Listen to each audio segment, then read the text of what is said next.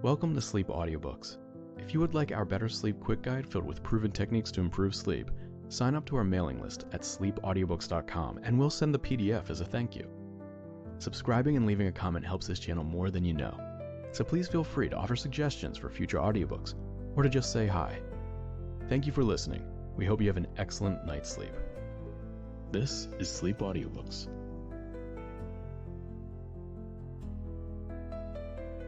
Where the Path Breaks by Captain Charles de Créspigny. Recording by Roger Melin. Part 1. The Awakening. Chapter 1. Only the dark, where the path breaks off and the milestones end. In dim twilight, a spark of life glinted like a bit of mica catching the sun on a vast face of gray cliff above a dead gray sea. There was nothing else in the world but the vastness and the grayness of the cliff and the sea, till the spark felt the faint thrill of warmth which gave to it the knowledge of its own life. "I am alive," the whisper stirred, far down in the depths of consciousness. Next, the question came, "What am I?"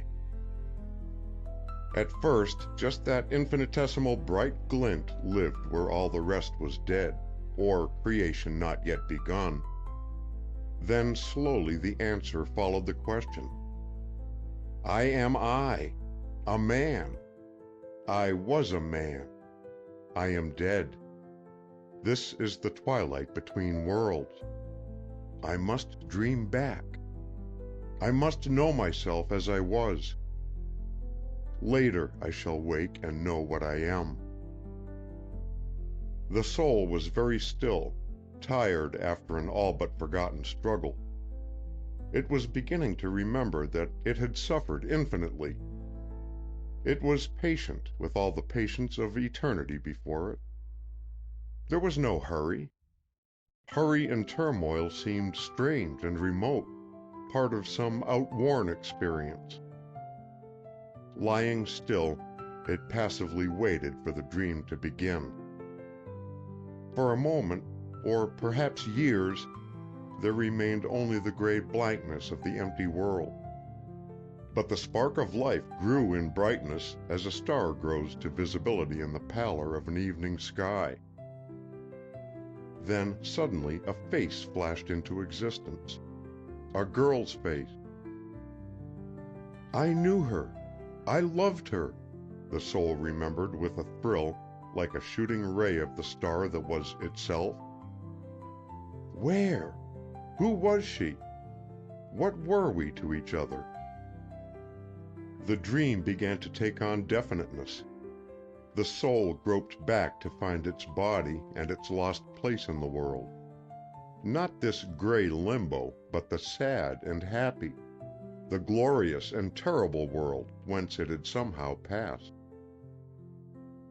The girl's face faded away for an instant, and the face of a man seemed to be reflected in a blurred mirror. The eyes of the soul looked into the man's eyes and knew them. They were his own. He was that man, or had been. "What a dull dog you are," he heard himself say, as if he had said it long ago, said it often, and the echo had followed him to this twilit place beyond death. He thought the face was rather like a dog's, an ugly mongrel dog. The girl could not possibly care for him. Yet someone had told him that she did care, and that she would marry him if he asked. I'm her mother. I ought to know. As he heard the woman's voice speaking the words, he saw the face that belonged to the voice, the face of a pretty woman, young-looking, till the girl came near. The girl had come now. The cream and rose tints of her youth made the other face old. This was rather pathetic.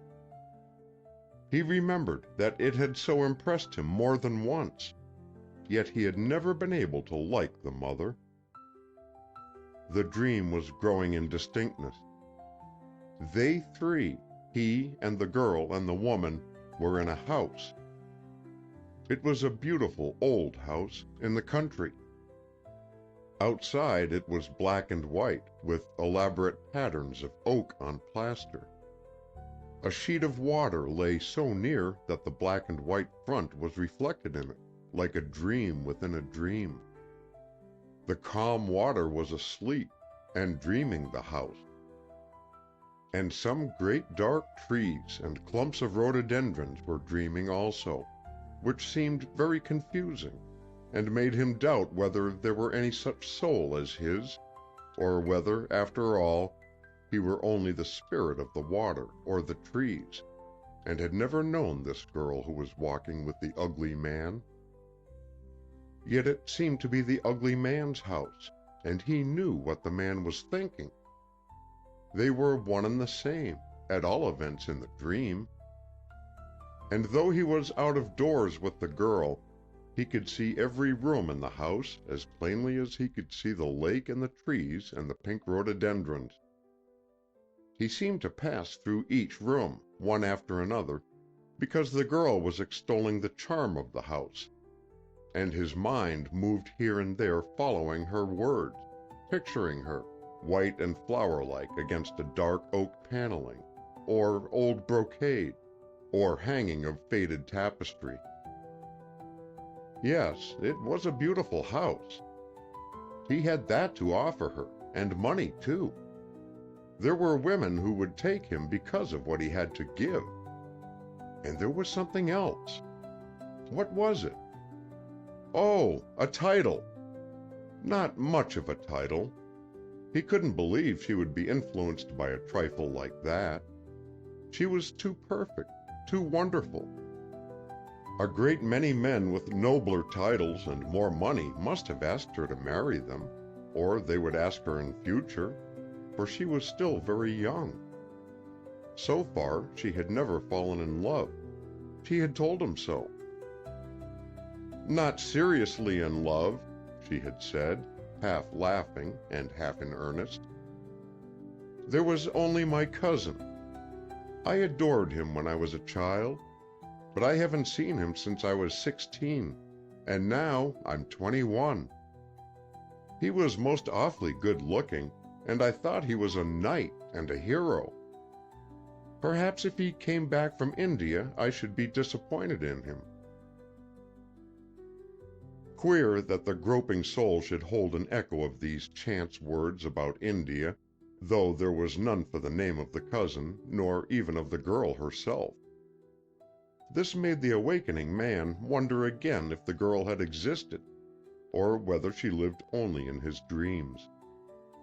It was a vaguely sweet, vaguely sad dream, which seemed to have ended before it was fairly begun, with a very sorrowful ending which he couldn't quite recall yet. He wished to go on dreaming, and to change the end if he could. The girl and her mother were visiting the ugly man at the old black and white house. He, whoever he was, had to go away. He was begging the girl to stop until he came back. "If I do come back," he added. "Your mother is willing to stay if you are. It would make me happy to think of you in my house, and if anything happens to me—" "Oh, don't speak of such things," she broke in. "It's terrible that you must go." This was very kind of her, because it was not reasonable that she could really care much, such a girl, for such a man, who had never been able to interest her, he felt. But she looked at him, looked up mistily with her dear eyes of smoke blue. There was some message in them, behind a glaze of tears. Drowned in those eyes, he heard himself stammering out things he had not thought that he would ever dare to say. "If you could marry me, I don't suppose you could, but if—" Her answer did not come into the dream. Perhaps she had not answered. But he could see the ugly man holding out his hands, and the girl putting her hands into them. He could see her looking up at him again, and in the beautiful eyes there was that message she wanted him to read. There, at that place, was the end of the dream picture.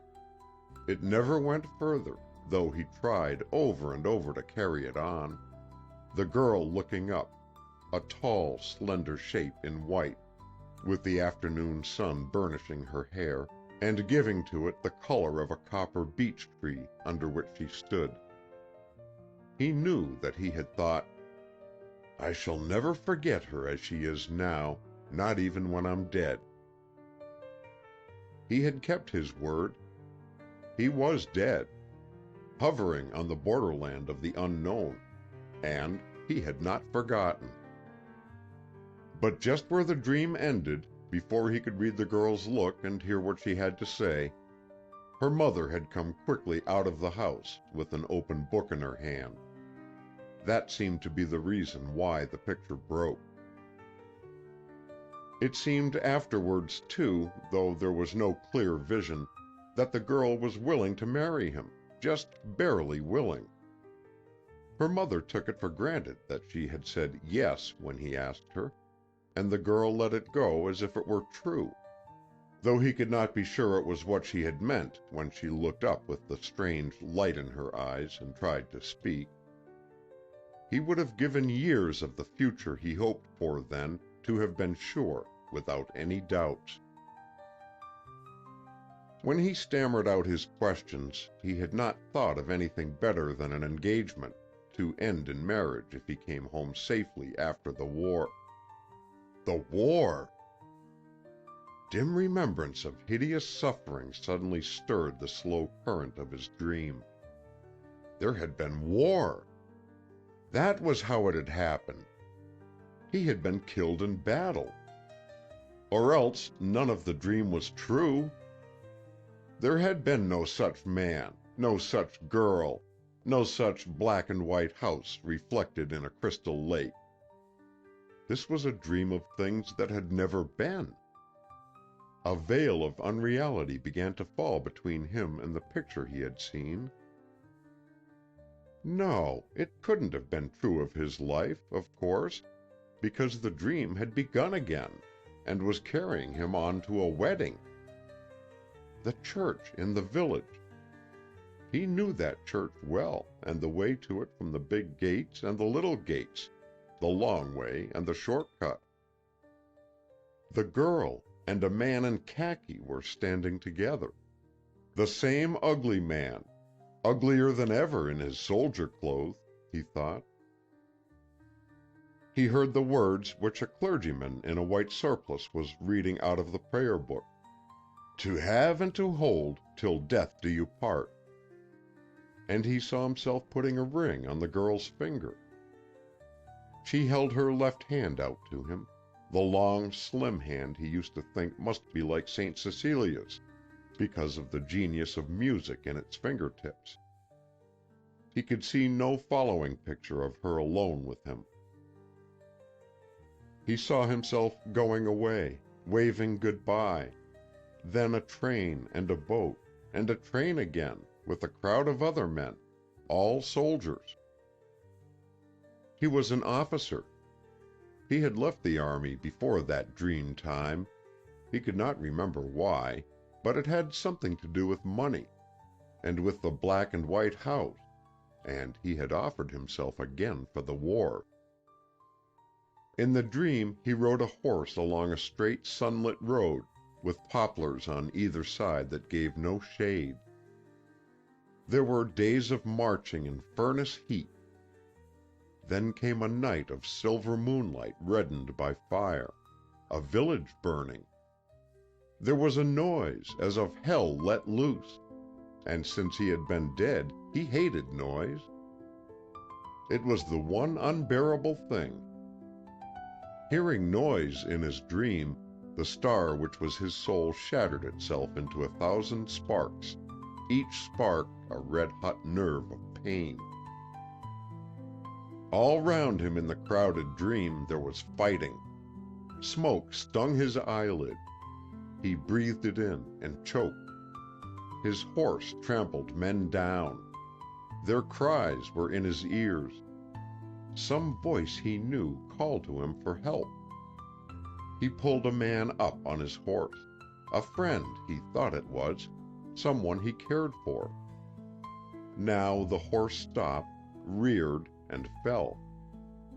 By and by, the man whose soul dreamed struggled to his feet, dazed, but remembering his friend, dragged him from under the hurt animal. Helmets glittered in the moonlight. Eyes glinted red in the copper glare. He fought with a sword and kept off men that pressed on him and his friend, trying to kill them both. A stab of pain shot through his hand. A bugle sounded. Men were running away.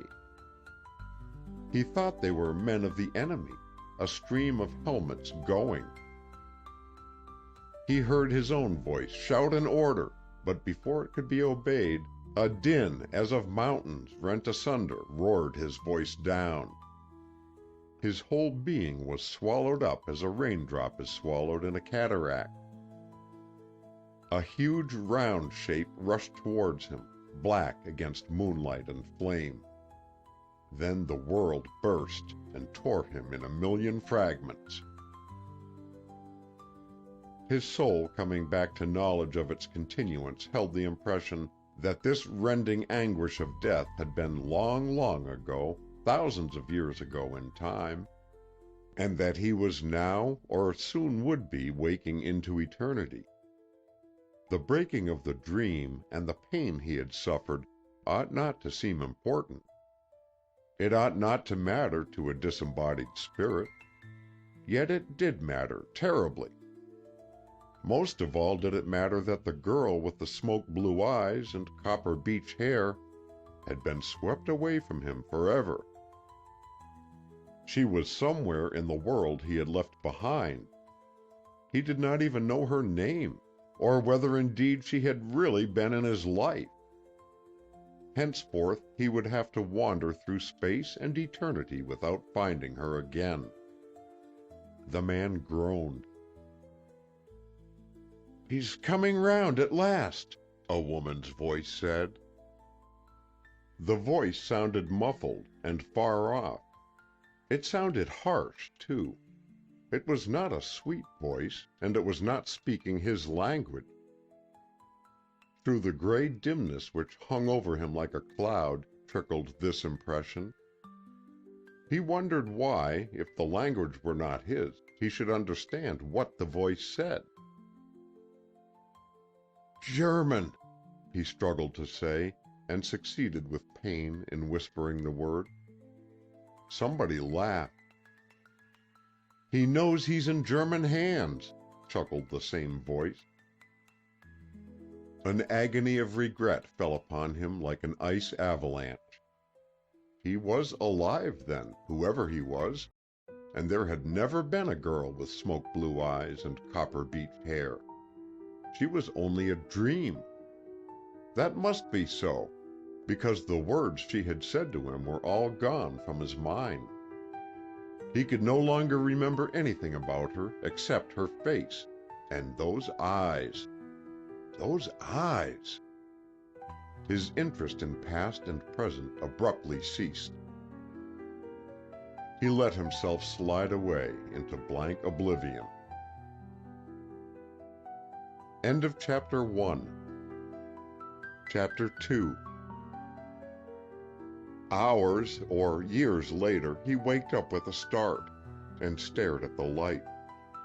It was daylight, and he was in an immense room. It seemed big enough for a theater. Perhaps it was a theater. The walls had red panels painted on them, and on each panel one or two cupids danced and threw flowers, repulsive, stout cupids. The ceiling was very far up above his eyes, and there was a dome in the center. From this dome depended a huge crystal chandelier like a bulbous stalactite. There were a great many high windows, with panes here and there opened for ventilation. The windows had no curtains, and the room had no furniture except beds, beds, endless rows of beds, surely hundreds of beds. He lay in one of these, all were occupied. He could see heads of men whose bodies looked extraordinarily flat. On some of the heads were bandages. Others were shaved, so that they appeared quite bald. They were very pale heads in the bleak, grayish light filtering dimly through the high windows. A number of bunks were hidden by screens. He wished dully that he had this privacy, but his narrow bed had been given no such protection. A man was slowly walking down an aisle between rows of narrow cots, all exactly alike. Beside the man, who had a remarkably large head with a shock of rough, straw-colored hair, was a woman dressed as a nurse. The newly awakened one knew she was a nurse, though she was not dressed in the costume familiar to him in some vague past. There were many in the room wearing the same sort of cap and apron and prim gown that she wore. Young women, middle-aged women, old women. They had kind faces, but the watcher saw no beautiful ones. Not that he cared for that or anything. He had not been awake long when a big girl came towards him, paused, peered, and went away again. She stopped the nurse who walked with the shock-headed man and spoke to her. The woman's cap and the man's tousled hair turned from the direction they had been taking and approached his bed. They bent over it, and he gazed up stupidly at their faces. The shock-headed man had a beard even lighter than his hair. He smoothed it with a white, strong-looking hand, a capable hand, the hand of the born surgeon. The woman had hard features, but soft eyes, wistful and pathetic. "You see, he is getting along finely," she said to her companion. "I think we shall have no more trouble with him now." The man in bed remembered that he had heard her voice before, and that she had spoken German then, as now. He did not wonder this time why he understood what she said, though the language was not his own. He remembered that he had learned German when he was a boy, and had hated learning it because of the verbs. "How do you feel?" the surgeon inquired in English. The man in bed tried to answer. His voice came in a weak whisper. This surprised him and made him ashamed. "Very well," he heard himself say, as he had seemed to hear himself speak in the dream which was gone now, far away, out of reach. "Good," said the surgeon. "Can you tell me your name?" The sick man thought for a moment, and the question went echoing through his brain as a voice calling one who is absent echoes through a deserted house. Knowledge of his helplessness brought a sense of physical disintegration, as if the marrow of his bones was melting. "Never mind," the shock-headed surgeon said in a quiet, reassuring tone. "It's all right. You'll remember by and by, when you're stronger. Don't worry about yourself. I've performed an operation on you, which is known as trepanning. That was some days ago. It has been a success, but we will let you rest a while longer before we bother you with questions.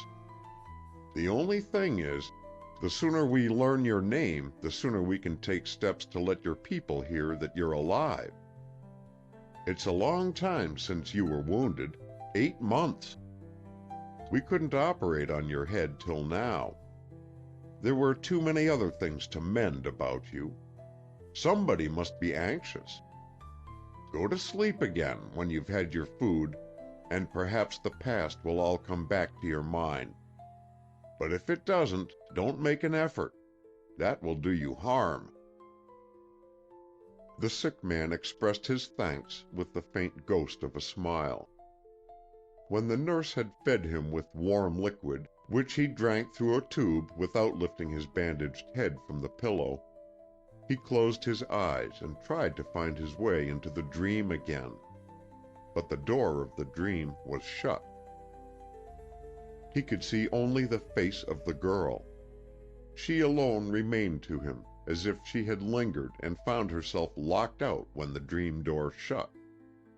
She had no name, and he had none. But that seemed to be of little importance. It was easy to obey the surgeon and not make an effort. The difficult thing would have been to struggle toward any end. He felt that to do so would shatter his brain. And as he was very sure nobody cared what had become of him, there was no need. Why he was so sure of this, he could not tell. But something inside him, which remembered things he had forgotten, was absolutely sure. How long his lethargy of mind and body lasted, he did not know. Days faded grayly into nights, and nights brightened grayly into days. Neither the surgeon nor the two nurses who had charge of him asked further questions. He took no real interest in anything except the effort to find his way back into the lost dream, which he could never do. And sometimes even the beloved face was blotted out. But at last the objective began to dominate the subjective in the man. He gave a little thought to his surroundings. He noticed his neighbors who occupied the beds near him, and listened dully when they talked to the nurses. They were all Germans. One day he asked the nurse with the patient eyes if there were any other Englishmen besides himself in her charge. And as he spoke the word with confidence which he could not analyze, it sent a faint thrill through his veins, a sense of unity with something. Englishman! He was an Englishman. He had to speak in German, for the nurse had no other language. Oddly enough, it seemed easy to make her understand. "We had 4 Englishmen with you when you came," she replied. "They are gone now." He understood that they were dead, and that she did not like to tell him so. He smiled faintly, but asked no more questions then. Next, he wanted to know where the hospital was, and how long he had been in it. "You are in Brussels," the nurse told him. "This used to be a restaurant. All the hospitals were full. You have been here only a few weeks, but we had heard of you, for yours was a wonderful case. Many doctors have talked about it. Just before your operation, you came to us. You were brought to Herr Dr. Schwartz for that. He is a great man for the brain. You were lucky to have him to operate. It was thought you might be an officer, because you spoke both German and French when you didn't know what you were saying. A bit of bone pressed on the brain. Your head had been hurt. And you had many other wounds, which another great surgeon had cured, when everyone else said you would surely die. That was why they waited so long before operating on your brain. You had suffered so much already. You had to grow strong after what you had gone through and get over the nerve shock, which was worst of all. Let me see, how long did Dr. Schwartz tell me it was before they operated?" he asked. 8 months, the nurse answered reluctantly, as if she feared to excite him, yet saw no real reason why, now that he was getting well, he might not hear all the truth about himself. Besides, it might help him to remember the past.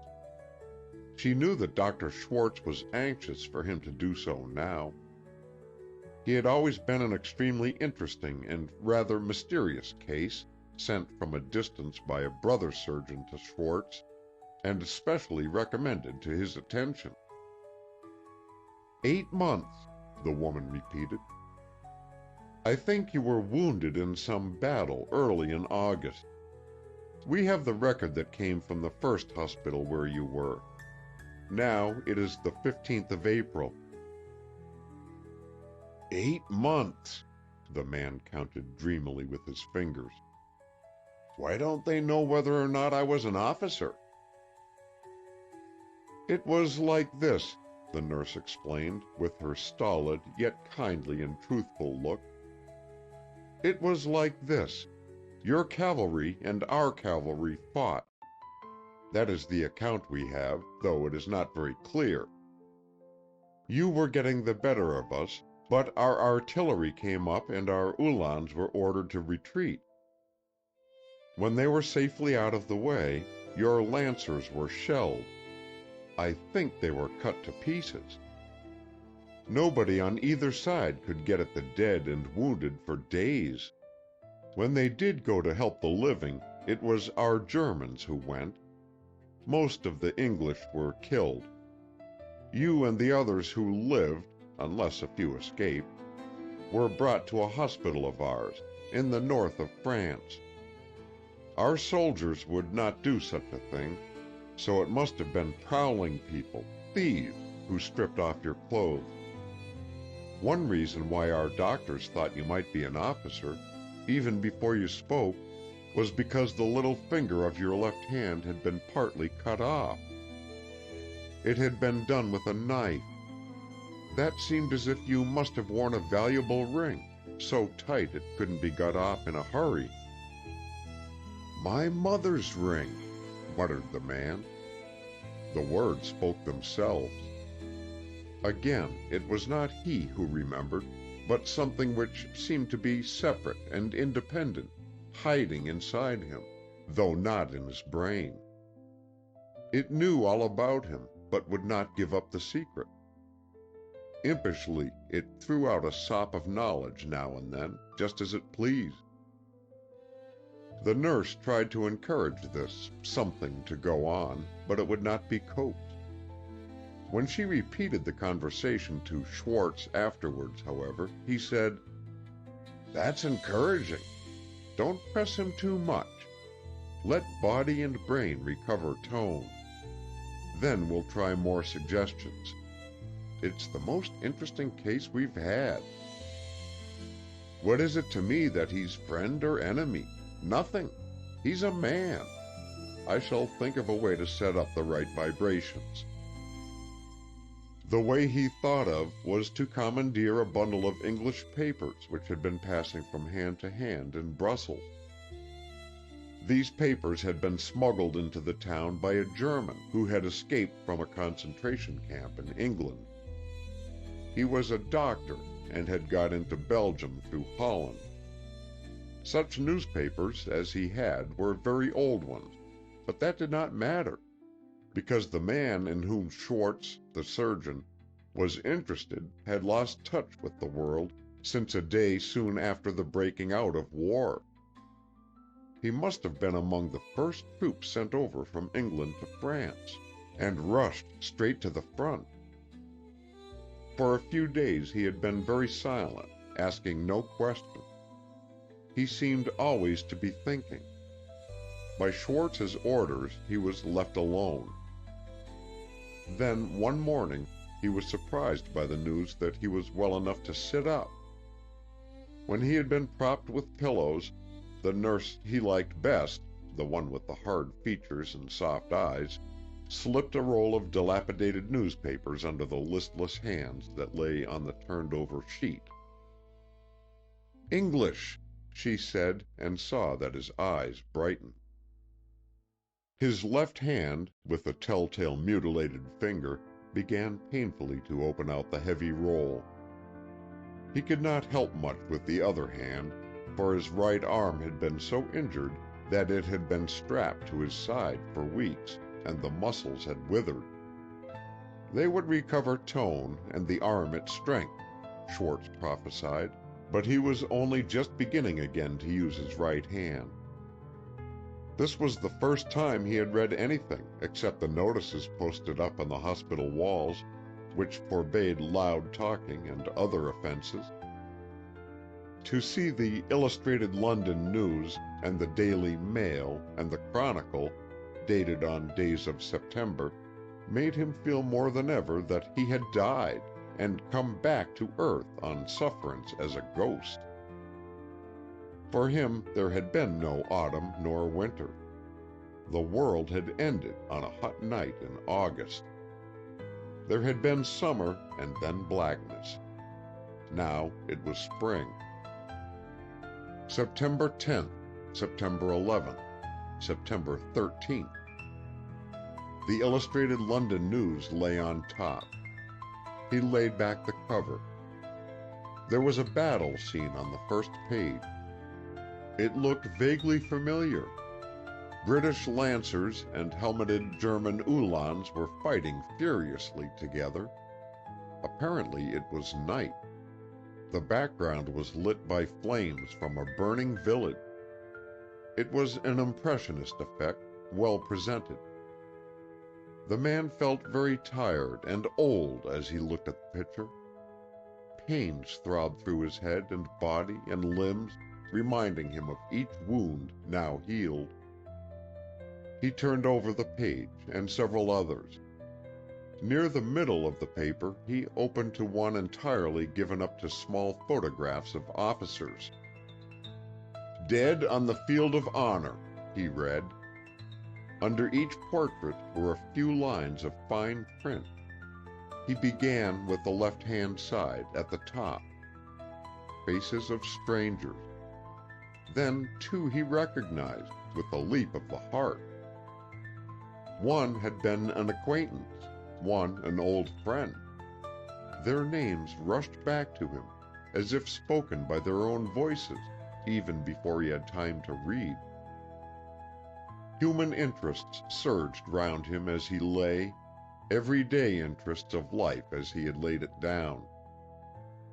Dear old Charlie Vance, dead, and Willoughby. A photograph in the middle of the page seemed to tear itself from the paper and jump at his eyes. It was larger than the others grouped round it. "Good God!" broke from his lips. He glanced around, startled. He was afraid that he had screamed the words. But evidently he had not made any sound. No one was noticing him. Most of the men nearby, all surgical cases, were resting quietly. Several nurses were talking at a distance, their broad, reliable backs turned his way. It was his own photograph he was looking at, the face of the ugly man he had seen in the lost dream, as in a dim mirror. Underneath was a name. He would know, now, his own name and the rest. All his blood seemed to pour away from his heart. A queer mist swam before his eyes. He tried to wink it away, but could not, and had to wait till it faded, leaving a slow shower of silver sparks. Killed in action on the night of August 18th, Sir John Denon, 16th Baronet, Captain, blank Lancers, aged 32. See paragraph on following page. The man turned the leaf over. There was the paragraph. Captain Sir John Richard Stewart Denon, killed in the fatal night fighting near blank, where his regiment was caught by the enemy's artillery fire in a wood, was a well-known figure in the world. It will be remembered that on the death of his uncle, Sir Stewart Denon, from whom the title passed to him, the unentailed estates were left by will to a distant cousin and favorite of the late baronet. Sir John was advised by his friends to contest the will, but refused to do so, saying his uncle had every right to dispose of his property as he chose. This generosity was considered quixotic, but had a romantic reward a few months later when an aunt of the new baronet's mother bequeathed him one of the most beautiful and historic of the ancient black and white houses in Cheshire, Gorston Old Hall, and £500,000. On receiving this windfall of fortune, which was entirely unexpected, it will be recalled that Sir John resigned from the army, he being at the time a first lieutenant in the something Lancers. 2 years later, on the outbreak of the war, he at once offered his services, which were accepted, and he was given a captaincy in his old regiment, leaving for the front with the first of our expeditionary force, and he was, unhappily, also among the first to fall. On the day of his departure, Sir John was quietly married at his own village church in Gorston, Cheshire, to Miss Barbara Fay of California, USA, who is thus left a widow without having been a wife. Everything he possessed, including Gorston Old Hall, passes by the will of the deceased officer to his widow. As Miss Fay, Lady Denon was considered one of the most beautiful American girls ever presented to their Majesties, she having made her debut at an early court in the spring of 1913, or a little over a year before her wedding and widowhood. The mother of Lady Denon, though married to an American professor of Egyptology who died some years ago, has English blood in her veins, and is a near relative of Captain Trevor Darcy of the Gurkhas, now on the way to France with his gallant regiment. Captain Darcy's photograph taken with his men at the time of the Durbar appears on the following page, also that of the newly widowed Lady Denon. In the battle where Captain Sir John Denon met his death, he greatly distinguished himself by gallant conduct, and to him would have been due a signal success had not the German artillery rescued the defeated Uhlans and followed up their flight with a withering fire. Sir John succeeded in saving the life of his first lieutenant, the Honorable Eric Mantell, who was one of the few to escape this massacre, and who had the sad privilege of identifying his preserver's mutilated body on the battlefield. Sir Eric had recovered sufficiently from his wounds to be present at the funeral, the remains of the dead hero having after some unavoidable delay been brought to England and buried in Gorston churchyard. Had Sir John lived, it is said that he would have been recommended for the Victoria Cross. The man who had died and been buried, whose body had been identified by his friend and taken home, fell back on the thin hospital pillow and closed his eyes. He felt as if he had come to a blank wall, stumbled against it, and fallen. Then, suddenly, he realized that by turning over a page, he could see her face, the face of his wife. End of Chapter 2. Chapter 3. He turned the page, but for a moment it was a blank, blurred surface, as if everything on it had been blocked out by order of the censor. He found himself counting his own heartbeats, and it was only as they slowed down that the page cleared, and the eyes he had seen in the lost dream looked up at him from the paper. They gave him back himself. 1,000 details of the past rushed upon him in a galloping army. Lady Denon, widow of Captain Sir John Denon, he read. She is shown in this photograph in her presentation dress as Miss Barbara Fay. Barbara had disliked the photograph. He could see it now in a silver frame on her mother's writing desk in the drawing room of the little furnished house taken for the season in London. He had been shown into that room when he made his first call. Mrs. Fay had asked him to come, just when he was wondering how to get the invitation. And Mrs. Fay had given him one of those photographs. It occurred to him that she must also have given one to the newspaper. Barbara would not have wished it to be published. But he had thought it beautiful, and he thought it more than ever beautiful now. His wife, no, his widow. That was what the paper said. Lady Denon, widow of Captain Sir John Denon.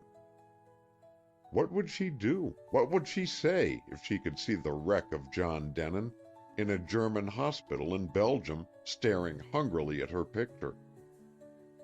He asked himself this and answered almost without hesitation. She was so loyal, so fine, that she would not grudge him his life. She would even try, perhaps, to think she was glad that he lived. Yet she could not, in her secret heart, be glad. Such gladness would not be natural to human nature. She had been hurried into marrying him, partly because he loved her and was going away to fight, partly because her mother urged it as the best solution of her difficulties. Now, all things Mrs. Fay had wanted for the girl were hers, without the one drawback: the plain, dull fellow who had to be taken with them, the fly in the ointment, the pill in the jam. Barbara had dearly loved the old black and white house. She had said so a dozen times. She had never once said that she loved John Denon. She had only smiled and been kind, and looked at him in a baffling way, with that mysterious message in her eyes which he had been too stupid to read. Mrs. Fay had loved the house too, and the whole place. And it was hard to believe, in looking back, that she had not loved the money and the idea of a title for her beautiful girl. John Denon, who ought to have died and had not died, asked himself what was now the next best thing to do. Also, he asked the eyes in the photograph, but they seemed gently to evade his eyes, just as they had often evaded them in life. Next on the page to Barbara's picture was the portrait of her cousin, Captain Darcy, of whom she had spoken more than once, the hero and knight of her childhood. He looked a handsome enough fellow in his uniform, though hardly of the hero and knight type.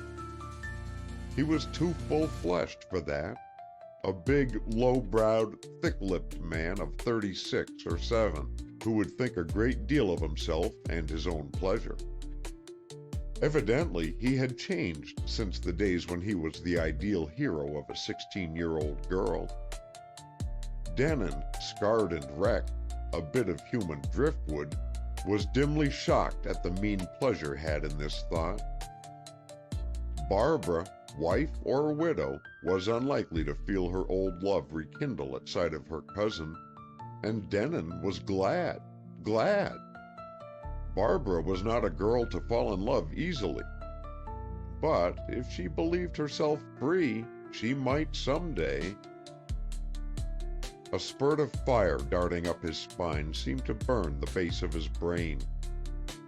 It struck him almost with horror that the question he had been asking a few minutes ago had answered itself. No matter how undesirable he might be as a husband, he must, for Barbara's own sake, force the fact of his continued existence upon her. As soon as I can control my hand enough to hold a pencil, I'll write to her, or her mother. Or perhaps I'll try to telegraph, if that's possible from here, he thought. Poor Barbara. Poor Mrs. Fay. It would be a blow to them, and, yes, by Jove, to Frank Denon, his cousin. Poor Frank, too. He had got the Denon estates, and the money which ought to have gone with the baronetcy. And then, by an extra stroke of luck, the title had fallen to him, on top of all the rest. It would be a wrench for him to give it up after more than 8 months of enjoyment. Then there was that pretty American girl, Miss Van Cortlandt, to whom poor old Frank had proposed time after time. All his money and the 2 big places had made no difference to her. She had plenty of money of her own. She had seemed to like Frank Denon, but she was a desperate flirt, and had always said that if she ever married out of her own country, it would be a man with a title. It was Catherine Van Cortlandt who had introduced Sir John Denin to Barbara Fay at a dance, not long after Barbara's presentation. John had felt grateful to Catherine for that, and indirectly grateful to Frank, because if it hadn't been for him, he would not have been invited to Miss Van Cortlandt's dance. How strangely, vividly, yet dreamily those days, and everything that had happened in them, came back to him, while the people whose faces he called up thought of him in his grave.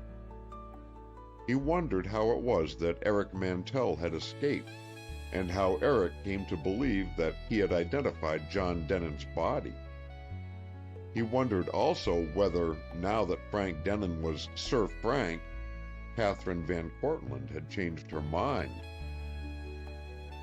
"I wish I could make the title over to Frank," the man in the hospital cot said to himself.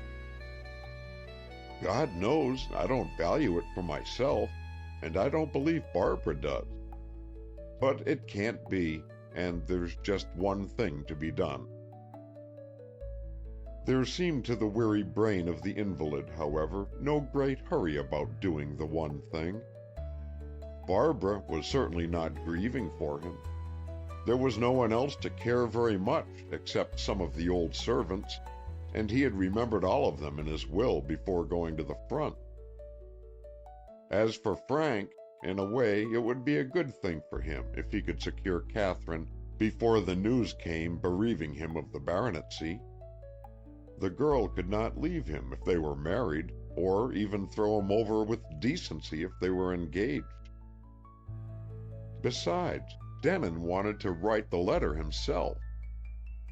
He would not trust the task to one of the nurses, and had confided to no one yet the fact that memory of his past had come back.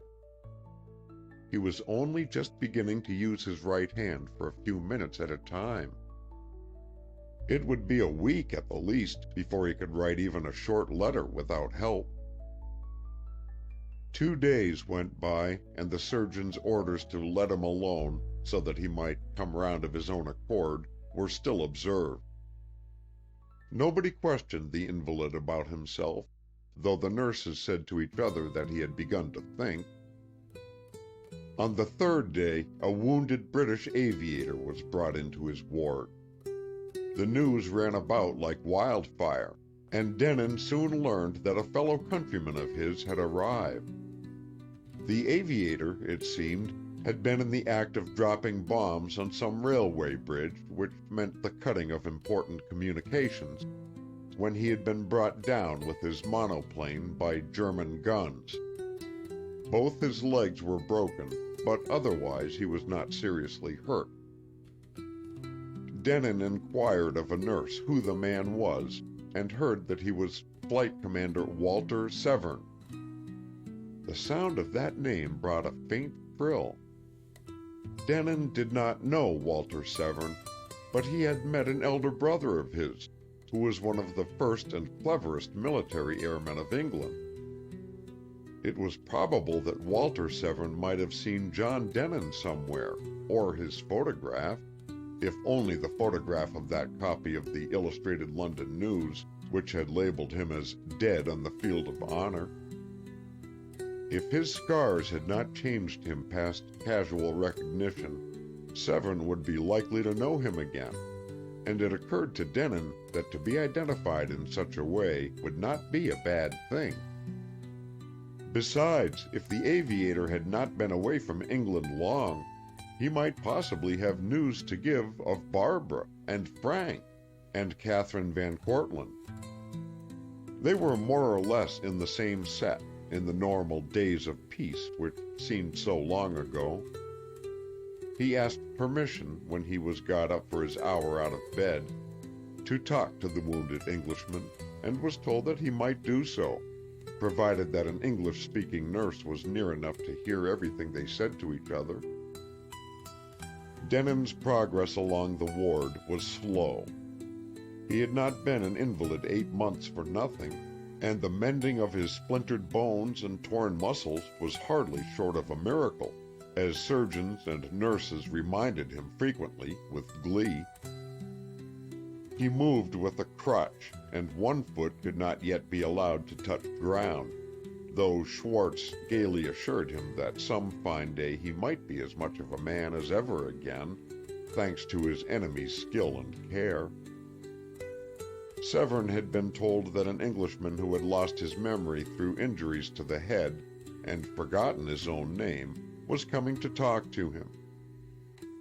Lying flat on his back with both legs in plaster of Paris, the aviator looked up expectantly, but no light of recognition shone in his eyes when the tall form in hospital pajamas hobbled into his range of vision. Denin did not know whether to be relieved or disappointed. Certainly he was not surprised, for he had asked for a mirror that morning and had studied his marred face during a long, grim moment. From temple to jaw on the left side, it was scarred with a permanent red scar. A white seam where stitches had been ran through the right eyebrow. A glancing bit of shrapnel had cleft his square chin precisely in the center, giving a queer effect as of a deep dimple which had not been there before August 18th, and his thick black hair was threaded with gray at both temples. A chair was given to him in which to sit by the newcomer's bedside. Severn was very young, and it seemed to Denin, in contrast with that new vision of himself, as beautiful as a girl. Warned that the other man had lost his memory, the wounded aviator was pityingly careful not to ask questions. He talked cheerfully about his own adventures and said that he had been at home on leave only a week ago. At home? Denin echoed. What was it like over there? Awfully jolly, said Severn. Not that they don't care or aren't thinking about us every minute, night and day. But you know how our people are. They make the best of things. They have their own kind of humor, and we understand. Fact is, I went over to get married. I suppose, you never knew the Lacey Wilmots of Devonshire. They're neighbors of ours. I married the second daughter, Evelyn. We had 2 days together. You were lucky, said Denin. Think so? Well, we didn't look at it like that. I wrote to her this morning. Hope she'll get the letter. Some fellows had only an hour or two with their brides, I heard, Denin said, almost apologetically. That's true, said Severn. Jove, there are shoals of war brides, poor girls, and as brave as they make 'em, every one. What about the war widows? Denin ventured, stumbling slightly over the words. They're brave too, all right, but I expect there are some broken hearts. Not all, though, by any means. Damn it, no. Lady Denin, for instance. Did you ever hear of her? I mean, did you ever hear of John Denin? They had about an hour of being married before he went off with the first lot in August, poor chap. What about Denin? Oh, you didn't know him then? Why should you? I didn't myself, but he belonged to one or two clubs with my brother Bob. I may have seen him myself. Awfully fine chap. Everybody liked him, though he was close as a clam, no talker. Came into a ripping place and piles of oof a few years ago. Not much on looks, though he was an A1 sportsman and athlete. Girls thought him a big catch. I've heard plenty say so. Well, he married an American girl, a beauty, the day he left for the front, and about a fortnight later she was a widow with everything he had made over to her. That wasn't much above 8 months ago. But the day Evie and I were tied up, the first of last week, Lady Denin married her cousin, Darcy of the something Gurkhas. Quick work, what? No heartbreak there. As there came no answer, Severn supposed that his visitor felt no interest in this bit of gossip apropos of war widows. He glanced up from his hard, flat pillow at the other man, and saw what he took for a faraway look on the scarred face. To change the subject to one more congenial, the aviator began to chat of things at the front, but almost instantly the English-speaking nurse intervened. The two invalids had talked long enough. Both must rest. They could see each other again the next day. Without any protest, and scarcely saying goodbye, Denon dragged himself back to his own part of the ward. Nobody home. The poor fellow looks as if he wasn't all there yet. Severn excused the seeming rudeness of the nameless one. Denon had not had his full hour of freedom from bed, but he declared that he was tired and that his head ached, so he was allowed to lie down. He turned his face to the wall and appeared to sleep, but never had he been more vividly awake. His plan had fallen into ruin with one bewildering crash. The cornerstone had been torn out from the foundation. His duty, or what he had seen as his duty, was changed. After all, Barbara had not been disappointed in her cousin. She had found him her knight and her hero as of old. She had loved the man so passionately that she had given herself to him after only 8 months of widowhood. If he had heard this thing of a woman other than Barbara, Denon would have been revolted. It could only have looked like an almost defiant admission that there was no love in the first marriage, nothing but interest. He could not, would not, however, think that Barbara's act was a proof of hardness. Lying on his bed, with his face to the blank white wall, he began to make desperate excuses for the girl. She had married him by special license at 3 days' notice 8 months ago, hurried into a decision by his love and perhaps the glamour of war's red light. Her mother, too, had given her no peace until she made up her mind. For the 100th time he assured himself of that fact. And as for the well-nigh indecent haste of the second wedding, why, after all, was it so much worse than the first? Her marriage with him, John Denon, had been a marriage only in name. She was left a girl with no memories of wifehood. No doubt this new giving of herself had been another war wedding. Trevor Darcy in his picture looked like a man who would do his best to seize whatever he wanted. He had of course been going away, perhaps after being wounded and nursed by Barbara. It would be natural, very natural, for her to feel that she would be happier when Darcy was at the front, if they belonged to each other. Denon told himself savagely that it would be brutal to blame the girl. She had a right to love and joy, and she would have both, unspoiled. He would be damned sooner than snatch happiness from Barbara and drag her through the dust of shame, a woman claimed as wife by 2 men. This decides things for me, then, forever and ever, he thought, a strange quietness settling down upon him, like a cloud in which a man is lost on a mountain-top. She's free as light. John Denon died last August in France. End of Chapter 3. Chapter 4. But the man in the German hospital did not die. He could not, unless he put an end to his own life, and to do that had always seemed to Denon an act of cowardice and weakness. He remembered reading as a boy how Plato said that men were prisoners of the gods and had no right to run away from fate.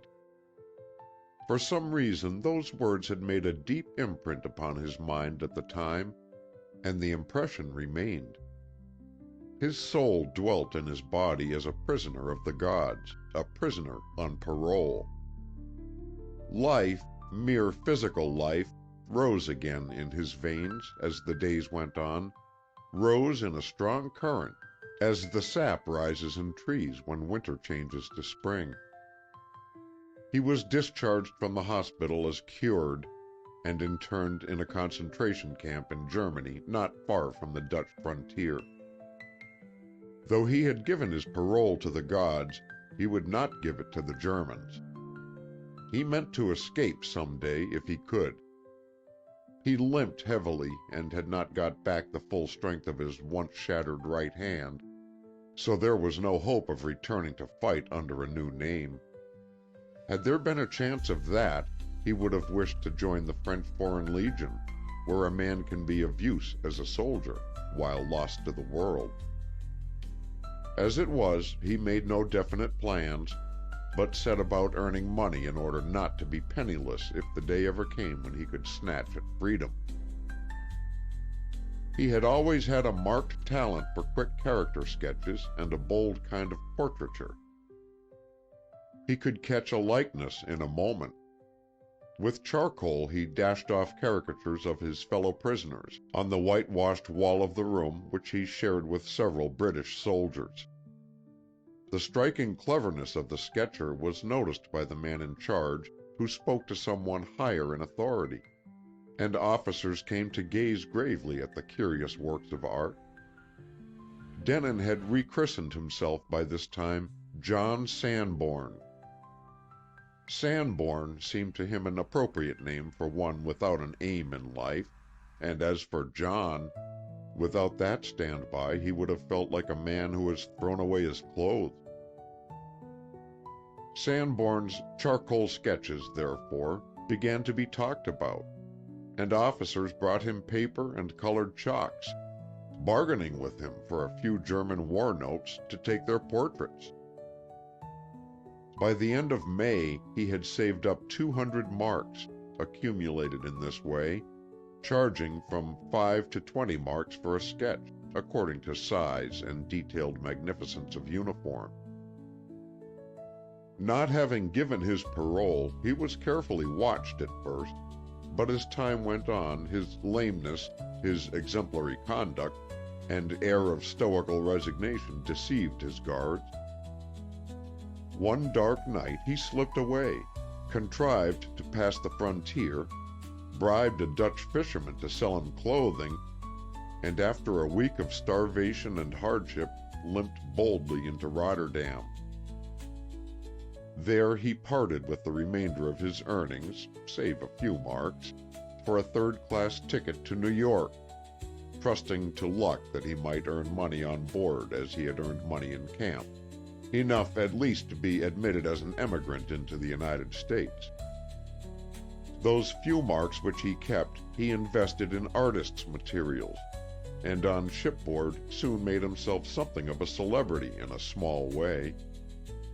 He was nicknamed the steerage sergeant, and with an hour or two of work every day put together nearly $60 American during the voyage.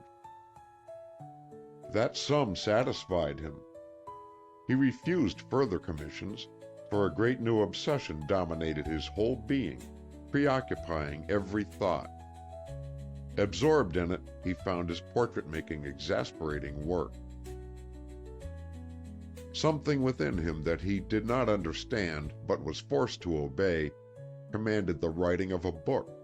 The book, not of his life or of his outside experiences, but of his heart.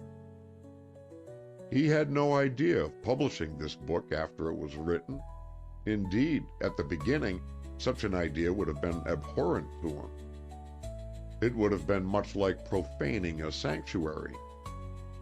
But there were thoughts which seemed to be in his soul rather than in his brain, so intimate a part of himself were they. And these thoughts beat with strong wings against the barrier of silence, like fierce wild birds against the bars of a cage.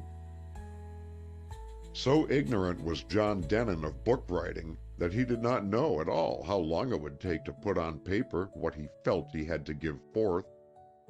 He knew only that he must say what was in him to say, and every moment when he was not writing, he chafed to get back to his book again. Indeed, it was but his body which parted from the manuscript, even when he ate, or walked, or slept. His real self was writing on and on, every instant after he had gone to bed, and most of all while he dreamed. The idea for the book, when it sprang into his mind, was full grown as Minerva born from the brain of Jove. Denon felt as if he were a sculptor who sees his statue buried deep in a marble block, and has but to hew away the stone to set the image free. He got up each morning at dawn, bathed, dressed hurriedly, and worked till breakfast time, when a cup of tea and a piece of bread were all he wanted or felt he had time to take. Then, in some out-of-the-way, uncomfortable corner where his fellow travelers of the steerage were not likely to interrupt him, he wrote on often till evening, without stopping to eat at noon. He used ship stationery begged from the second class, sheets off his own drawing pads, and small blank books that happened to be for sale in the wonderful collection of things ship's barbers always have. Sometimes he scribbled fast with one pencil after another. Sometimes he scratched painfully along with a bad pen. But nothing mattered if he could write, and nothing disturbed him. No noise of yelling laughter, no shouting game, no crying of babies, nor blowing of bugles.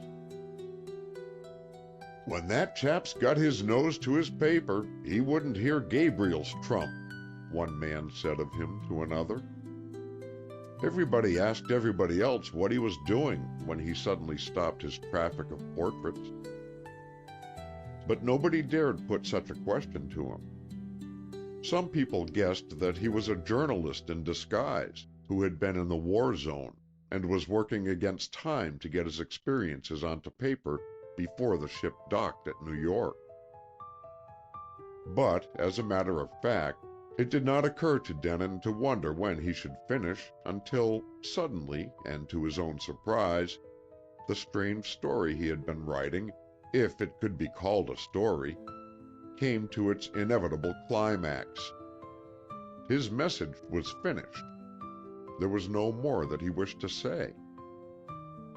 This was at 12 o'clock one night, and the next morning at 6 the ship passed the Statue of Liberty.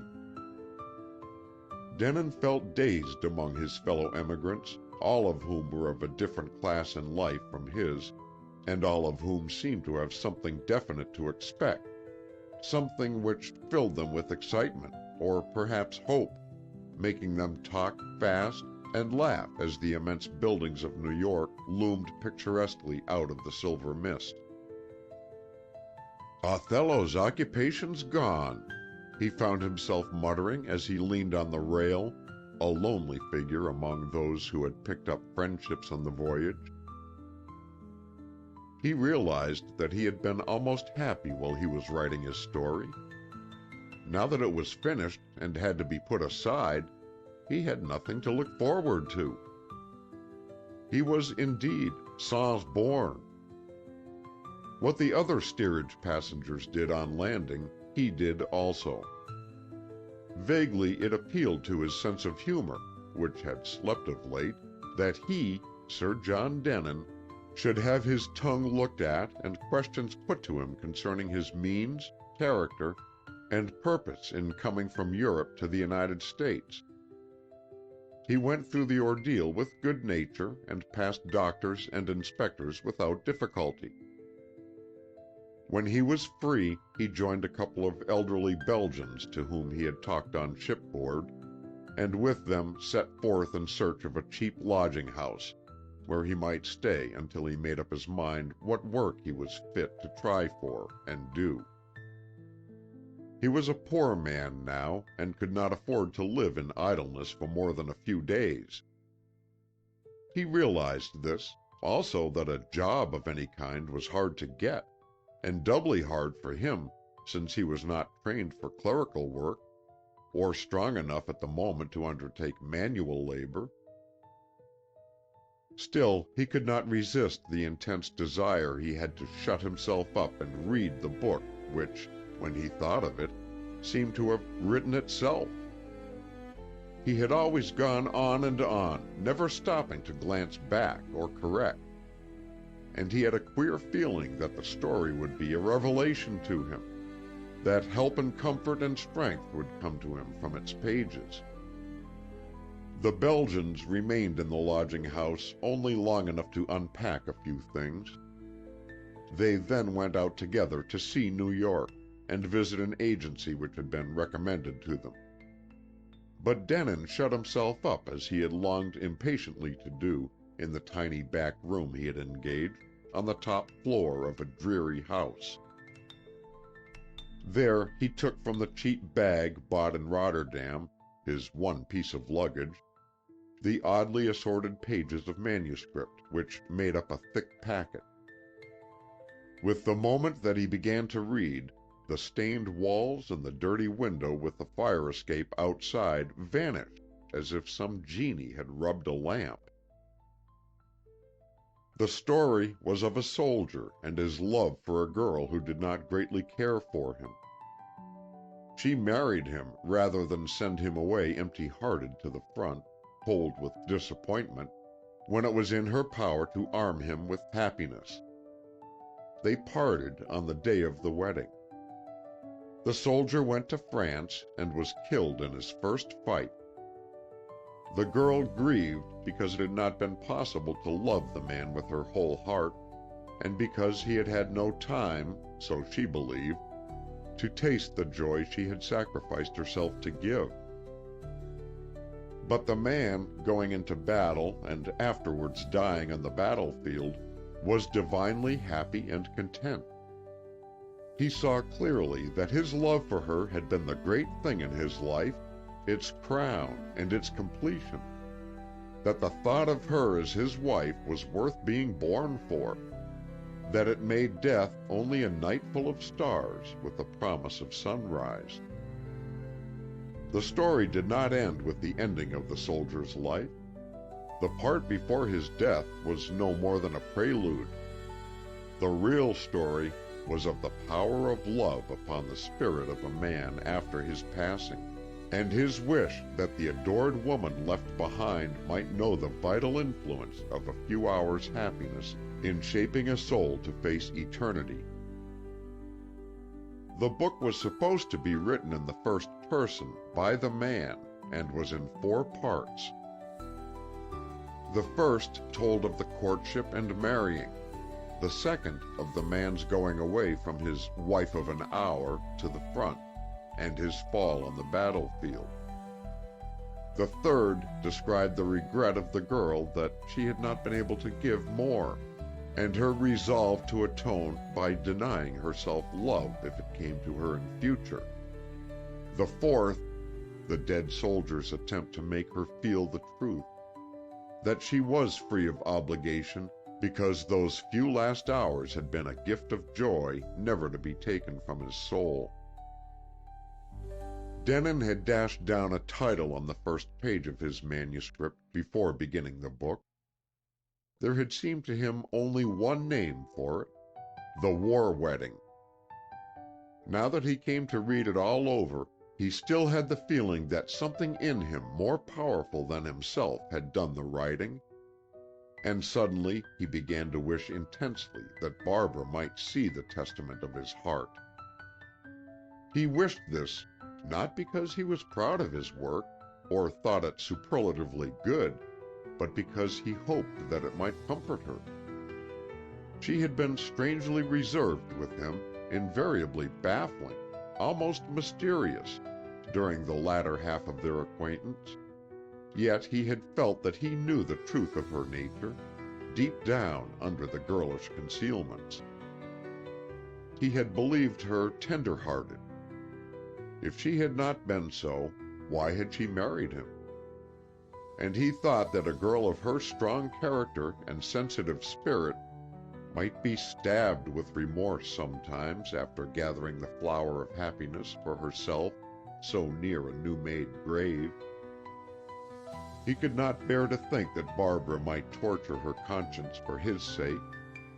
He wanted her to be happy, wanted it more than anything else now. Not that he was naturally a marvel of unselfishness, but that he loved Barbara Fay better than he had ever loved himself. If this story which he had written, like yet unlike her own story, should happen to fall into Barbara's hands, she might find consolation through all the coming years, because of certain thoughts from the man's point of view, thoughts that would almost surely be new to her. And what joy for Denon, even lying in the gulf of forgetfulness, if his hand could reach out from the shadows to give her a thornless white rose of peace. He wondered eagerly if he could find a publisher in New York, a publisher who produced books in England as well as America, to accept his manuscript. Now that the wish was born, it seemed too good to be true that anything could come of it. Still, he determined to try, and try at once.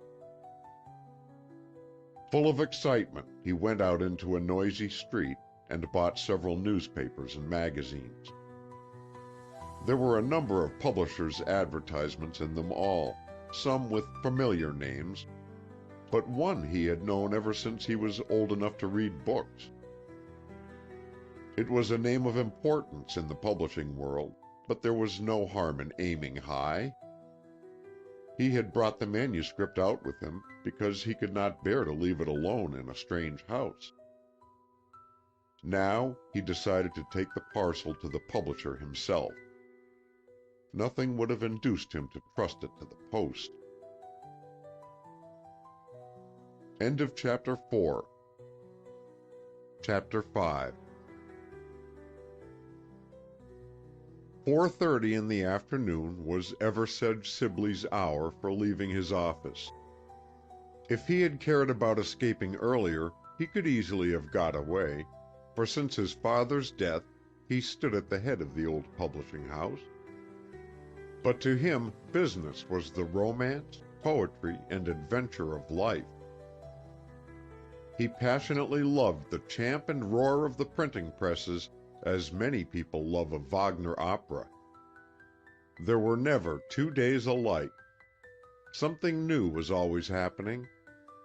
Yet just because he was young for his job and knew that he was a man of moods and temperament, he forced himself to be bound by certain rules. One of these rules was, even if he chose to linger a few minutes after 4:30, that no caller need hope to be admitted. That was a favorite regulation of Sibley's. It made him feel that, after all, he was very methodical. One afternoon, however, he did a worse thing than break this rule. He went back from the elevator, the whole length of the corridor to the outer office, simply to inquire about a man he had met at the lift door. They almost collided as the man was stepping out and as Sibley was about to step in. But he did not step in. He let the lift shoot down without him while he paused to stare after the man. Strange-looking customer, he thought. Sibley himself was a particularly immaculate person. Being somewhat of the Latin type, black-eyed and olive-skinned, he was shamefacedly afraid of looking picturesque. He dressed, therefore, as precisely as a fashion plate. The man who had got out of the lift might have bought his clothes at a junk shop, and a foreign junk shop at that. They were not clothes a gentleman could wear, yet Sibley received a swift impression that a gentleman was wearing them at that moment. A remarkably tall fellow, so thin that his bones looked somehow too big for him. He walked past Sibley with no more than a glance. Yet it was partly the glance which impelled Sibley to stop short and gaze at the back of a badly made tweed coat, the worst sort of a reach-me-down coat. The quick mind of the publisher was addicted to similes. He had once written a book himself under a nom de guerre. It had failed. The thought sprang to his mind that the glance was like the sudden opening of a dingy box which let out a flash of secret jewels. In spite of his shocking clothes, the man had the air and bearing of a soldier. Sibley noticed this in criticizing the straight back, and it aroused his curiosity more than ever in connection with the scarred face. Anyone who got out at the 10th floor of the Sibley building must want to see Eversedge Sibley or one of his partners, so evidently this person intended to ask for some member of the firm. He looked the last man on earth to be a budding author, yet Eversedge Sibley had caught sight of a paper-wrapped roll of manuscript. One who was not of the publishing or editorial world might have mistaken it for something else. But no manuscript would disguise itself from eyes so trained to fear and avoid it. Looks more like a heavyweight champion invalidated after a desperate scrap than a writer, or like Samson betrayed by Delilah, thought Sibley, rather pleased with the fancy. He put out his hand to touch the bell for the lift to come up again, but did not touch it. Instead, he turned and walked back along the marble-walled corridor to the door of the reception room. The tall man had just arrived and was talking to a wisp of a creature facetiously known in the office as the Chucker Out. "Mr. Sibley has gone, sir," little McNutt was insisting, with dignity. "He doesn't generally receive strangers. Mr. Elliot is in, though, and might see you if you could wait." As he spoke, McNutt caught sight of his boss at the door, and by looking up a pair of thick gray eyebrows, he made a distressful signal of warning. It would be awkward for Mr. Sibley to be trapped and buttonholed here, just as he had been officially described as out. McNutt could not remember the boss ever coming back after he had gone for the day, and appearing in the publicity of the reception room. If he had forgotten something, why didn't he let himself in at the door of his own private office, which was only a little further along the hall? But there he was, and must be protected. "Who is Mr. Elliot?" inquired the stranger. Eversedge Sibley spent a short holiday in England every summer, and knew that the vilely dressed man had the accent of the British upper class. His curiosity grew with what it fed on. "Mr. Elliot is the third partner in the firm," explained McNutt, to whom such ignorance appeared disgraceful. "Thank you. I'd rather wait until tomorrow and try to see Mr. Sibley himself," said Denon. "I am Mr. Sibley," the publisher confessed, on one of his irresistible impulses. "I've just come back for something forgotten. I can give you a few minutes if you like." The man's face lit. It could never have been anything but plain, almost ugly, even before the scars came, yet it was singularly arresting. "That's very good of you," he said. Sibley ushered the odd visitor into his own private office, but before he could even be invited to sit down, Denon got to his errand. "You must have thousands of manuscripts sent to you," he began, with a shyness which appealed to Sibley. "I suppose you hardly ever read one yourself. You have men under you to do that. But I felt I shouldn't be satisfied unless I could put the stuff I've written into your own hands. Probably all amateurs feel like that." Manuscripts which our readers pronounce unfavorably I always go through myself before accepting them, Sibley assured his visitor. But of course, there are a good many that, they don't think worth bothering me with. There's no reason for me to hope that mine will deserve a better fate, Denon said. All the same, it would be a great thing for me if you should bring it out, publish it on both sides of the water. It isn't as if I expected money for my work. I don't. I shouldn't even want money. On the contrary, Sibley cut him off with a warning. We're not the sort of publishers who print books that authors have to bribe us to put on the market. If a book's worth our while to publish, it's worth our while to pay for it. Denon laughed. I wasn't going to suggest any arrangement of that kind, he apologized. I'm too poor for such a luxury.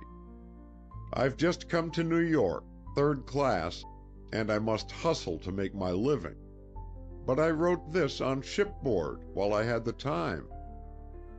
You wrote a whole book on shipboard? Exclaimed Sibley. Denon was taken aback by the publisher's surprise. Well, it was a slow boat, 12 days, and my mind was full of this story. I had to write it. I kept at it night and day. But for all I know, there mayn't be enough to make a book. That would be a bit of a blow. I'm as ignorant as a child of such things. About how many thousand words does your manuscript amount to? Sibley asked, glancing at the rather thin brown packet tied with a string. I haven't the remotest idea, Denon admitted. It didn't occur to me to count words. Muttered the publisher.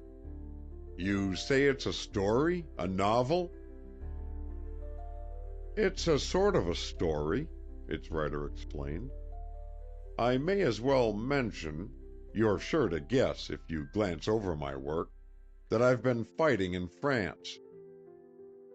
I was pretty badly knocked out some months ago, and you can see from the look of me that I can't be of use as a soldier while the war lasts, if ever. Otherwise, I shouldn't be in New York now. One doesn't chuck fighting in these days unless one's unfit. While I was in hospital, I got to thinking how a man might feel in certain circumstances. Not like my own, of course, but one imagines things. And, well, the idea rather took hold of me. Here it is. I don't expect you to read the thing yourself. It's not likely that... I promise you so much, said Sibley, with suppressed eagerness. I will read it myself before handing it over to anyone else. The scarred face flushed, and again came that sudden light as from a secret glitter of jewels. I can't thank you enough, Denon almost stammered. Don't thank me yet. That would be very premature. Sibley smiled generously, but even if he had wished to do so, he couldn't have patronized the fellow. You mustn't be too impatient. I'm a busy man, you know. I'll have a go at your manuscript as soon as I can, but you mustn't be disappointed if you don't hear for a week or 10 days. By the way, you'd better give me a card with your name and address. Denon laughed again, a singularly pleasant laugh, Sibley thought it. I haven't such a thing as a card. My name is John Sanborn, and if I may have a scrap of paper, I'll write down my address. I forgot to put it on the manuscript. I mayn't be at the same place when you're ready to decide, but I'll tell them to forward the letter, and then I'll call on you. I'd rather do that than let the story go through the post. I've got fond of it in a way, you see. Sibley did see, and the man being what he was, the fondness struck the publisher as pathetic, like the love of Picciola for his pale prison flower. Reason told Sibley that the 10 or 12 days' work of an amateur, one who had lived to 30 or so without being moved to write, would turn out mere twaddle. Yet instinct contradicted reason, as it often did with Sibley. He had a strong presentiment that he should find at least some remarkable points in the work of this scarred soldier, whose square-jawed face seemed to the secretly romantic mind of Sibley a mask of hidden passions. Only a few times since he became head of the house had Eversedge Sibley consented to see a would-be author whose fame was all to make. The few he had received had been fascinating young women of society with influence among his friends, famous beauties or noted charmers. But he had never taken so deep an interest in one of them as in the poverty-stricken steerage passenger. He went as far as the reception room in showing his guest out, and then, instead of going down to his motor, which would be waiting for him, let it wait. He returned to his office, and looked again at the address which the author had laid on his parcel of manuscript. John Sanborn, Eversedge Sibley said to himself, aloud. The man's face was as sincere as it was plain. Nevertheless, Sibley was somehow sure that his real name was not Sanborn. He was sure that the inner truth of the man, if it could but be known, was a contradiction of the rough and strange outside, and he wished so intently to get at the hidden inner side that he could not resist opening the parcel there and then. Never had Eversedge Sibley seen such a manuscript. He was used to clearly typed pages of uniform size, as easy to read as print. This was written partly with pencil, partly with pen and ink, apparently 3 or 4 different kinds of pens, each worse than the other. The paper, too, consisted of odds and ends. The whole thing suggested poverty and the meager condition of a steerage passenger. But this squalor, which in most circumstances would have caused Sibley to fling down the stuff in fastidious disgust, sent a thrill through him. No ordinary man with ordinary things to say could have had the courage to struggle through such difficulties to any desired end. The longing to tell this story, whatever it was, must have been strong in the man's soul as the urge to travail in the body of a woman. In spite of the mean materials, the writing was clear and suggested, it seemed to the mood of Sibley, something of the man's strength and intense reserve. "The War Wedding," he read at the top of the first page. Heavens, I hope it's not going to be in blank verse. It was not in blank verse. He had to read only the first lines to assure himself of that.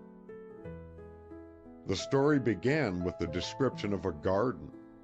It was simply done, but it painted a picture, and, praise be to the powers, there were no split infinitives nor gush of adjectives. Eversedge Sibley saw the garden.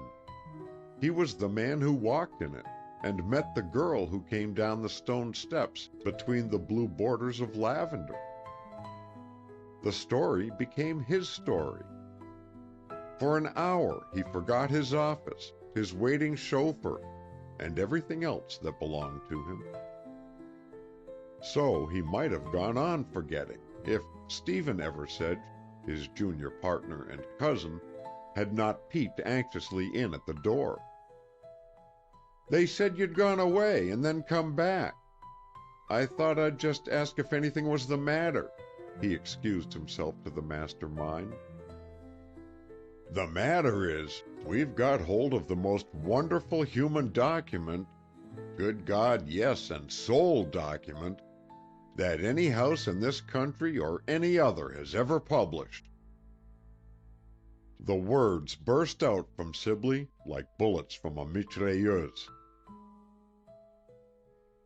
End of Chapter 5. Chapter 6. Denon hardly knew what to think of the telegram which came next morning.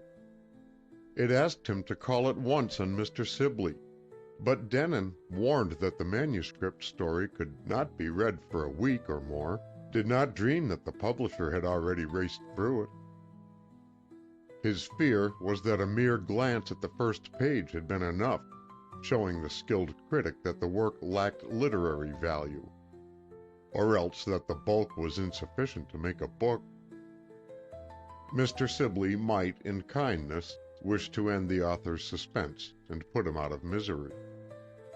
When the message arrived, Denon was reading and marking newspaper advertisements. He meant to go without delay to several places of business that offered more or less suitable work, but he was ready to risk missing any chance, no matter how good, when the fate of his ewe lamb was at stake. He was too despondent at the thought of its rejection to plan placing it elsewhere, but he could not bear to lose time in reclaiming it. He felt, as he was led once more into Sibley's private office, as if he had to face a painful operation without anesthetics, so sensitive had he come to be on the subject of his story, the manuscript of his heart, written in the blood of his sacrifice. There lay the familiar pages on the desk, all ready, he did not doubt, to be wrapped up and handed back to him. He had so schooled himself to a refusal that the publisher's first words made his head swim. He could not believe that he heard aright. "Well, Mr. Sanborn, I congratulate you," Sibley said, getting up from his desk chair and holding out a cordial hand. "We congratulate ourselves on the chance of publishing your book." Denon took the hand held out and moved it up and down mechanically, but did not speak. Following the publisher's extreme graciousness, his silence might have seemed boorish, but Sibley knew how to interpret it. He realized that the other was struck dumb, and he felt a thrill of romantic delight in the situation, in his own august power to confer benefits. He was not conducting himself as a businessman in this case, but he knew by sureness of instinct that the strange amateur would take no mean advantage of his confessed enthusiasm. "We think," he went on, "that you have written something very original and very beautiful. Without being sentimental, it's full of that kind of indescribable sentiment which goes straight to the heart. It will be a short book, only about 50,000 words, or even less. But that doesn't matter, because a word added or a word left out would make a false note. The thing's an inspiration. You've got a big success before you. You ought to be a happy man, Mr. Sanborn." "You make me feel as if I were in a dream," said Denon. "That's the way your story has made me feel," said Sibley. "Really, your method has an extraordinary effect. Talking of dreams, it's almost as if you'd written the whole story in some strange, inspired dream." "Perhaps I did write it so," Denon said, more as if he spoke to himself than to another. "I had no method, consciously. The story just came." "One feels that, and it's the most compelling part of its charm," said Sibley. "Well, now I've paid you your due of appreciation. Sit down and let us talk business." "Business?" Denon echoed, rather stupidly. But he accepted the chair his host offered, and Sibley too sat down. "Yes, business," the publisher cheerily repeated. "We should like to rush the book out as soon as possible. It's too late to have it set up and given to our spring travelers to take round and show to the trade, which is one of the most valuable ways of advertising, I assure you. But in an immense country like America, that means months of traveling before a book appears. Yours has a specially poignant interest at the moment, and I have so much faith in its power that I believe it can advertise itself. Of course, I don't mean that we won't give it a big publicity in the newspapers. We shall spread ourselves in that way and spend a lot of money. And can you get the book out soon in England, too? Asked Denon. Oh, yes. We'll produce here and there simultaneously, and do it in a record rush, if you can promise to stay on the spot and read proofs. I'll do whatever you wish, said Denon. Now, about the question of money, Sibley went on, exquisitely and literally enjoying himself. Some people call me hard as nails, a regular skinflint, and so I am, with those who try to squeeze me. I don't think you'll have any such complaint to make. Your name is unknown, but I believe in your book, and I want to be generous with you. What do you say to an advance payment of $3,000 with 15% royalty for the first 10,000 sales, and 20% after that? But, stammered Denon, astounded, I told you yesterday I didn't want payment. That was true, what I said then. It would seem a kind of sacrilege to take money for such a book I wrote because I wanted to. I don't see that at all, Sibley cut in dryly. You are the first author I, or any other publisher, I should think, ever had to urge to accept hard cash. But you're probably an exception to a good many rules. We can't take your book as a present, you know. So if you want it published, you'll have to come round to our terms. You mean that? Asked Denon. You won't bring out my story if I refuse your money? I do mean that, though I should hate to sacrifice the book. And I honestly believe that many people would be happier for reading it. Very well, then, Denon answered.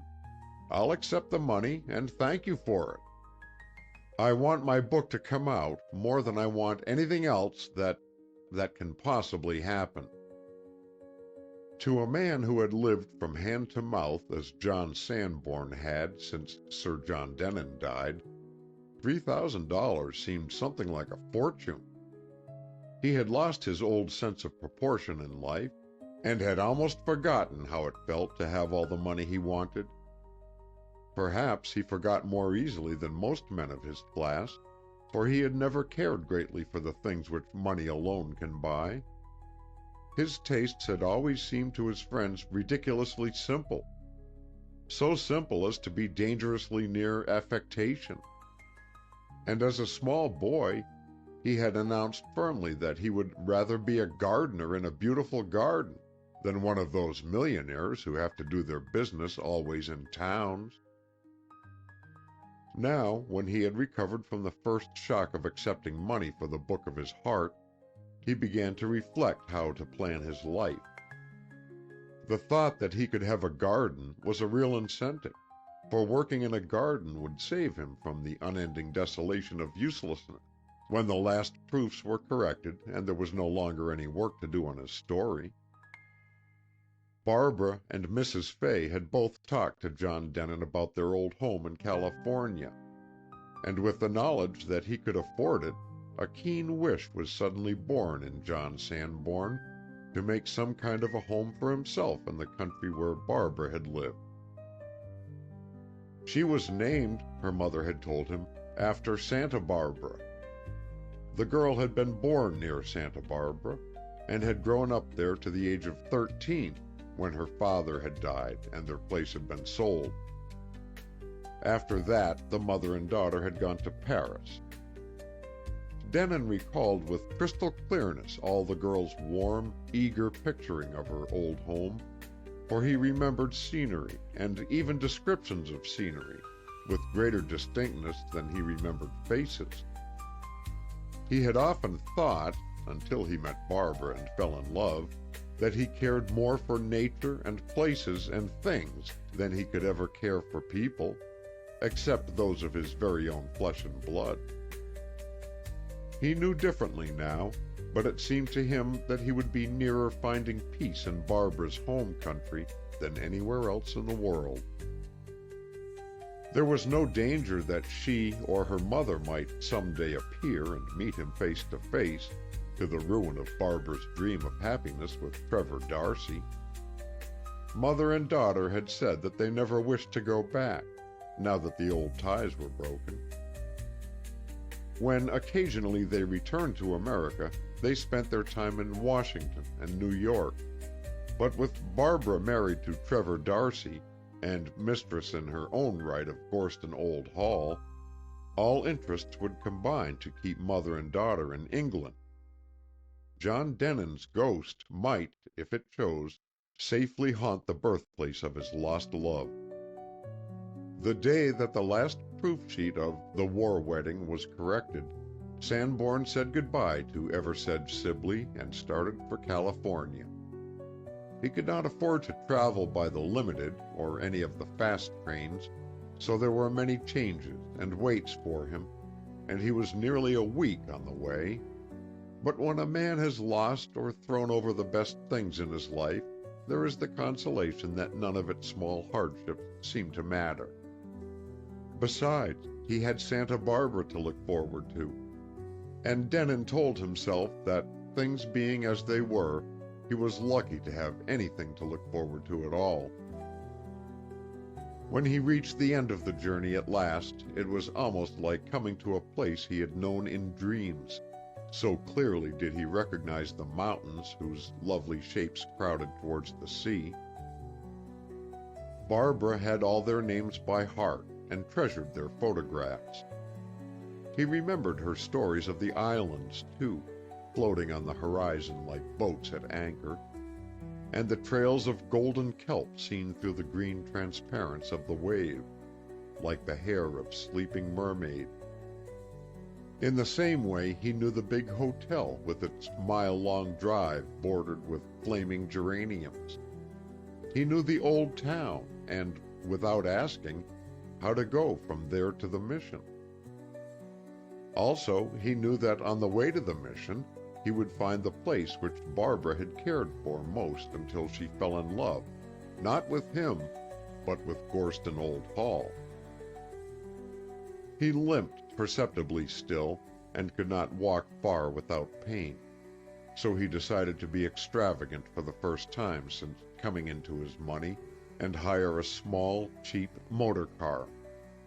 It was driven by its small, cheap owner, a young man with a ferocious fund of information about Santa Barbara and everyone who had ever lived there.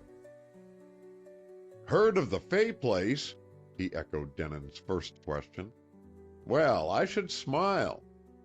Why, me and Barbie Fay are about the same age," he plunged on, so violently that no interruption could have stopped him. "Not that we were in the same set. Not much. But a cat can look at a king, and any boy can look at any girl, I guess. Gee, that little girl was some worth looking at. Her mother thought she was too good for us plain Americans, so she took her off to Europe and clapped her in a convent after the old man died. They never been back this way since, nor won't be now. The girl's been married twice, I was reading in the papers. Once to some English lord or other who left her the same day and got himself killed in France. And the second time, just a few weeks ago, to a cousin on her mother's side, a Britisher too. There was an interview with the mother in the San Francisco Call, I saw. One of our California journalists over there in the war zone got it. Quite a good scoop. Mrs. Fay said it was an old romance between Barbie and this Captain What's-His-Name. But we never seen him here. I guess he's English, root and branch. Good thing for that old romance they could make sure the other chap was killed all right, wasn't it? Some of them poor fellows gets blown to bits so you can't tell one from the other, they say. But the girl's mother mentioned to our call reporter that they knew the husband's body by a stylograph pen in a gold case, which was her own last present to him. If it hadn't been for that little thing found in a rag or two left in the feller's coat, Barbie wouldn't have dast married again, I bet. Say, that's one of them anecdotes they put under the heading of too strange not to be true, ain't it? Yes, it is strange, Denon repeated mechanically. It was strange, too, above all strange, that he should have had to come to Barbara's birthplace to learn this detail casually. 1,000 times he had wondered how they had identified John Denon's body with enough certainty to take it back to England and give it a funeral with military honors. Perhaps, if he had not come to Santa Barbara, and in Santa Barbara happened to stumble upon this loquacious fellow with the motor car to hire, he might have gone through all the rest of his life without knowing. And another strange thing was that he had lent the stylograph pen, Mrs. Fay's last present, to a man who wanted to write a letter just before the battle. That man, who had been killed, was possibly still reported missing, while John Denon's wife, assured of his death by a peculiarly intimate clue, had been able to take her happiness without fear. If Barbara's mother had not given him the pen, he would not now be numbered among the dead, but would have been free to go back to his wife of an hour, and perhaps even teach her to love him in the end. Well, all that didn't bear thinking of now. He tried, as he had tried 100 times, but never so poignantly, to hold in his heart the memory of flaming happiness worth all the pain of living through the burnt-out years, the happiness he had put into the pages of his war wedding. With some people who had known Barbara he would have liked to talk of her, but not with this crude youth who spouted her praises from a mouthful of chewing gum. Denon answered a pointed question of the chauffeur's by saying that he had inquired about the Fay place because he heard it was worth seeing. He might like to buy a little property somewhere near, if it could be got. "You bet it can be got," was the prompt answer. "That is, if you want something little enough. You can get a bit of the old Fay property itself." "Really?" said Denon. "I thought it was all disposed of years ago." "So it was. 8 years ago and a bit.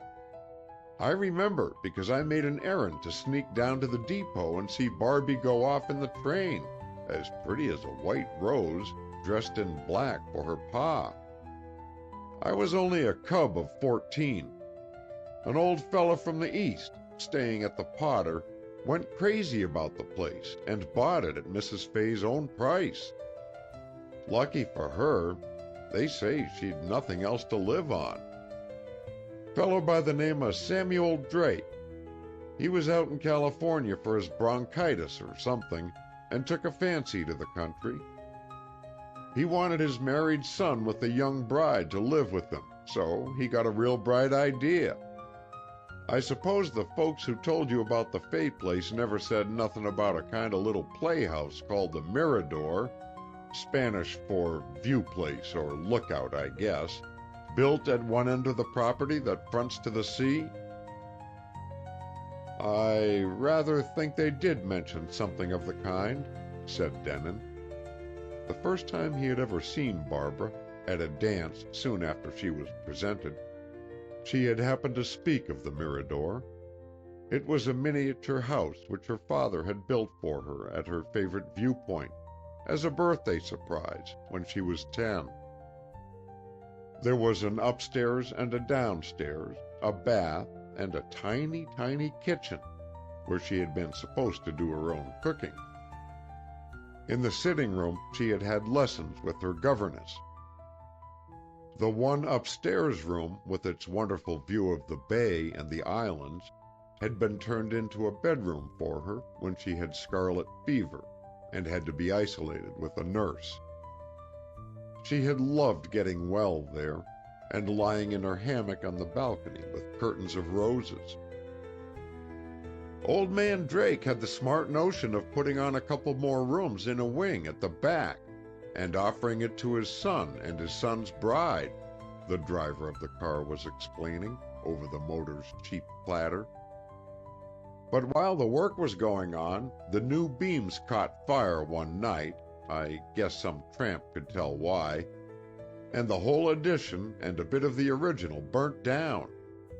Just then the son changed his plans anyhow and decided to go into business with his wife's folks in the East.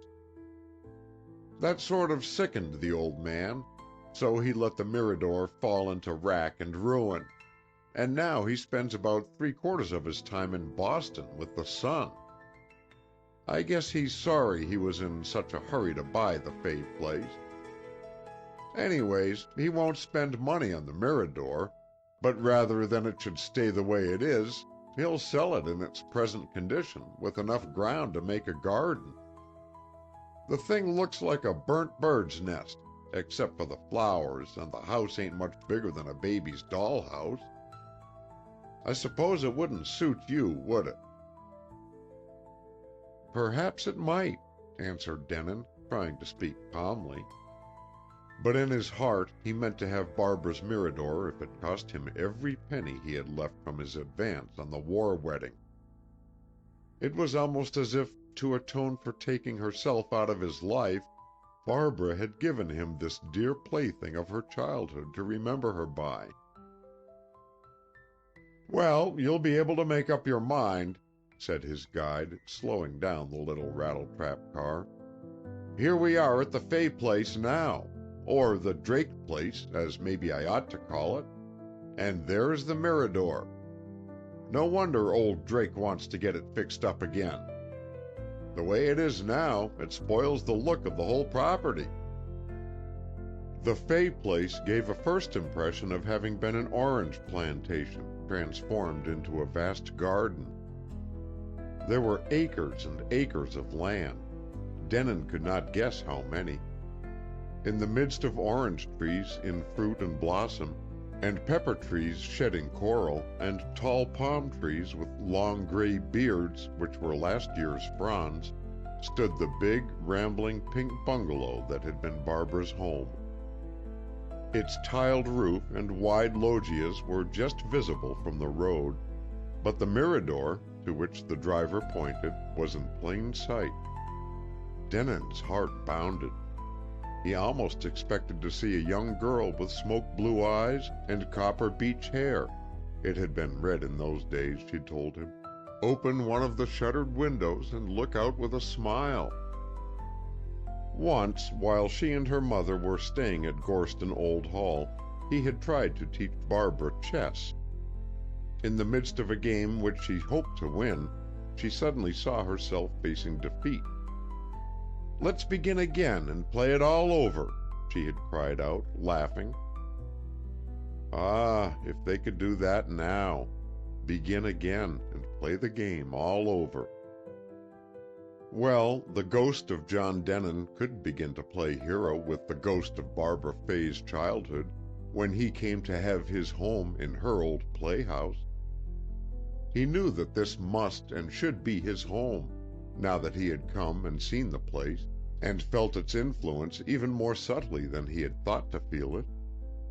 He could not get through his shorn life anywhere else. The Mirador was distant at least 4 acres from the house.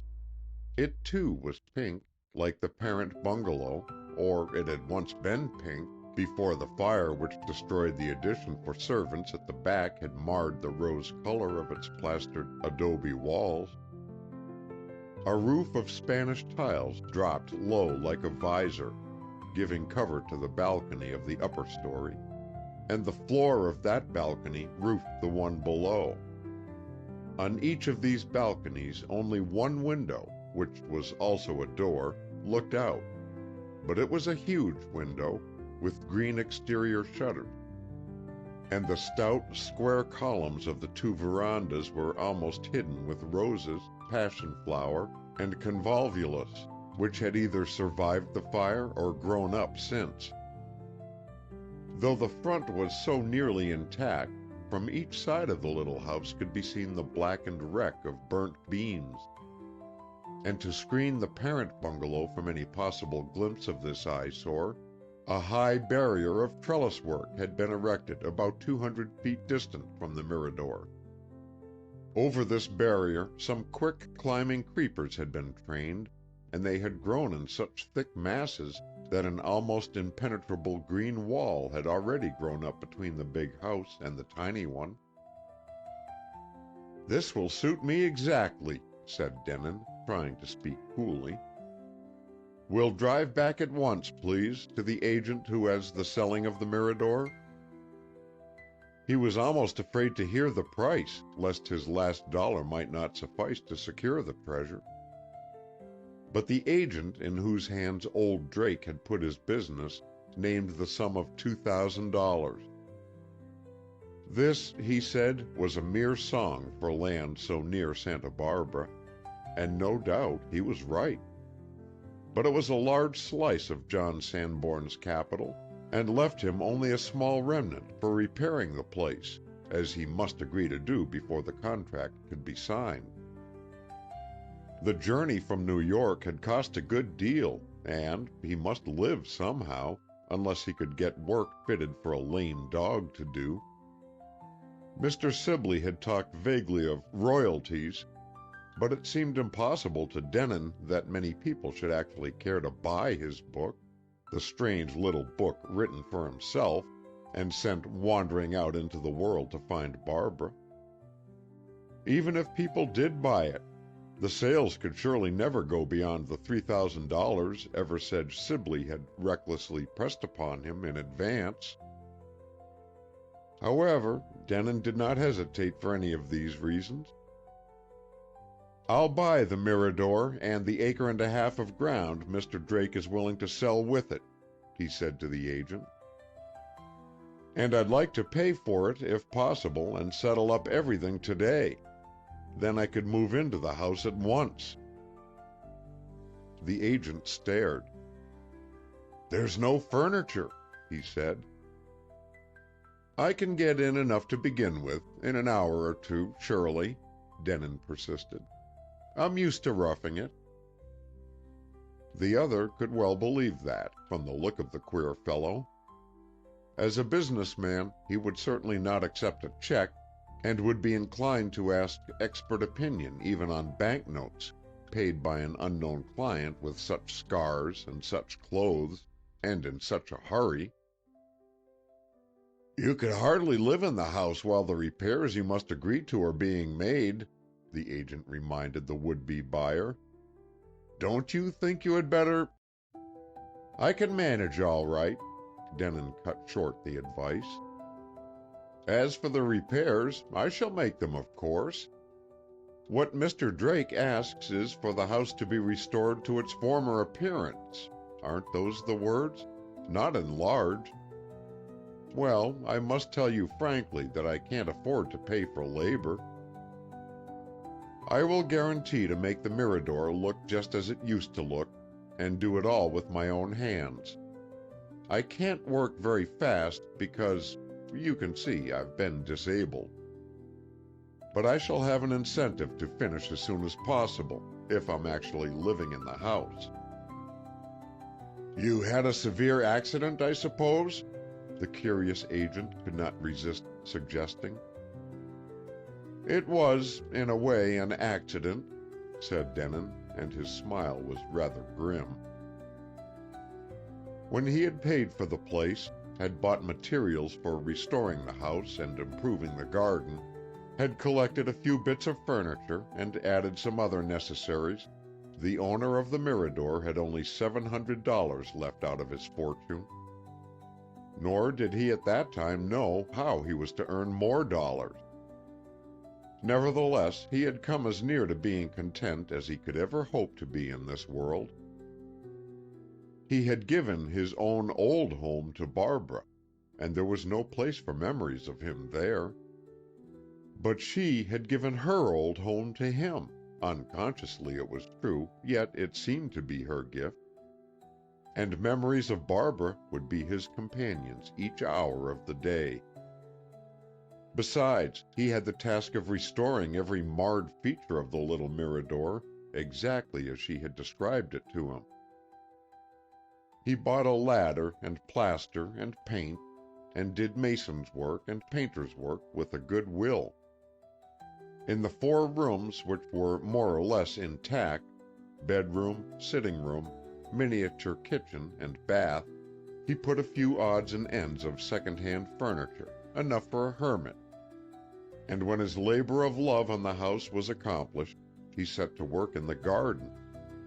Someday, he told himself, he should find in the garden the greatest solace of all. In his deep absorption, he forgot the book for days on end.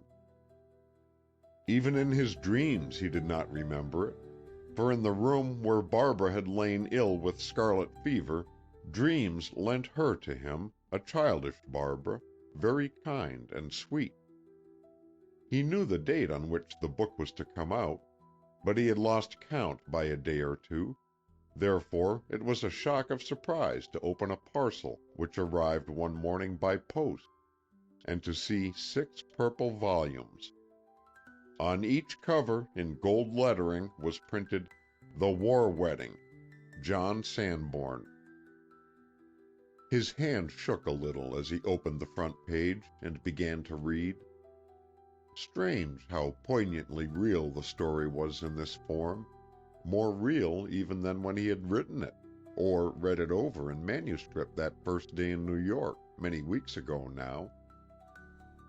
He went on and could not stop. There was no servant in the Mirador to look after his wants, and so he had no food till evening. None until he had finished the book and had walked for a long time in the garden, thinking it all over with passionate revival of interest. After that night, the book again shared his dreams with Barbara. Sometimes, in dreaming, he saw Barbara reading the story, but when he waked, he said to himself there were 10 chances against 1 that she would ever hear of it. When The War Wedding in volume form was about a fortnight or 3 weeks old, a thick envelope full of American press cuttings arrived for Mr. John Sanborn from Eversedge Sibley and Company. Every critic, even those of the most important newspapers, praised the work of the unknown author with enthusiasm.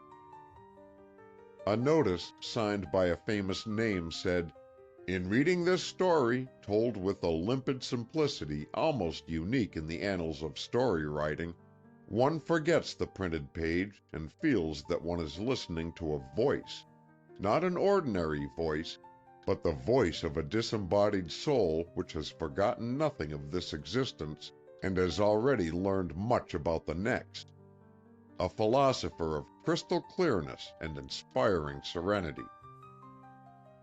Nearly all the criticisms had something in them of the same curious exaltation of mood.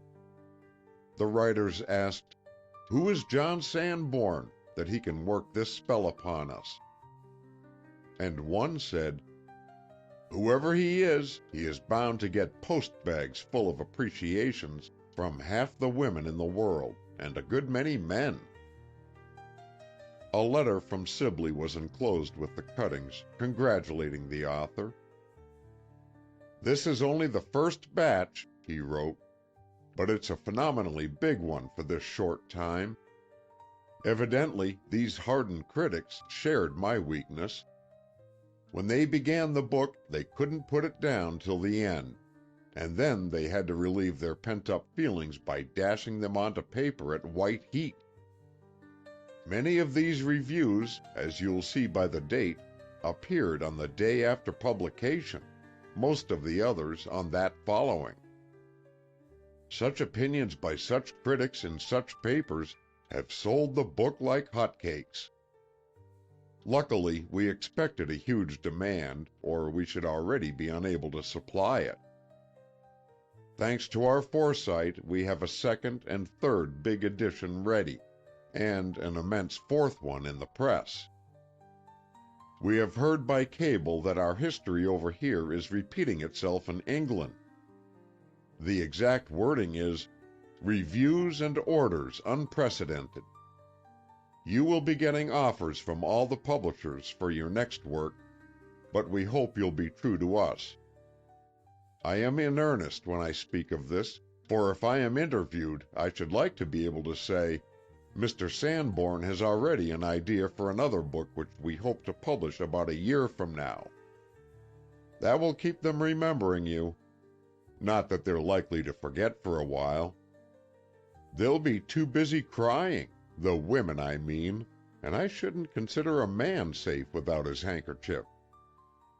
Please wire about the new book. Also, whether we are at liberty to answer the numerous journalistic questions we're getting about you with any personal details, or whether you prefer to hide behind a veil of mystery. I'm not sure myself which is preferable. But Sanborn was very sure. He left his garden work to walk to Santa Barbara and send a telegram. "Say nothing about me to anyone, please, except that I shall never write another book." End of Chapter 6. End of Part 1. Chapter 7. Part 2. The Letters. John Sanborn had smiled when he read the critic's prophecy that he was bound to get letters of appreciation from half the women in the world, and he had thought no more of the comic suggestion until the letters began to come. But the letters were not comic. They were forwarded in large packets by Sibley and Company, and there were many, incredibly many of them, some from men, but mostly from women. The writers felt impelled to tell the author of The War Wedding what a wonderful book they thought it was, or how much good it had done them in their different states of mind. These states the readers of Sanborn's book described almost as penitents confessing to a priest detail their sins. And the strange confidences, or pitiful pleadings for advice and help from one who seemed to know such glorious truths about life and death, were desperately pathetic to Denon. He was utterly amazed and overwhelmed by this phase of his unlooked-for success, and knew not how to cope with it. The first 1,000 and more letters were all from people in the United States. Then letters from Canada began drifting in. At last, when The War Wedding had been on sale and selling edition after edition for 8 weeks, a rather smaller parcel than usual arrived from the publishers. Denon, who was in the garden, took it from the postman at the new gate which led to the Mirador. It was in the morning, and he had been gathering late roses, for every day he decorated with her favorite blossoms the 2 principal rooms of the house which child Barbara had loved. He had a big pair of scissors in his hand, and sitting down on a bench, in the cool strip of shade that ran the length of the lower balcony, he cut the string which fastened the packet. This he did not because he was impatient to see what it contained, but because he was warm and tired after 2 hours of garden work and wanted an excuse to rest. The letters of so many sad women who begged for counsel that he knew not how to give were having a shattering effect upon his nerves.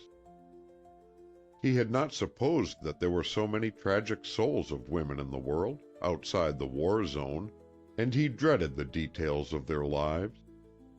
Sometimes he was half tempted to put the letters away or destroy them unread.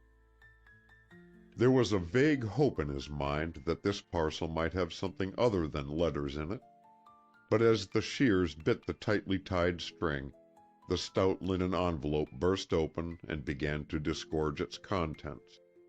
Letters, letters, letters. Between his feet, John Sanborn had placed the basket of roses, and the letters, falling out of the big envelope, began to drop onto the green leaves and crepey crisp blooms of pink and white and cream. "English stamps," he said aloud, for the habit had grown upon him of talking to himself. Bending down to pick up the letters, a dark flush streamed to his forehead. There was one envelope of the same texture, the same gray-blue tint, and the same long, narrow shape that Sir John Denton had liked and always used at Gorston Old Hall. It had fallen face downward, and as he rescued it from a fragrant bath of dew, he slowly turned it over. There was an English stamp upon this envelope also, and it was addressed to John Sanborn, Esquire, care of Messrs. Eversedge Sibley and Company, in Barbara's handwriting. For an instant everything went black, just as it had done months ago when he had got on his feet too suddenly in hospital. He shut his eyes and leaned back with his head against the house wall, the wall of Barbara's Mirador. It was as if he could hear her voice speaking to him across 6,000 miles of land and sea. But it spoke to John Sanborn, not to John Denton.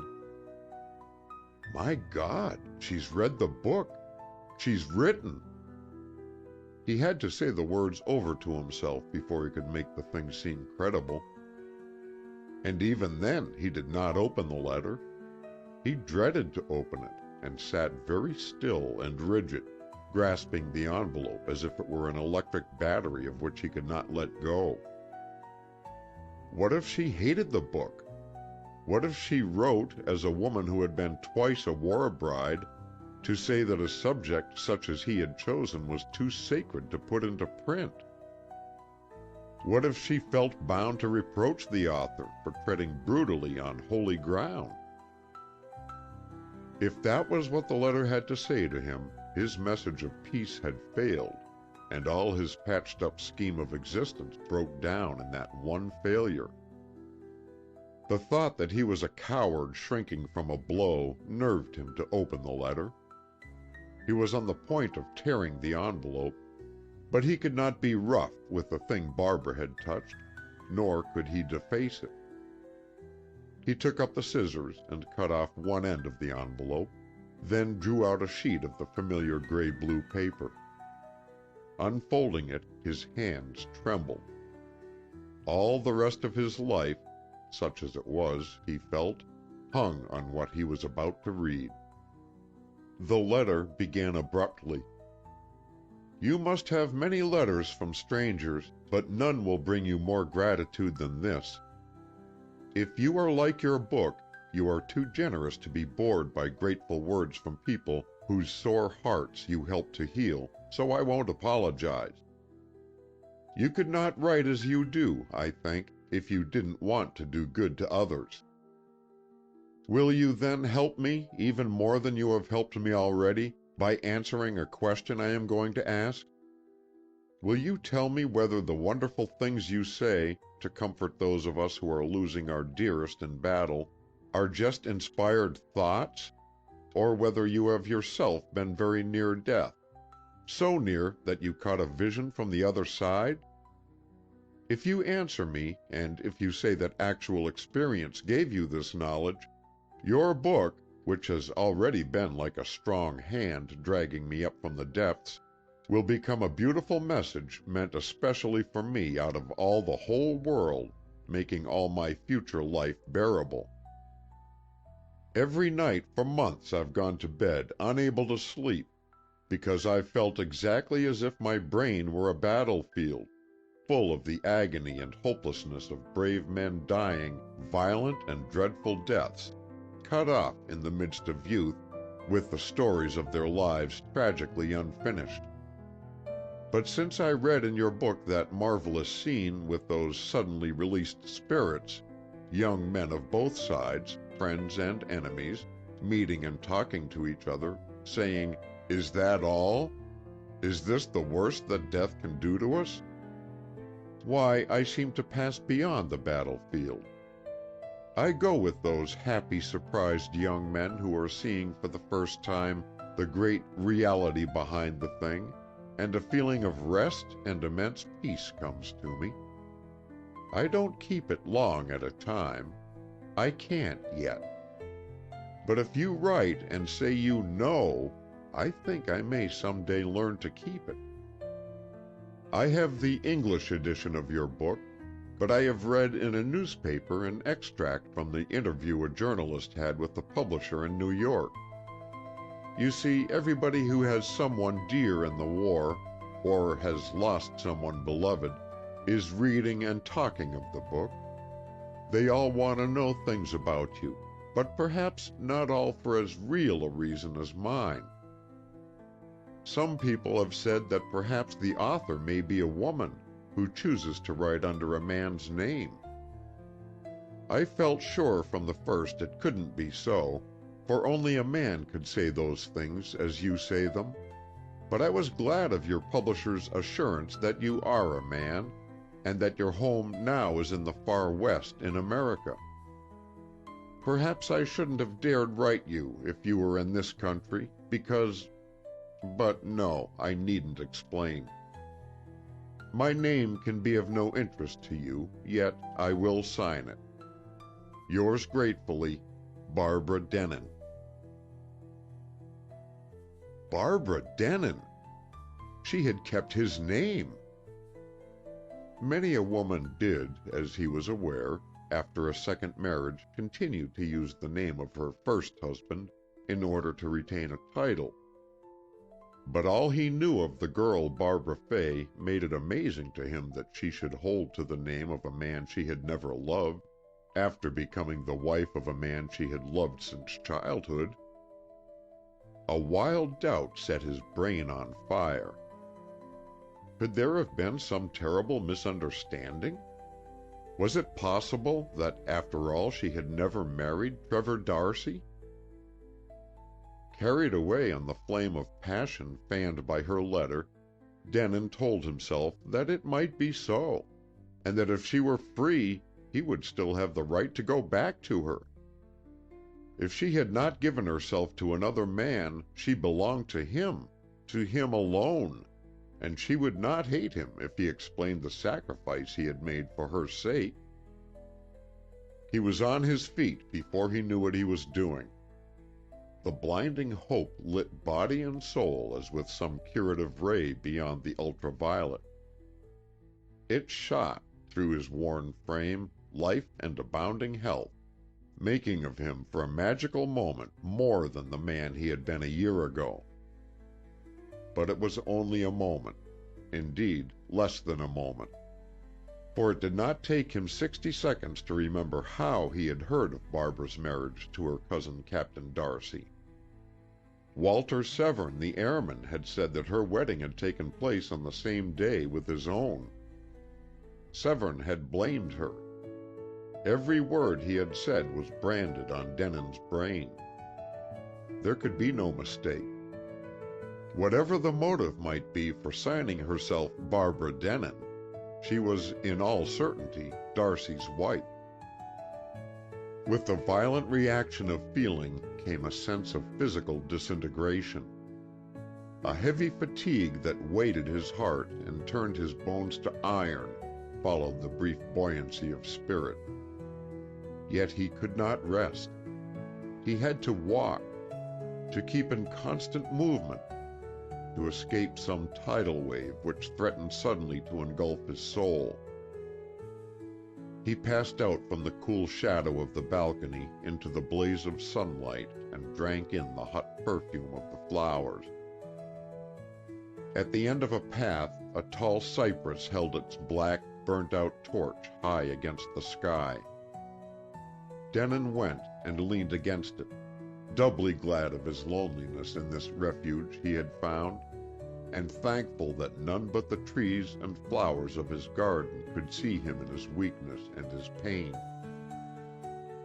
The dark cypress he looked up to seemed to have gone through fire and to have triumphed over death. Denon felt a kind of kinship with it, wishing that from the tree and from all nature calmness and strength might pass into his spirit. He imagined that he could hear the rushing of sap deep under the rough bark. Generations of joys and sorrows had come and gone since the tree was young, and had vanished, leaving no more trace than sun or storm. So it would be with what he was suffering now. The things that mattered in the life of this earth were strength and steadfastness. Denon prayed for them, a voiceless prayer to nature. When he grew calmer, he walked again and lifted up his face to the sun. "I'll answer her letter," he thought. It seemed strange to him now, after the shock of what had happened, that when the letters began to come, he had never imagined himself receiving one from Barbara. He had had the book published in order that it might have some chance of reaching her, of helping her, yet the proof that she had been reached and helped had come upon him like a thunderbolt. Of course he was thankful, now that he put it to himself in such a way. He ought to be almost happy, he tried to think, but he was at the world's end from happiness. A hurricane had swept through his soul, and it would take him a long time to build up again the miserable little refuge which had been his house of peace. Still, it didn't matter about himself. He would write to Barbara and give her the assurance she asked for. He was glad now of a whim that had led him to learn typewriting 2 or 3 years ago, for he could not trust to disguising his hand so well that she might not recognize it. It was many months since he had practiced typing, but he thought that in a few hours he might again pick up the trick which he could not quite have lost. Rather than let himself think any longer, he went out at once, walking to the town, where he bought a small typewriter of a new make. Its lettering was in script, which seemed less offensive and coldly businesslike for a letter than print. Back again at the Mirador, he tried the machine, and sooner than he had expected, the old facility returned. Then he was ready to begin his answer to Barbara.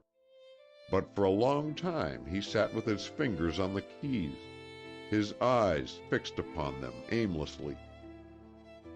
It was not that he could find nothing to say. He could find too many things, and too many ways of saying those things. But all were expressions of thoughts which he might not put on paper for Barbara to read. Even after he began to type, he took page after page out of the machine and tore up each one.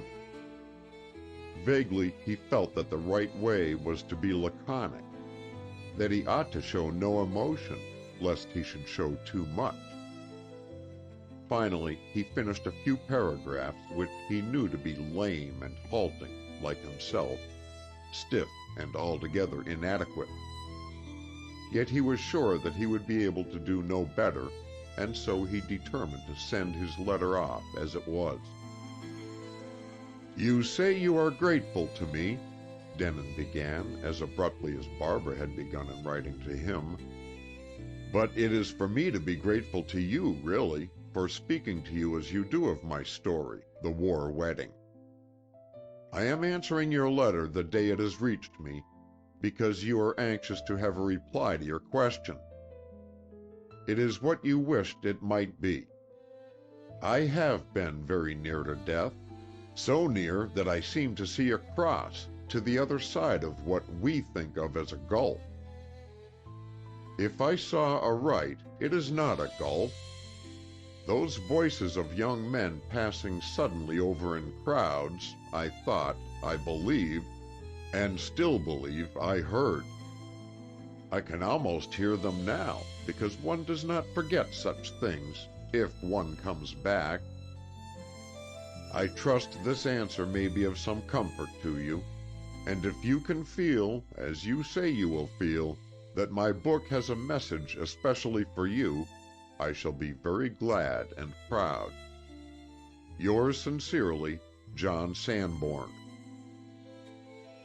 When he reread the typed letter, one point struck him which had not so sharply pierced his intelligence before. The effect of the appeal from Barbara, the miracle of its coming, and the poignant obligation it thrust upon him, had been too overpowering at first.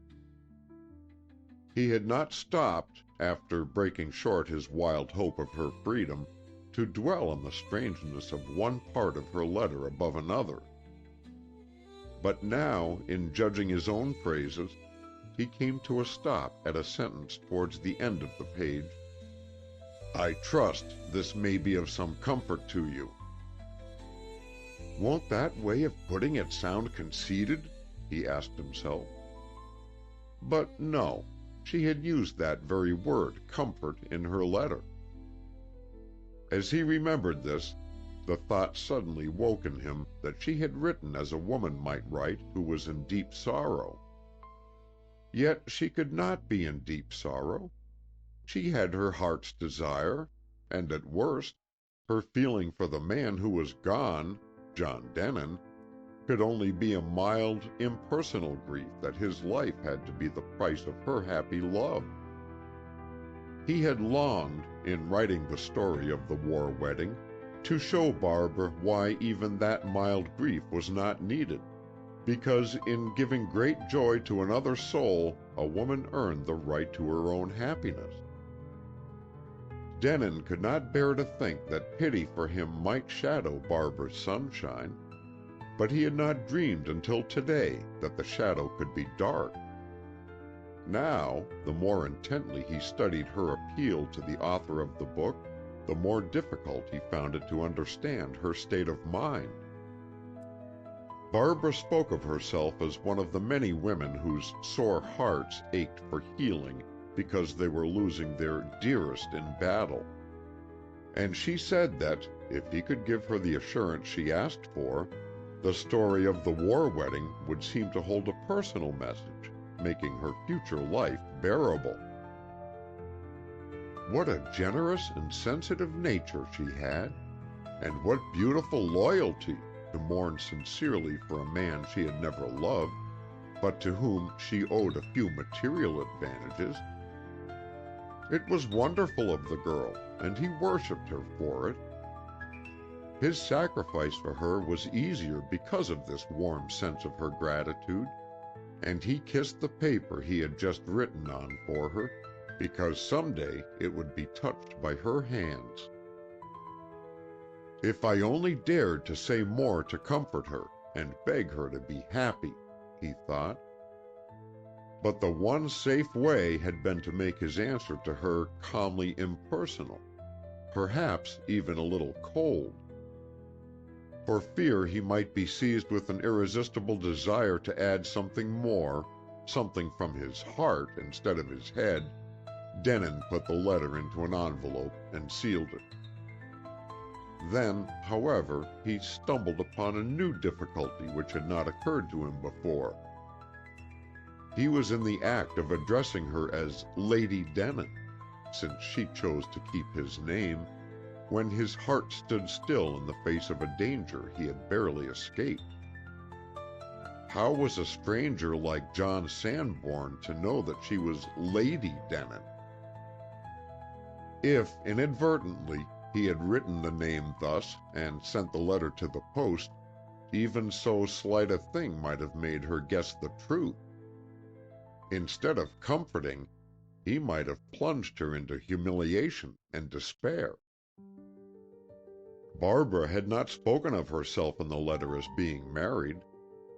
For all John Sanborn was supposed to know, she might be a girl mourning a brother or a lover. At last he addressed her as Mrs. or Miss Denin, Gorston Old Hall, and with several other letters which he forced himself to write, he enclosed the stamped envelope in a note to Eversedge Sibley. "Please post these in New York," he begged. "I don't care to have everyone know where I live." End of Chapter 7. Chapter 8. It was the day he finished replastering the house wall that the celebrity was discovered by Santa Barbara. Denon stood halfway up a ladder with a trowel in his hand when a young man in a Panama hat and a natty suit of gray flannels came swinging jauntily along the path. Altogether a natty-looking young man. He would probably have chosen the adjective himself. "Good morning," he confidently addressed the lanky, shirt-sleeved figure on the ladder. "Do you happen to know if Mr. John Sanborn is at home?" "I am John Sanborn," said Denon, making no move to descend the ladder. He wanted to get on with his work, and expected the newcomer's errand, whatever it might be, would be over and done with in a minute. He thought that the young man had probably come to sell him an encyclopedia or a sewing machine, because the only other visitors he had had, except the postman and the boy from the grocer, had pertinaciously urged that the Mirador was incomplete without these objects.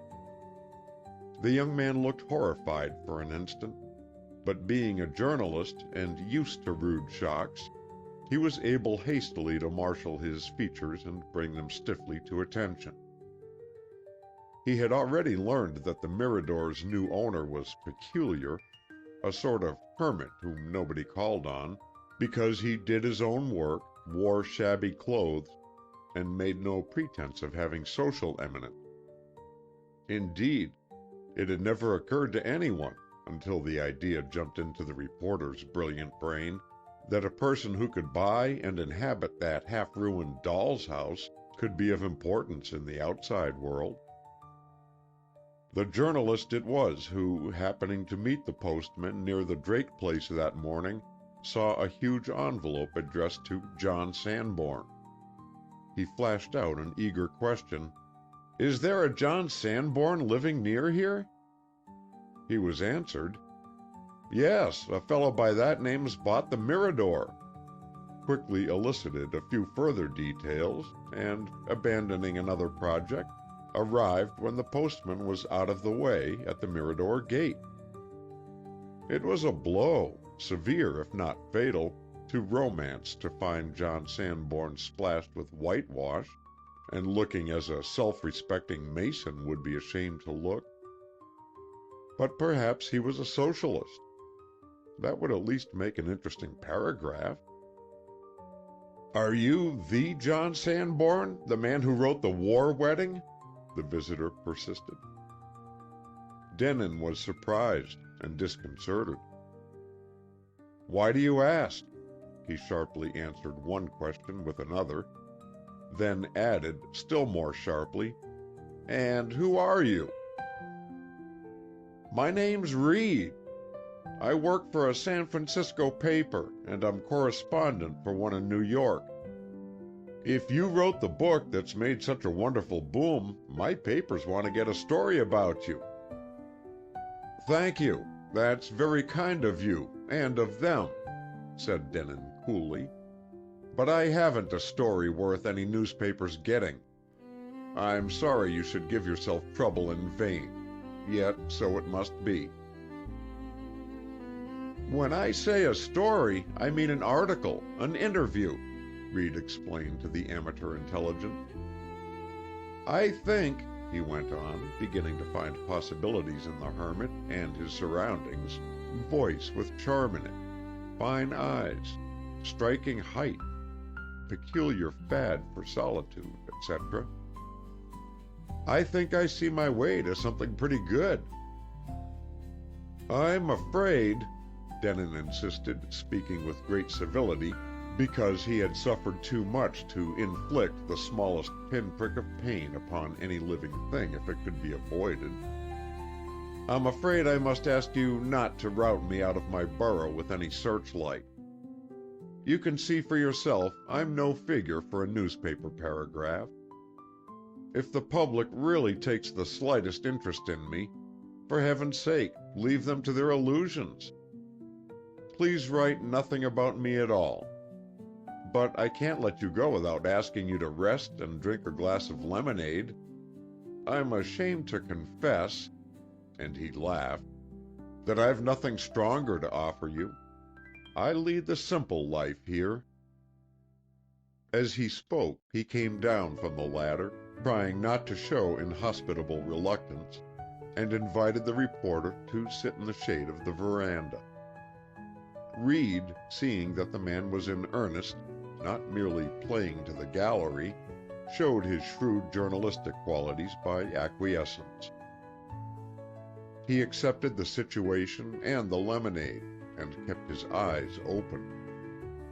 He did not abuse the hermit's kindness by outstaying his welcome, but took leave at the end of 15 or 20 minutes. At the gate, he held out his hand, and Sanborn had to shake it with a good grace. Noticing for future reference that the author of The War Wedding had a hand as attractive as his scarred face was plain, Reed said resignedly, "Well, Mr. Sanborn, thank you for entertaining me. But I'm sorry you don't want me to write about you. Sure you won't change your mind?" "Sure," echoed Sanborn, and went thankfully back to put the last touches on the house wall.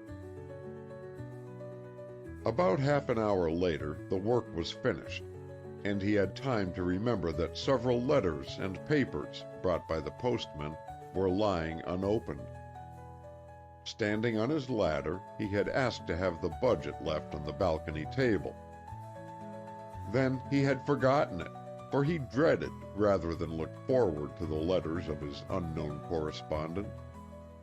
And even if Barbara acknowledged his letter, which seemed to him unlikely, it would be many days before he could expect to hear from her.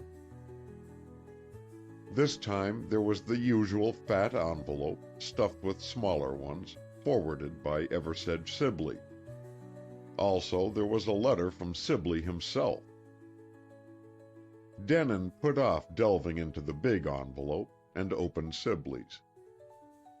Quite a friendship had developed between them, and he liked hearing from the publisher, who wrote about the great events of the world or advised the reading of certain new books, which he generally sent in a separate package. Sometimes he sent newspapers, too, fancying that Sanborn saw only the local one.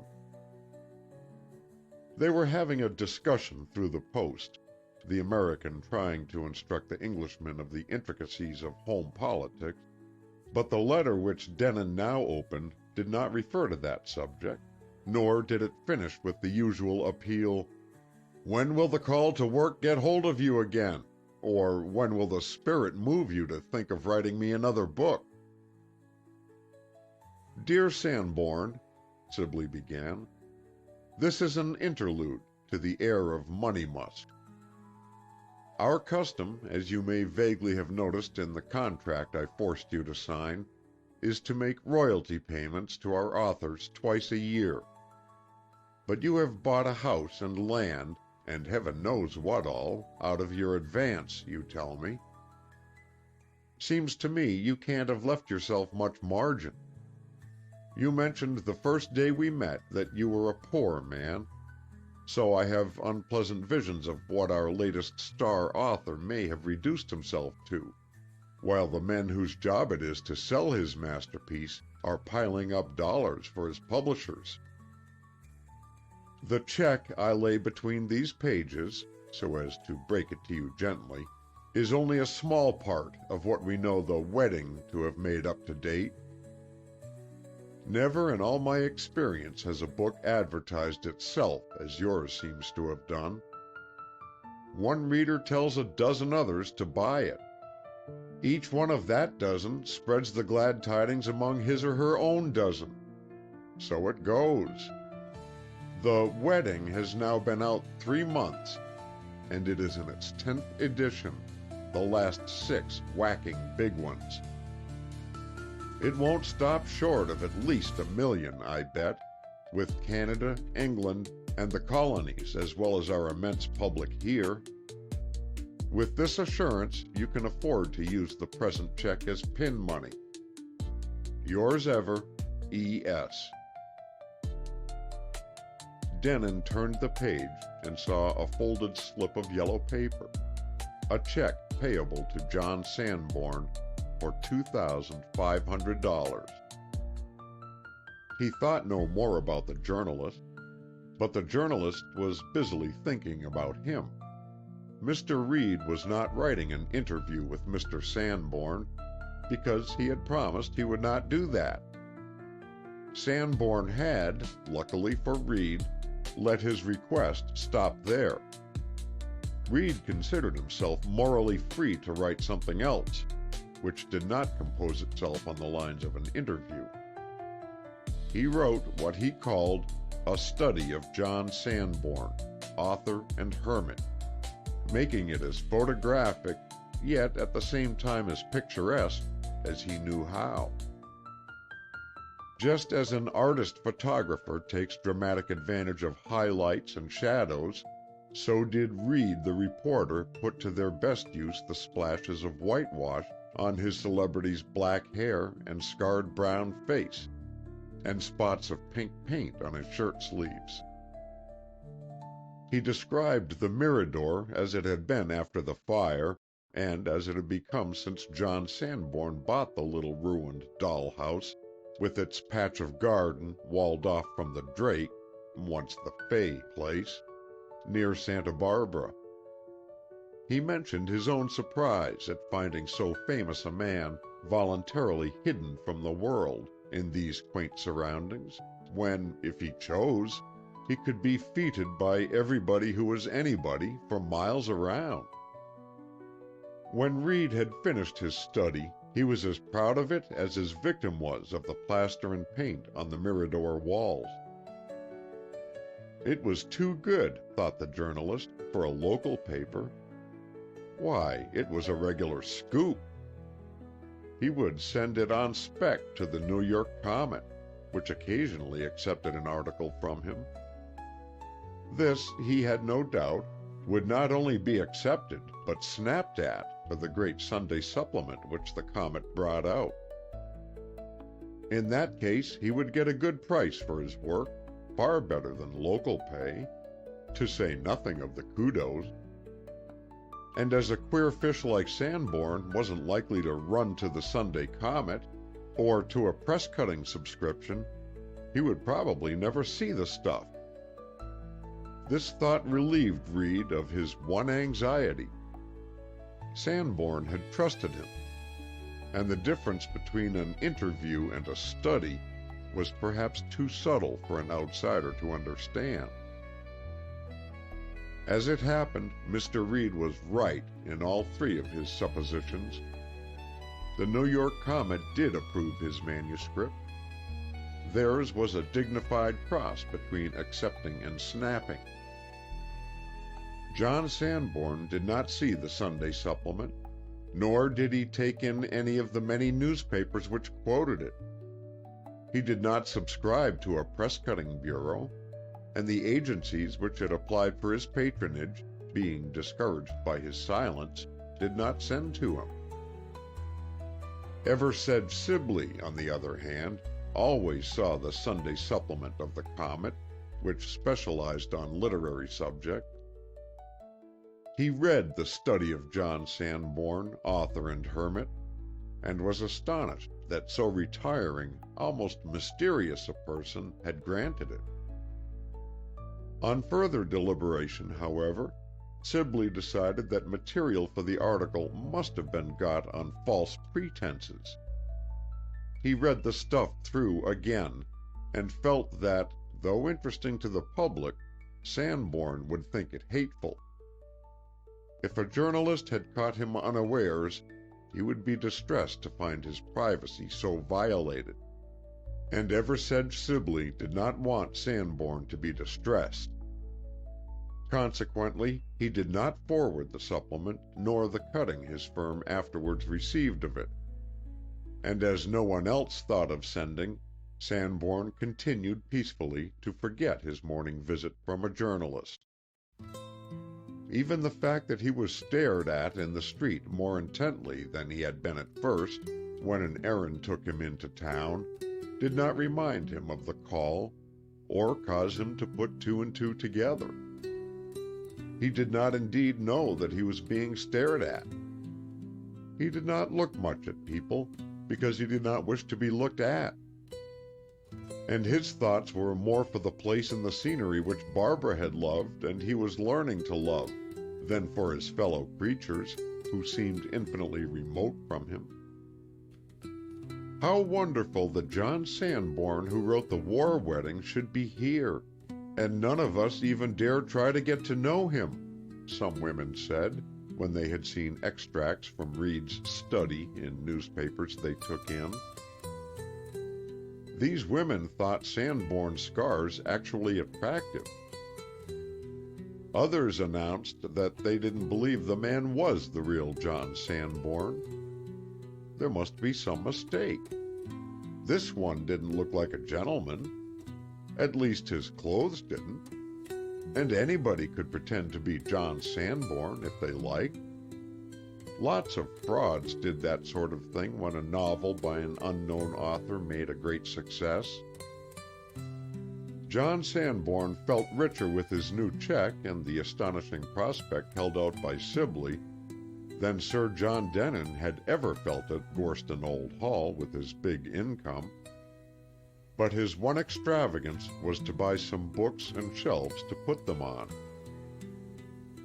In that way he soon collected all his old best friends around him, for that was the one joy of having books for friends.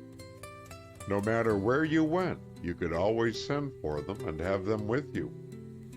You could never be entirely alone in the world. When the time came that Denon might receive a letter from Barbara, he tried not to think of it. He said to himself that he knew it would not come, that he ought not to want it to come, that if it did come, it would only prolong the agony. He read hard and worked hard in the garden, and took long walks, though he limped slightly still, for he was losing the worst of his lameness, and might actually hope to become, in the end, as the German surgeon had prophesied, as good a man as he had ever been. Perhaps in some ways of the mind and spirit, he was better. But there was no soul doctor to judge of such improvement. Certainly Denon was unable to do so himself. Nothing on earth or in heaven could distract his thoughts from the letter, however, when it began to loom before him as a possibility.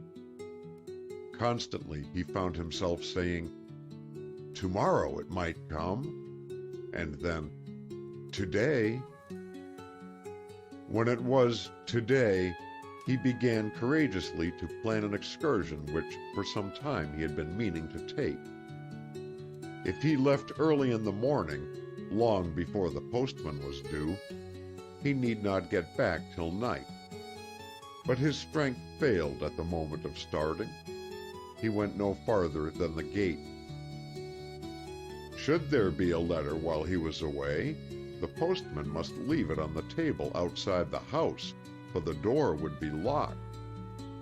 Then, Denon argued, if any mischievous person should slip in and steal it, he would never know what he had missed. And he was rewarded for staying. The letter did come. It was only when he held it in his hand that he realized how desperately he had wanted it. What a black dungeon the beautiful summer day of sunshine would have been without it. "Thank you more than I can say for answering me," he read. "You wrote me on the very day you had my letter, and I am doing the same with yours, for it has just arrived.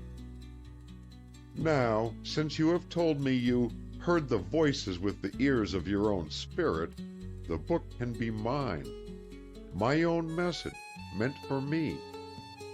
Perhaps others say this very same thing to you, though it seems that no one can need such a message as much as I need it. I wonder if it would be wrong to tell you why.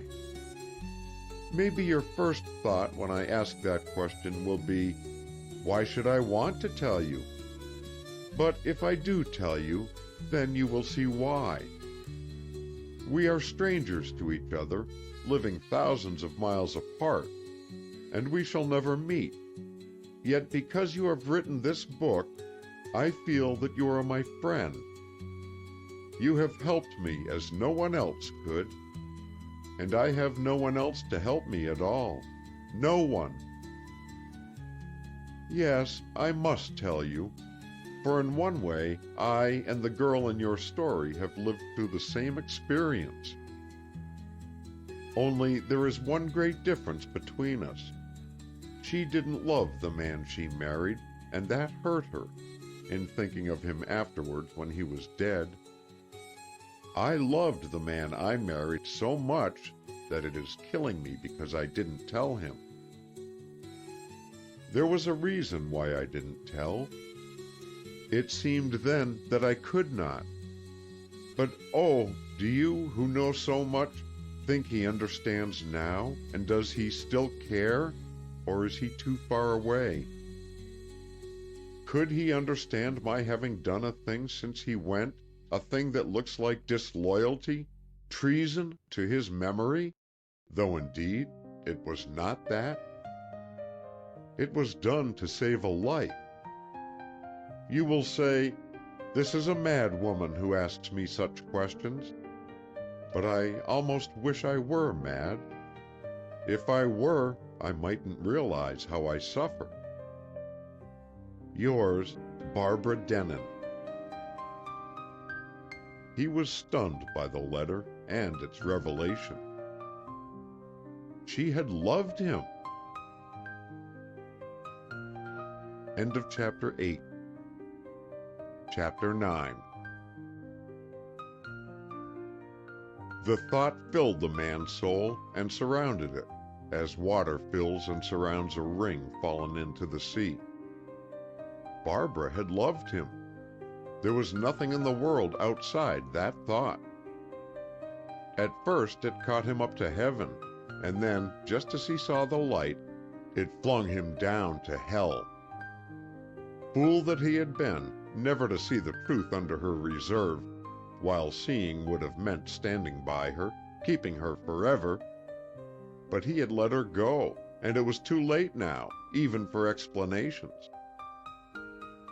He had shut an iron door between them, and standing with her on the other side of that door was a man who called her his wife. There was the situation, and he, by his silence, had created it. He was condemned to perpetual silence, for it was the wildest, most hopeless mockery of all, which brought to John Sanborn a knowledge of Barbara's love for John Denon. Fate had been laughing at him while he wrote his book with a message of peace for her, laughing wicked and cruel laughter, because through the message he was to come into touch with Barbara and learn the tragic failure of his sacrifice. That seemed to Denon a vile trick for life to play upon a man, and whipped by the 7 devils of thwarted love which had entered into him, he cursed it, cursed life and fate, himself, and Trevor Darcy, and was ready to deny justice, even justice blindfolded. His heaven lasted for a moment at best. For many hours Cain and Abel in him fought each other in hell. But he had been down in depths well nigh as black, and had struggled out to the light. Remembering this, he struggled out once more at last, and perceived that somehow, to his own wondering surprise, he had stumbled up to a higher level and a stronger footing than before. Within distant sight he visioned those serene mountain tops where light is, the light that never shines on sea or land for those who have not suffered. Only a short time ago he had begun daily to realize and tell himself that strength and steadfastness alone really mattered, that suffering was but a flame which passed. This was still true as it had ever been. A man could choose whether the flame should consume or purify him in its passing, And here and now the immediate hour of his choice was on the stroke. At the end of that day of turmoil, Denon seemed still to be looking down at himself, as a crouching prisoner in a dark underground cell. Yet he knew that he was his own prisoner, not really a helpless captive of the fate he had cursed. Fate had no power, after all, to make men prisoners. It was their business to find this out, and to prove that they had only to release themselves in order to be free. He felt this to be an abstract fact of life, and if he meant to live, he must make it concrete. The underground hole where he so miserably crouched was but the cellar of his darkest self. If he but thought so, he had strength enough in him to fight his way up into the high, bright tower which was also himself, a tower with a wide view on every side, over the sunlit mountains from whose peaks he could already catch some glimmering vision.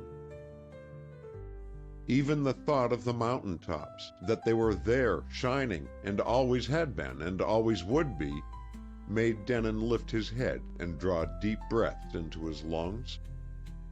That part of him which had yearned to write the book for Barbara, and had conquered difficulties to write it, came like a strong brother to the rescue of a weak brother, and pulled him up by main force out of the dark. He tried to reassure himself over and over that he need never again crawl back into the darkness. He had seen the view from the tower, and the tower was his to reach. Denon had not worked out for his own guidance any clear-cut philosophy of life. He had just stumbled along with strength for his goal mark, trying now and then to recall some whisper or note of music he had caught from the other side before he came back. He had written down in his book, for Barbara, all that had been tangible under his pen.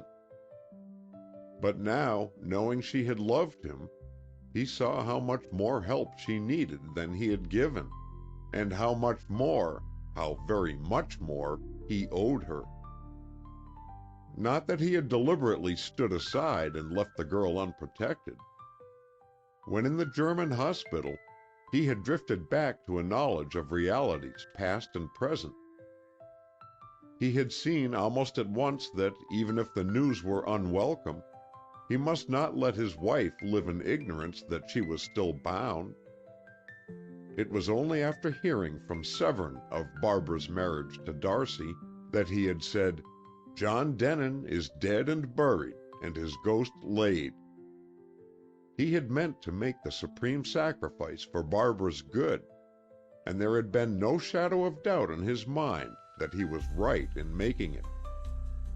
Now he asked himself if even then it might not have been best to let the truth come out. No one was to blame for the mistake in a dead man's identity, nor for what had happened afterwards through that mistake.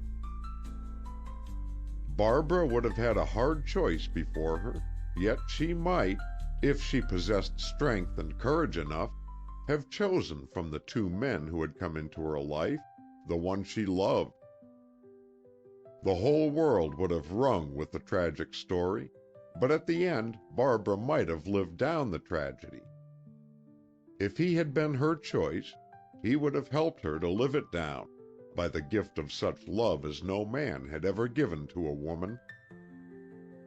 As it was, he had dared to play the potter. He had taken the clay of Barbara's destiny into his own awkward hands, to shape it as he thought best, and he had let the vase break in the furnace. He could never make it what, but for his meddling, it might have been, yet he must piece the delicate fragments together if he could, not caring for, not thinking of, his bleeding hands. This, then, was the debt Denon owed to Barbara, and to pay it he saw that he must begin by remaking himself, before he could give her anything worth the having. He must become a thing of value in order to be of value to her.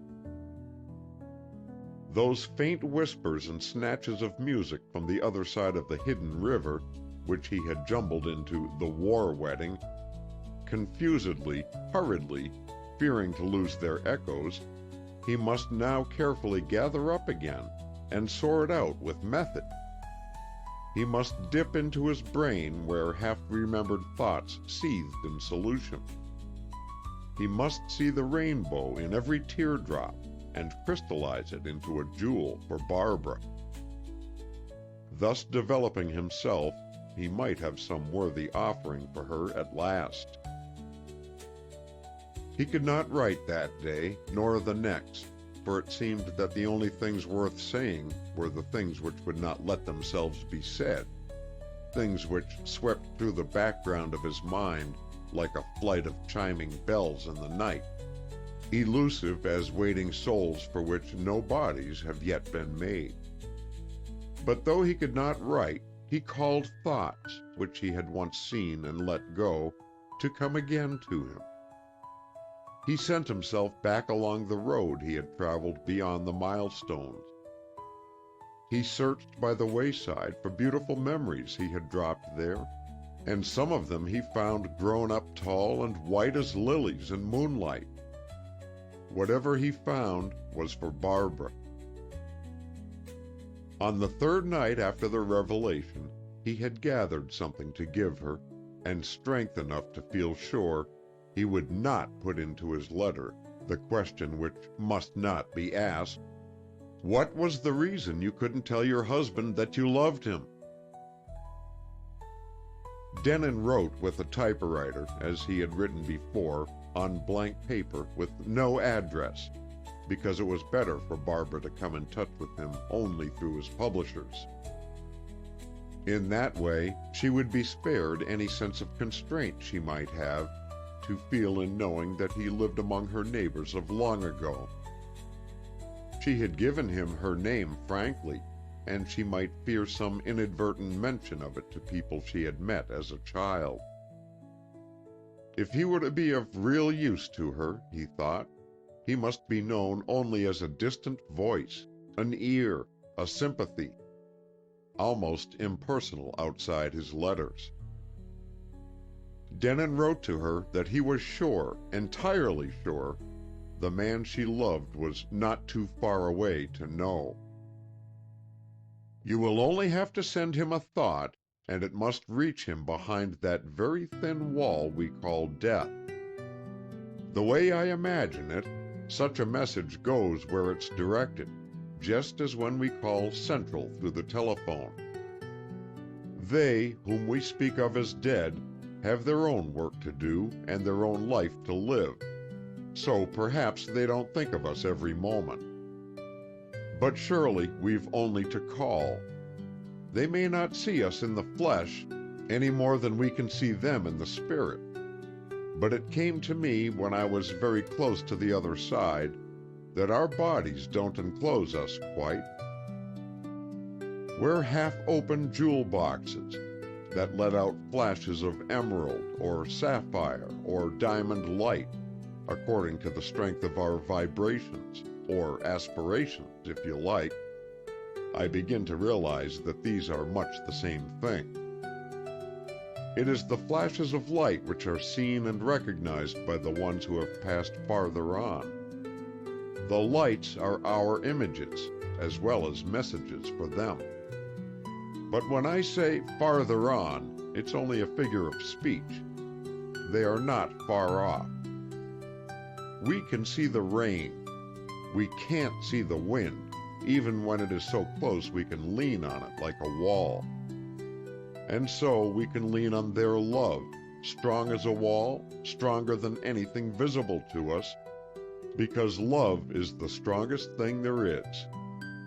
You see, life wouldn't be worth living for any of us. It wouldn't have been worth creating if the dead really died.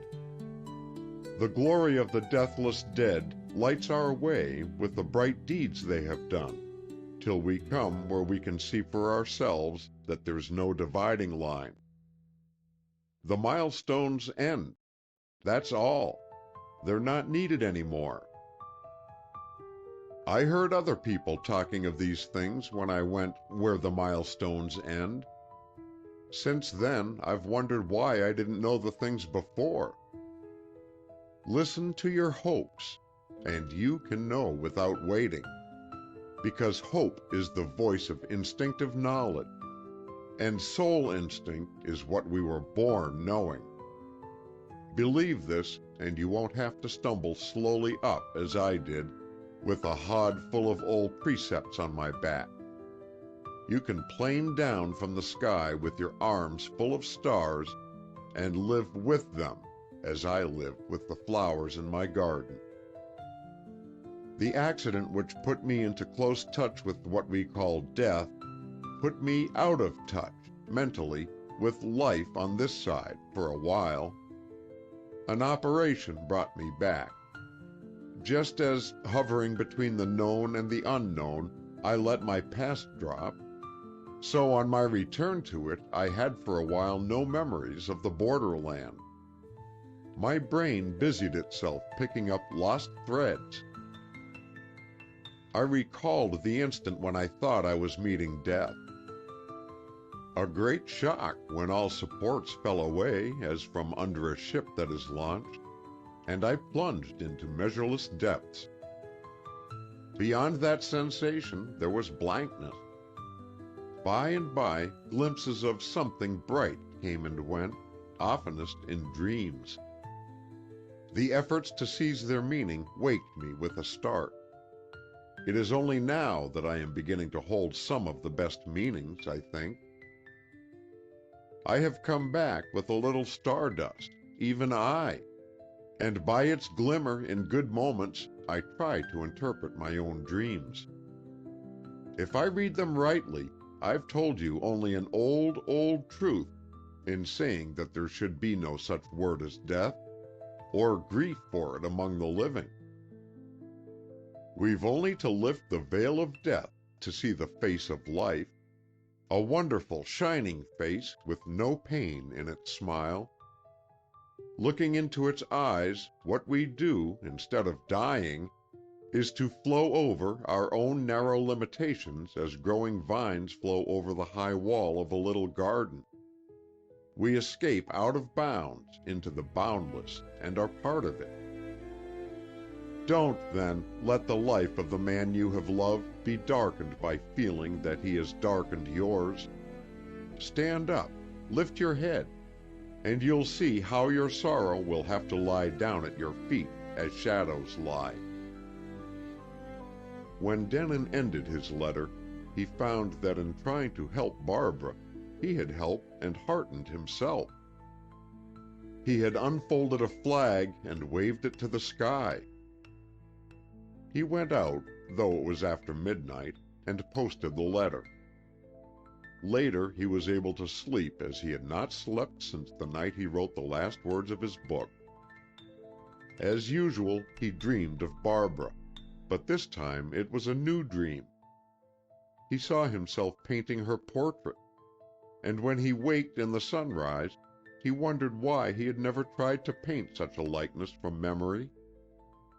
He could see her as clearly before him as though she had come to the door, opened it, and looked at him. The thought gave him something more to live for. He would do the picture, and so bring Barbara herself to the Mirador, where, guessing nothing of the truth, she sent her thoughts to John Sanborn. End of Chapter 9. Chapter 10. It seemed to Denon that he knew the day and even the moment when his letter reached Barbara. He was working on her portrait, to which he gave every instant of his spare time between dawn and dusk. A strange, elusive impression of a girl it was, a girl in white looking through a half-open door. She stood in shadow, but leaning forward a little so that her eyes and hair and a long fold of her dress caught the light. Denon's portrait work before had been done with charcoal or colored chalk. Such mediums were too crude, however, for this labor of his love.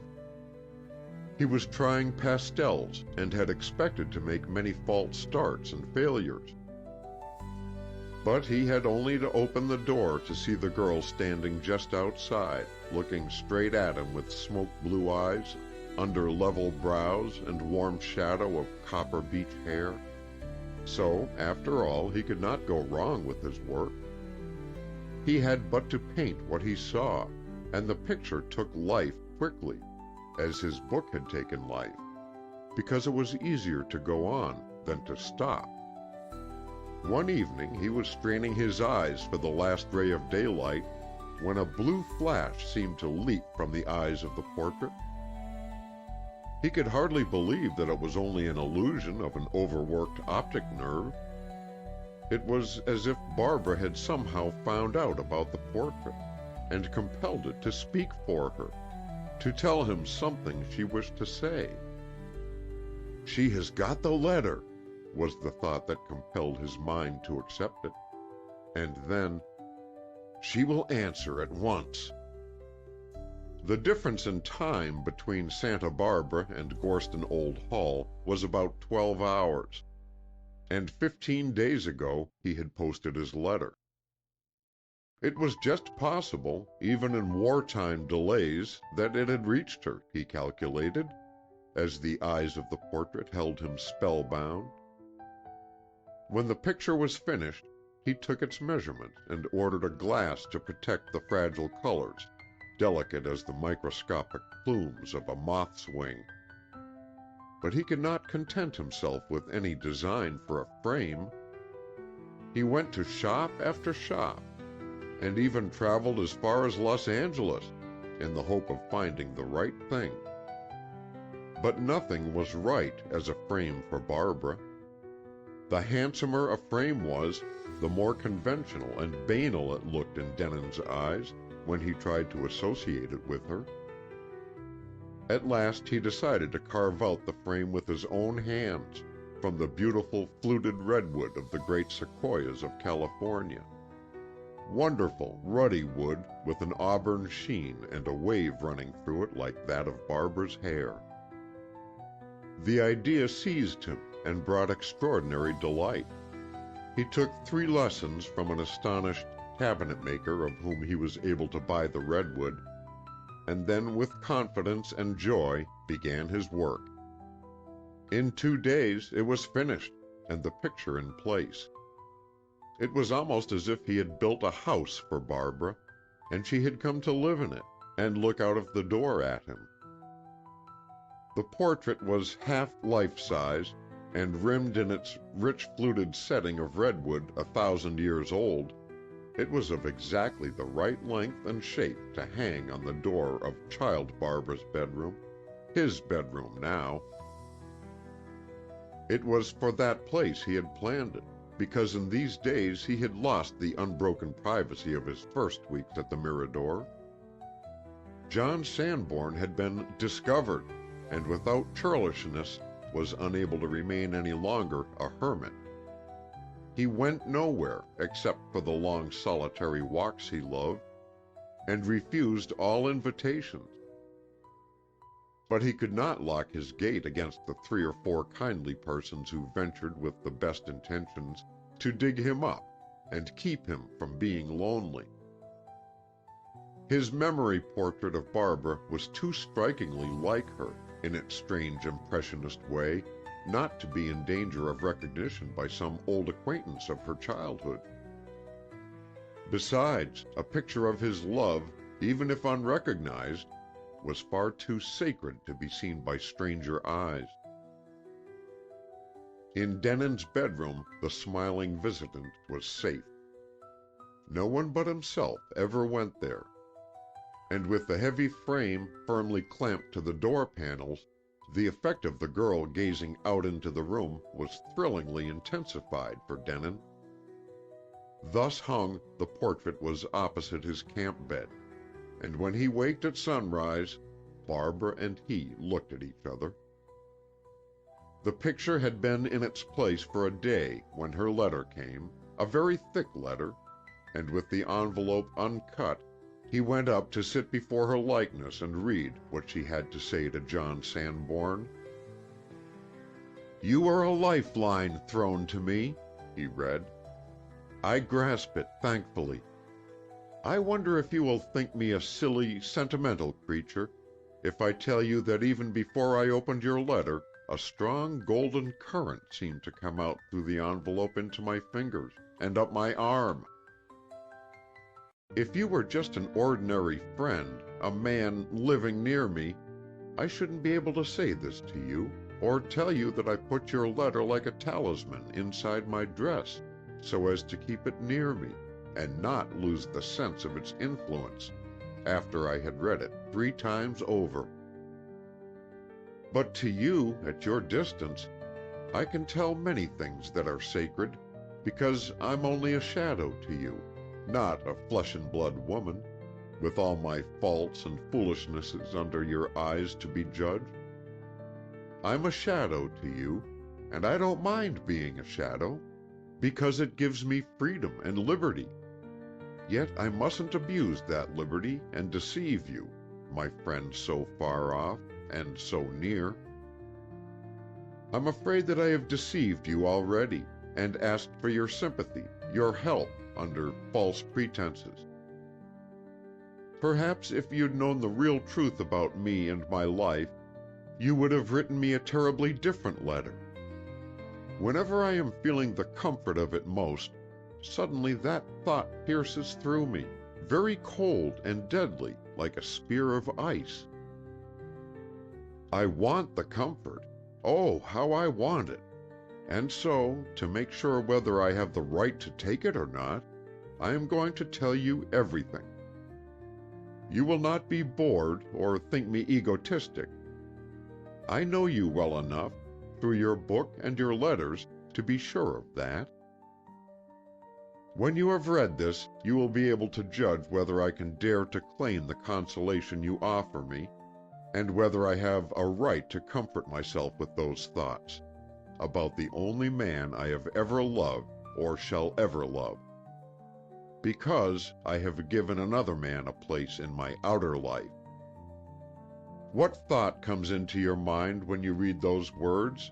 Cold-hearted, horrible, disloyal words?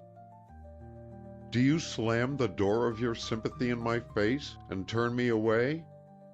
No, please, please don't do that. Anyhow, don't do it quite yet. Wait till I've explained as well as I can, if any explanation is possible. I want you to know all the truth and understand entirely, so I must even tell you a thing that seems absurd to tell. It would be absurd if it were not for the thing's consequences. When I was 14, my mother and I came away from America, where we'd lived ever since I was born, came to live in Paris, though she is English by birth. A cousin of hers, an officer in the British Army, was on leave from his regiment just then. He ran over to Paris to amuse himself, not to see us. But as he knew we were there, he called. He was 27, 13 years older than I, and I thought he was like all the heroes of all the novels I'd ever read, in the form of one perfectly handsome, perfectly fascinating man. He treated me like a child and teased me a little about being a flapper, but that only made me look up to him more, because he seemed so high above me, and wonderful and unattainable, like a prince. Perhaps he saw how I felt and gloried in it as great fun. He gave me his picture in uniform, and I worshipped it humbly, as a little Eastern girl might worship an idol. Soon he went to India, but I saw him once again, nearly 2 years afterwards, when I was almost 16. I had never forgotten my prince, and after he came back he flirted with me, rather cruelly, I think.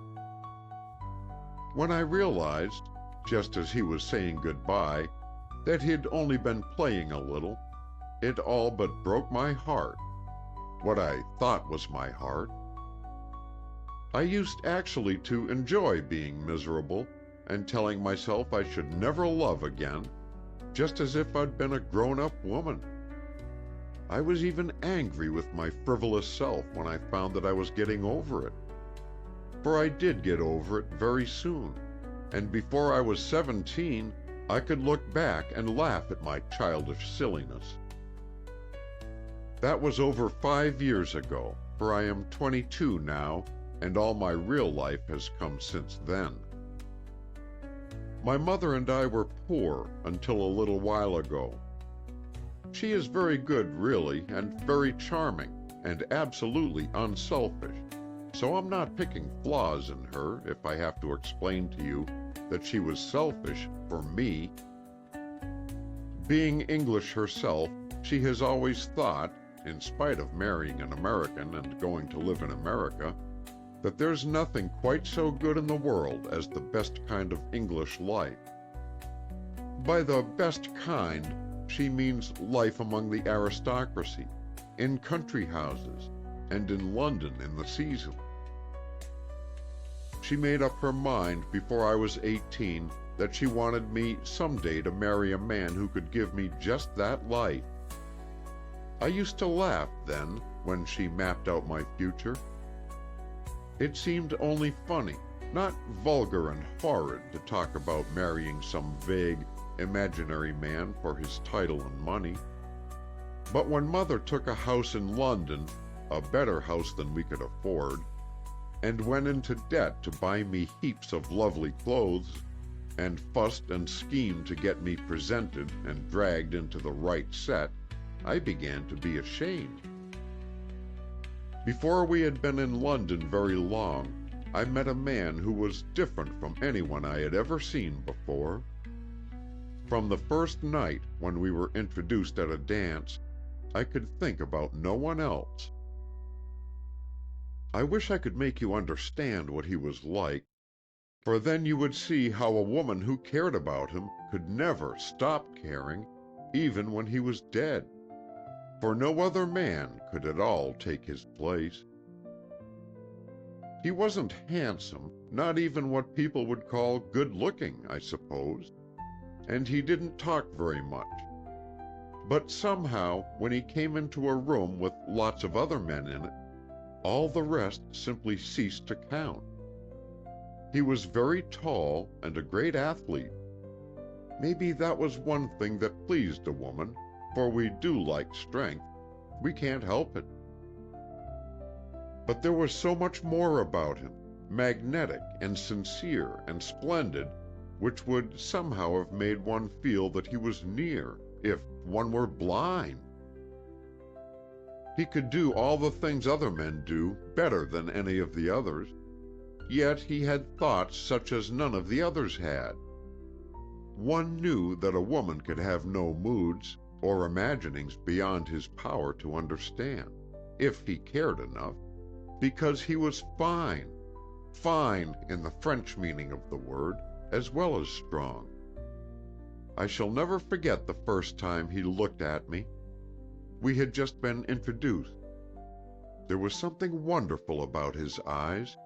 I could hardly tell you what it was, but one suddenly felt caught and drawn into them, as into a vortex in deep, still water, clear and pure, though dark. I saw that he rather liked me, and even that meant a good deal from him, because he was a man's man, and didn't care much about laughing and talking with lots of girls. Perhaps he was shy of them. Mother saw, too, that he was interested, and that was what began all the trouble, because he was exactly what she had set her heart on for me.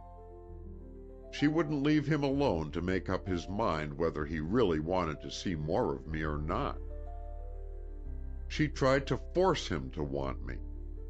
She did all she could to bring us together.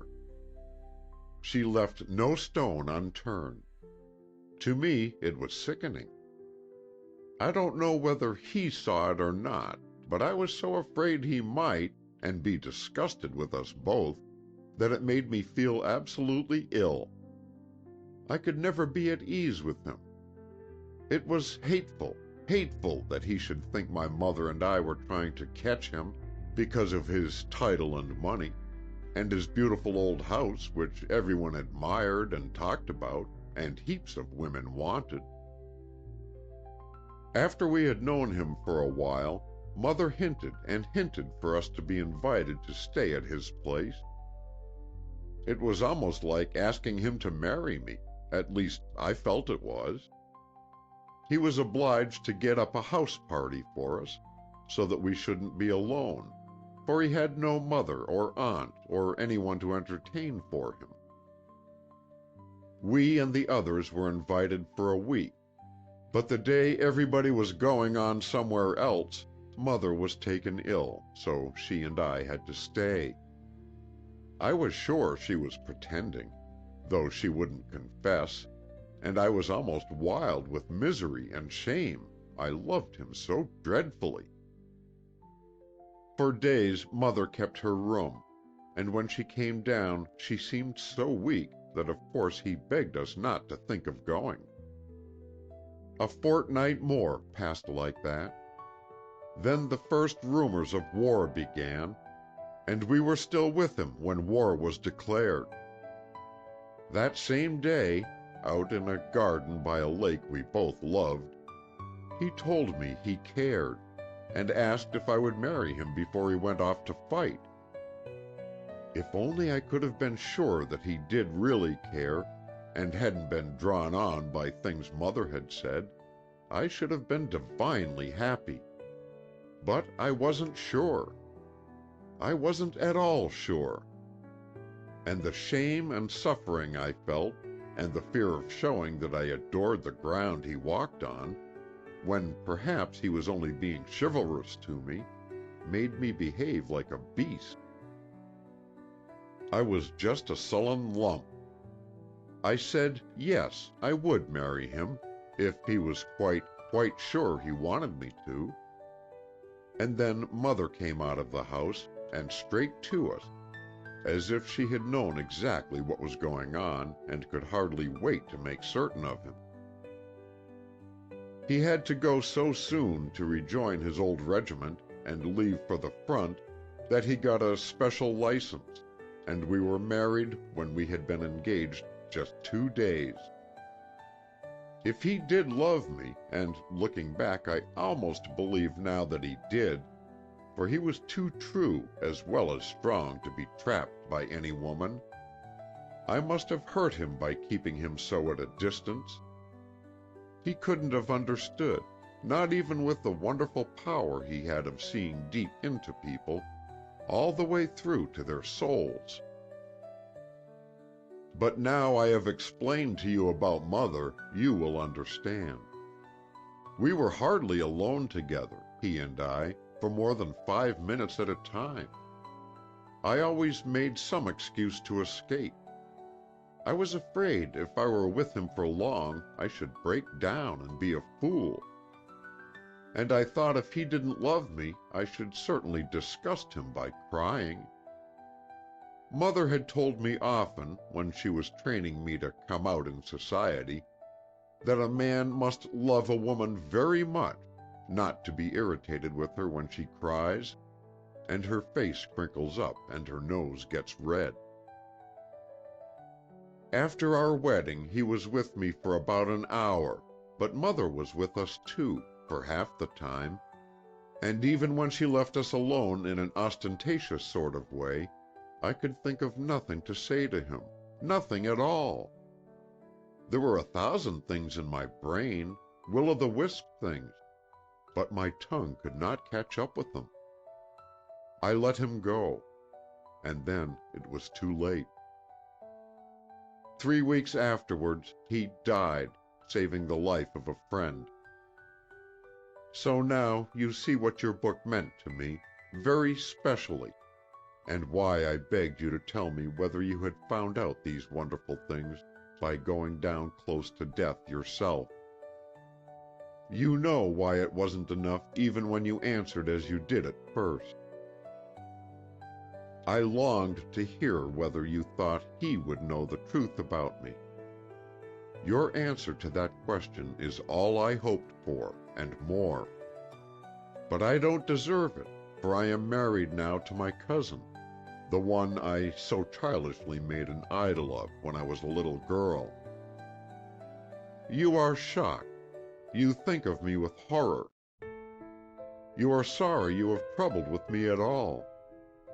When you read at the beginning of this letter that I had given another man a place in my life, you didn't dream that I had married him. But so it is. 8 months after my love died, and my youth died with him, I was my cousin's wife. I won't tell you much about that, only this. A month after I was a widow, this cousin came to England, wounded. My mother and I were helping the nurses as best we knew how in the private hospital of a friend. My cousin arranged to be sent there. He wasn't seriously hurt, and we saw something of him, of course. He was immensely changed from the old days. Because he might have been a stick or a stone instead of a man, for all I cared, he was piqued, I suppose. He told Mother that he meant to make me fall in love with him and marry him when the war was over. And when he had gone back to the front again, she repeated what he had said to me. You see, she didn't know how I had loved the other, so she was surprised at the way I took the message. I couldn't help showing that I was angry because he had dared. He wrote to me later, more than once, but I didn't answer his letters. Months afterwards, he was horribly wounded. As he had no near relatives, he asked to have us sent for to Boulogne. He was supposed to be dying, and we couldn't refuse to go. We never thought of refusing. It seemed to do him good to see us, and he grew better. His one wish, he said, was to die in England. We brought him back, a dreadful journey. He grew worse again on the way, and we were obliged to stop at Folkestone for 2 weeks. Then we got him to London to see a great specialist for spinal operations.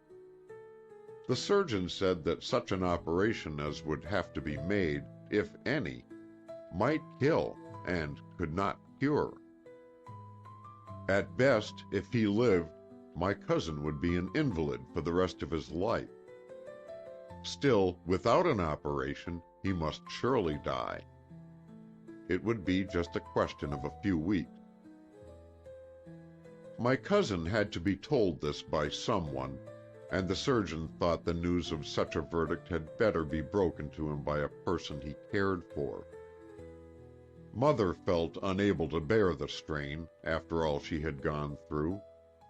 She isn't strong, and since last August she has changed very much. It seems as if, now that I'm provided for, as she says, she had let herself go. That day, when she asked if I would tell my cousin what the surgeon said, I was frightened about her. She trembled so much and suddenly turned so deathly pale, with bluish lips and blue circles round her eyes. Without an instant's hesitation, I promised to speak to my cousin. But I didn't realize what the scene would be like, or I could hardly have faced it. In his weakness, he broke down, as I never saw anyone else break down. He said if there was no hope of his being made into a man again, what good would it bring him to be cut up and hacked about by a surgeon? Besides, the specialist was the most expensive operator in England, and he couldn't afford such a costly experiment. The simplest thing would be to put a revolver to his head, or take an overdose of some sleeping draught, and so be out of his misery once and for all. I was unnerved, and begged him to keep up hope and courage, not to think about the money, but to let us lend it. My beloved one left everything to me, and I was sure, if he were alive, He would wish me to make that offer to a brother soldier. I felt, even while I was speaking, that if I were in my cousin's place, I should refuse the operation because I'd rather die than live on as a helpless invalid, a burden to myself and others. But it wouldn't have been human not to encourage that poor sufferer to endure existence, if he could. So I tried my best, and I was very excited and worked up by the sight of his emotion. Suddenly he spoke again. He said that without an incentive to live, he wouldn't trouble about the operation, and the only incentive he could possibly have would be my marrying him before he went under the anesthetic. Besides, he couldn't accept money from me when he saw no way of repaying it unless I were his wife. I would rather he had killed me than forced me to make such a decision as that. Perhaps if I'd been calmer, I might have dared to refuse, realizing that his love of life was very strong indeed, and that when he had thought things over, he would surely consent to the operation without the horrible sacrifice he asked of me. But I was at the point of breaking down myself. I couldn't see anything clearly. It seemed to me that I had to save a life, if it could be saved, at any cost. And then my future mattered so little to me then. The thought in my mind at the time was that to be the nurse of a broken soldier who'd given himself for his country was at least a mission in life. As it was, I had none left. Also, it may be that deep down under my conscious thought was another, that according to the surgeon's expert opinion, my cousin was most unlikely to live. Why not give him the incentive he asked for, to face the ordeal and let him die happy, since that one thing seemed to mean happiness for him? Almost before I knew what I was doing, I promised. Then it was sprung upon me the next day that if the operation were to be done at all, it must be done soon. I had to keep my word. And what followed was a nightmare. A second wedding by special license, a bedside marriage with a dying man, words of farewell, and the surgeon and anesthetist arriving in their white robes like undertakers. When I heard that he had come through the operation with his life, I knew instantly what wicked hope must have been hiding in my heart. A sickening disappointment crept like poison through my blood. I had to do my duty, though, and live up to the obligations I'd undertaken so recklessly. After a few weeks, Mother and I brought the invalid home, to the home my beloved one had given me. My life seems to have been one long series of mistakes, but I don't think I've sinned enough to deserve the punishment I have to endure now. It is too much for me. How am I to bear it and keep my soul's honor? The memory of my love, his ways, and his looks follow me from room to room of his house, and walk with me by the dear lake, and in the garden path. I might have found peace if I'd left myself a right to live with that memory, but I haven't. I've put a man in his place, a man whose body is helpless as that of a little child, yet whose soul is a giant of hateful jealousy. He is jealous of the dead. I hadn't guessed a man could be like that.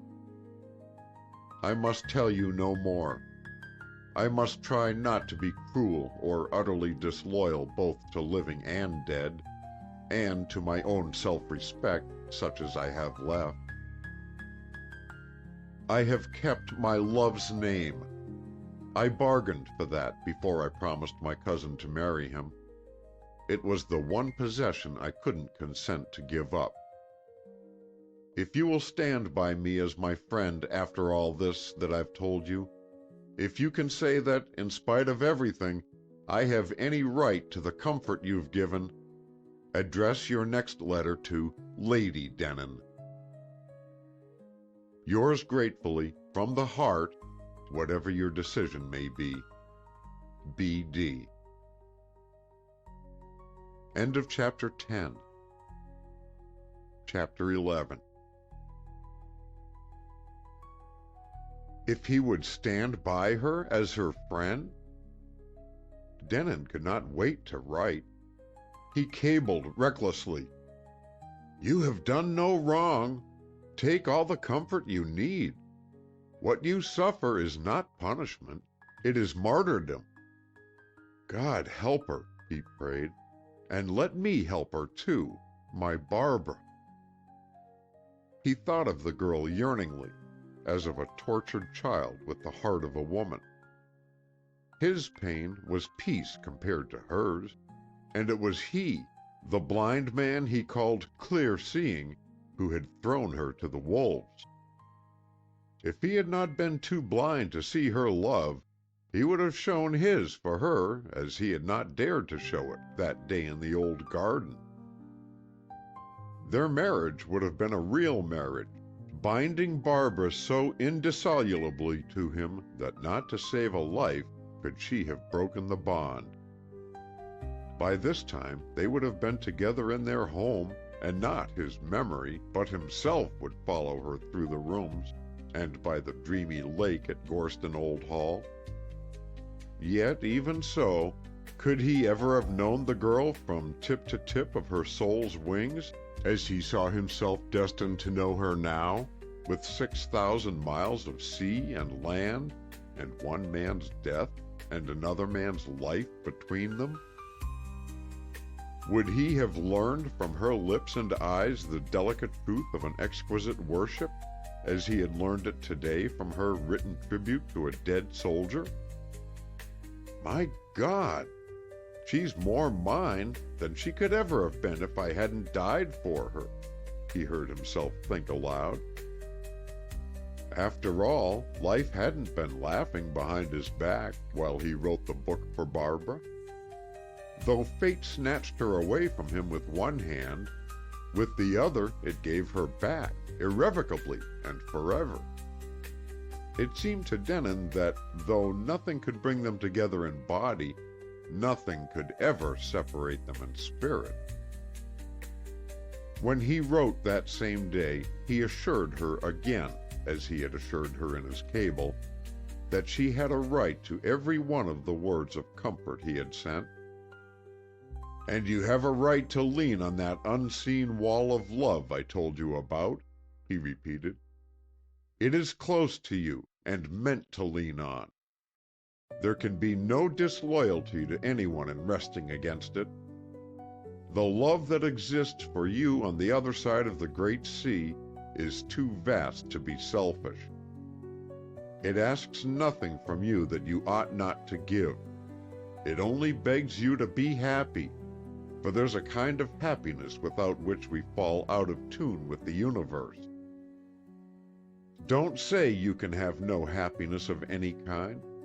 Don't think it, or that it would be wrong or light-minded to be happy if you could. You have seen life draped in black, but black is a concentration of all colors. No opal has such lights as a black opal.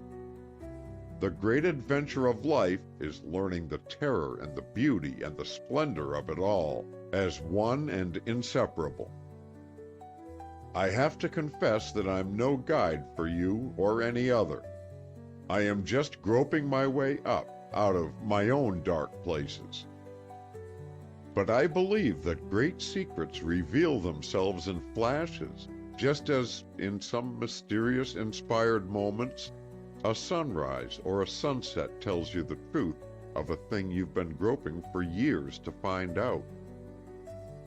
This obligation to your own soul, and heaven knows how many others, the obligation of happiness, is one secret which has been opened for me by a magic key.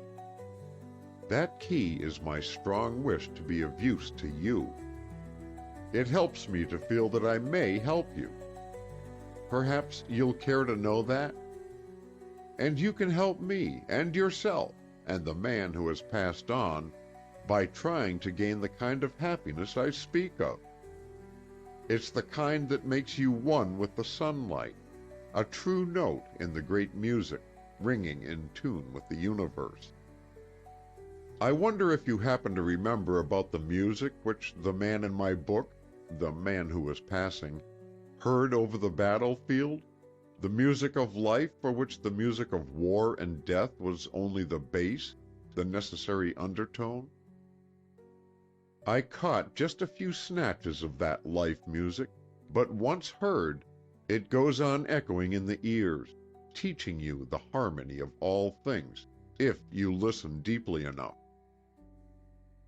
Those young soldiers I tried to write about, who had thrown off their bodies, and even their enmities, with the rags and dirt and blood they left on the battlefield, they were listening to the great music, and hearing in it the call to some special mission which only they were fitted to fulfill, going to it in the summer of their youth, before they had grown tired of anything.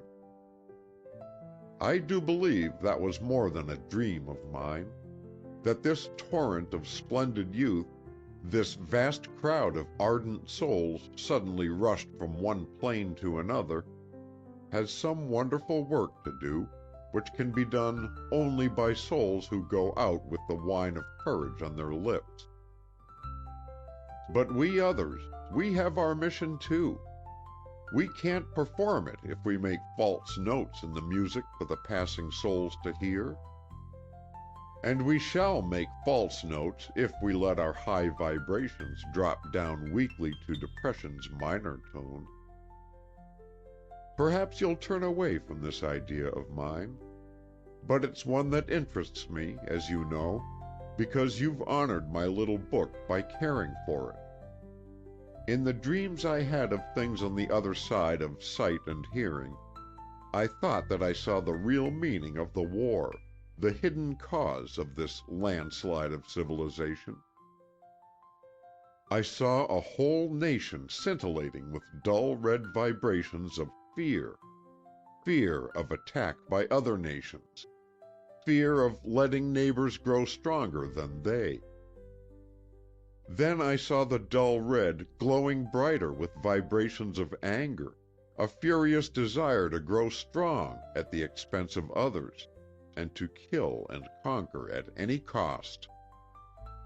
Beautiful blue vibrations of intellect and clear green vibrations of hope and successful perseverance were lost, swallowed up by the all-pervading blood red. I saw the heavy crimson flood spreading into and lowering the golden vibrations of other great peoples who had not yet fallen. And in the strange dream of colors pulsing through the ether of earth and heaven, I realized the immensity of the fight, how it reached far beyond the forces we know, being in truth a battle between the light of cosmic day and the darkness of cosmic night. I saw that the danger was defeat of the golden vibrations by the red, which would lower the life force of the whole world. But something told me, some snatch of the great music which interprets secrets, that progress is an integral, unalterable part of evolution, that evil, which is only negative good, can never conquer, and that the gold vibrations must win in the end. In the dream, that knowledge gave me rest. It seemed a pronouncement from the tribunal of the power which causes all worlds and all beings to take form and exist by vibrations. That's a long homily on my dreams and the theories I'm clumsily founding on them. But I am trying hard myself to vibrate and resound in tune, because each vibration and each note count quite as much as individual soldiers count in war. In this time of earth stress, and after, when civilization is remaking itself in men's minds, with the loyal spirit of the time, we must all think gold and blue, the gold of the sun by which our bodies live, blue of the sky when inspirations come.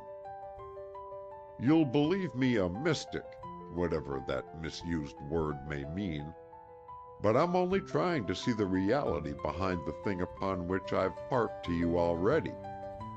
We are needing to know the reality as we never needed such knowledge before. Be happy then in the way that unites you with everything in heaven and on earth, all the sweet, kind children of nature close around you, so that you may learn the different languages of flowers from their perfume, and what the trees say in the wind. You can't feel alone in the world if the trees talk to you, and they will if you open your heart to them. You will get to know the oak language, the pine, the elm, the beech languages. And next you will learn how they and the sea and the rivers and brooks and everything else that makes up the music of nature give out the same message in 1,000 different ways. Be happy. To be happy with your soul, no matter what has hurt your body and tried to spoil your life, is to be strong. Go into your garden and walk by the lake you tell me of, and don't be afraid to call the memory you love to walk with you there or anywhere. The one you have loved understands all, and so there could never be even a question of forgiveness. Denon longed to add to his letter the request that she should write often, but he would not ask that of Barbara. He must be ready to give all that she wanted, and beg for nothing in return. Perhaps if she found any small comfort in what he had written this time, he would be satisfied, and feel that nothing more was left to be said on either side. This possibility he tried to keep before his mind, and to think of even as a probability, in order to soften the blow of disappointment if he never heard again. But in his heart he knew that she would write. It seemed to him when he walked in the little garden of the Mirador, or stretched his long body on the warm grass under a big olive tree he loved, that he could hear her thoughts in the garden of Gorston Old Hall. With his ear close to the earth, the message Barbara would send by and by seemed to come to him before it had left her mind and taken form on paper. She answered his cable without waiting for the letter that followed. "Thank you 1,000 times," she said. "I have always something new to thank you for. What should I have done if your book hadn't come to me and given me you for my friend? For a little while I almost stopped believing in God, for life looked so cruel, not only to me but to everyone, or nearly everyone, I know, since the war began. Far and wide as I looked, I could find no mercy, no pity. How ungrateful I was, when all the time God was putting it into your mind to write that book, and sending your friendship to me when I needed it as one needs air to breathe. Do you know you are teaching me to think? I feel now as if I had never really thought before. I just dreamed or brooded. If he had lived, I should have learned from him. That is, I should if our souls hadn't gone on forever being shy of one another. When I had him with me, I was too busy loving him and being afraid that he wouldn't love me to think about anything outside, though his mind had given my mind a great lift even then. And another thing I want to tell you. Your way of thinking reminds me of him. I believe you must be a little like him, mentally, I mean. Believing this will make me trust and turn to you, as one who knows the things I long to know. You have his name, too, John. And I am going to sign my name always after this, not a mere impersonal initial. I am yours, oh so gratefully, Barbara Denon. P.S. Strange, I didn't notice at first where your cable was dated. I suppose, like the help you send me, it seemed just to come out of space. But reading the message again, I broke open the envelope I had already sealed to tell you what a throb of the heart I had in seeing Santa Barbara. Can it be that you live in Santa Barbara? I was christened after that dear old place because I was born there, or very near. It's good, it's wonderful to have your words come to me from home. It was a direct question which she asked. Did he live at Santa Barbara? But Denon thought best not to answer it. She would forget, maybe, or would suppose that he had been staying for a short time in California. Each of his letters to her before, though posted not far from the Mirador itself, had been enclosed in an envelope to Eversedge Sibley. In all but one case, other letters to correspondents brought the author by his book had been sent off in the wrapper with Barbara's. Denon had taken pains to settle the difficulty of writing to Gorston Old Hall in this way, in order that neither the name of the woman nor the name of the place should be remarked by Sibley. He kept this rule with the letter which followed Barbara's question, but her next broke the plan in pieces. It crossed one from him, and was written after receiving his letter about the garden. Dear friend, she named him, before I say anything else, and I feel that there are 1,000 things, each pressing forward to be said first, I must tell you what I have found out. I've learned that you are living in the house my father built for me. Of course, that won't be important to you. Why should it be so? I have to remind myself over and over that I am surely just one of many women who have written to you after reading your book, one of many women you are kind to, out of the goodness of your heart, and the knowledge that's in it. Can knowledge be in a heart? Yes, yours is there, I think, even more than in your brain. I am nothing to you except a poor drowning creature, to whom you have held out a firm hand. But the drowning creature feels that your living in a place she knew and loves gives her a kind of personal right in you. I read this very morning in a London paper an extract from a New York one, an article about John Sanborn. Perhaps you never even knew it was written. I'm sure you gave no permission to have it done. I think you would not like the way the man wrote about you, but I felt, in reading, that he tried hard to bring his work up to a high level and make it worthy of the subject.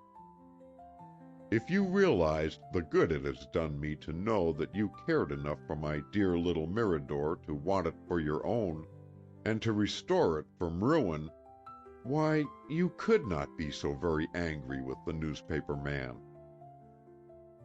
That time in California, when I was a little girl, seemed 100 years ago, or even in another state of existence, till I read the description of you in your garden, once my garden. Then that part of my life came back as if it were yesterday. I can see the big olive tree, which had been let grown as it liked, with all sorts of flowing, dancing gestures of its branches and twisting of its trunk, the way olives grow in Italy and the south of France. I used to call it my silver fountain, and under it there was always a look of moonlight, even in the brightest noon. I do hope nothing has happened to the tree. Say kind things to the silver fountain from its little friend Barbara. Write me about it, and tell me, please, if it means anything fairy-like to you as it did to me.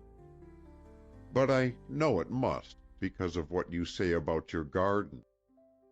How little I thought when the letter came 4 days ago that my long-ago garden and your garden of now were one and the same. That letter was more than a letter.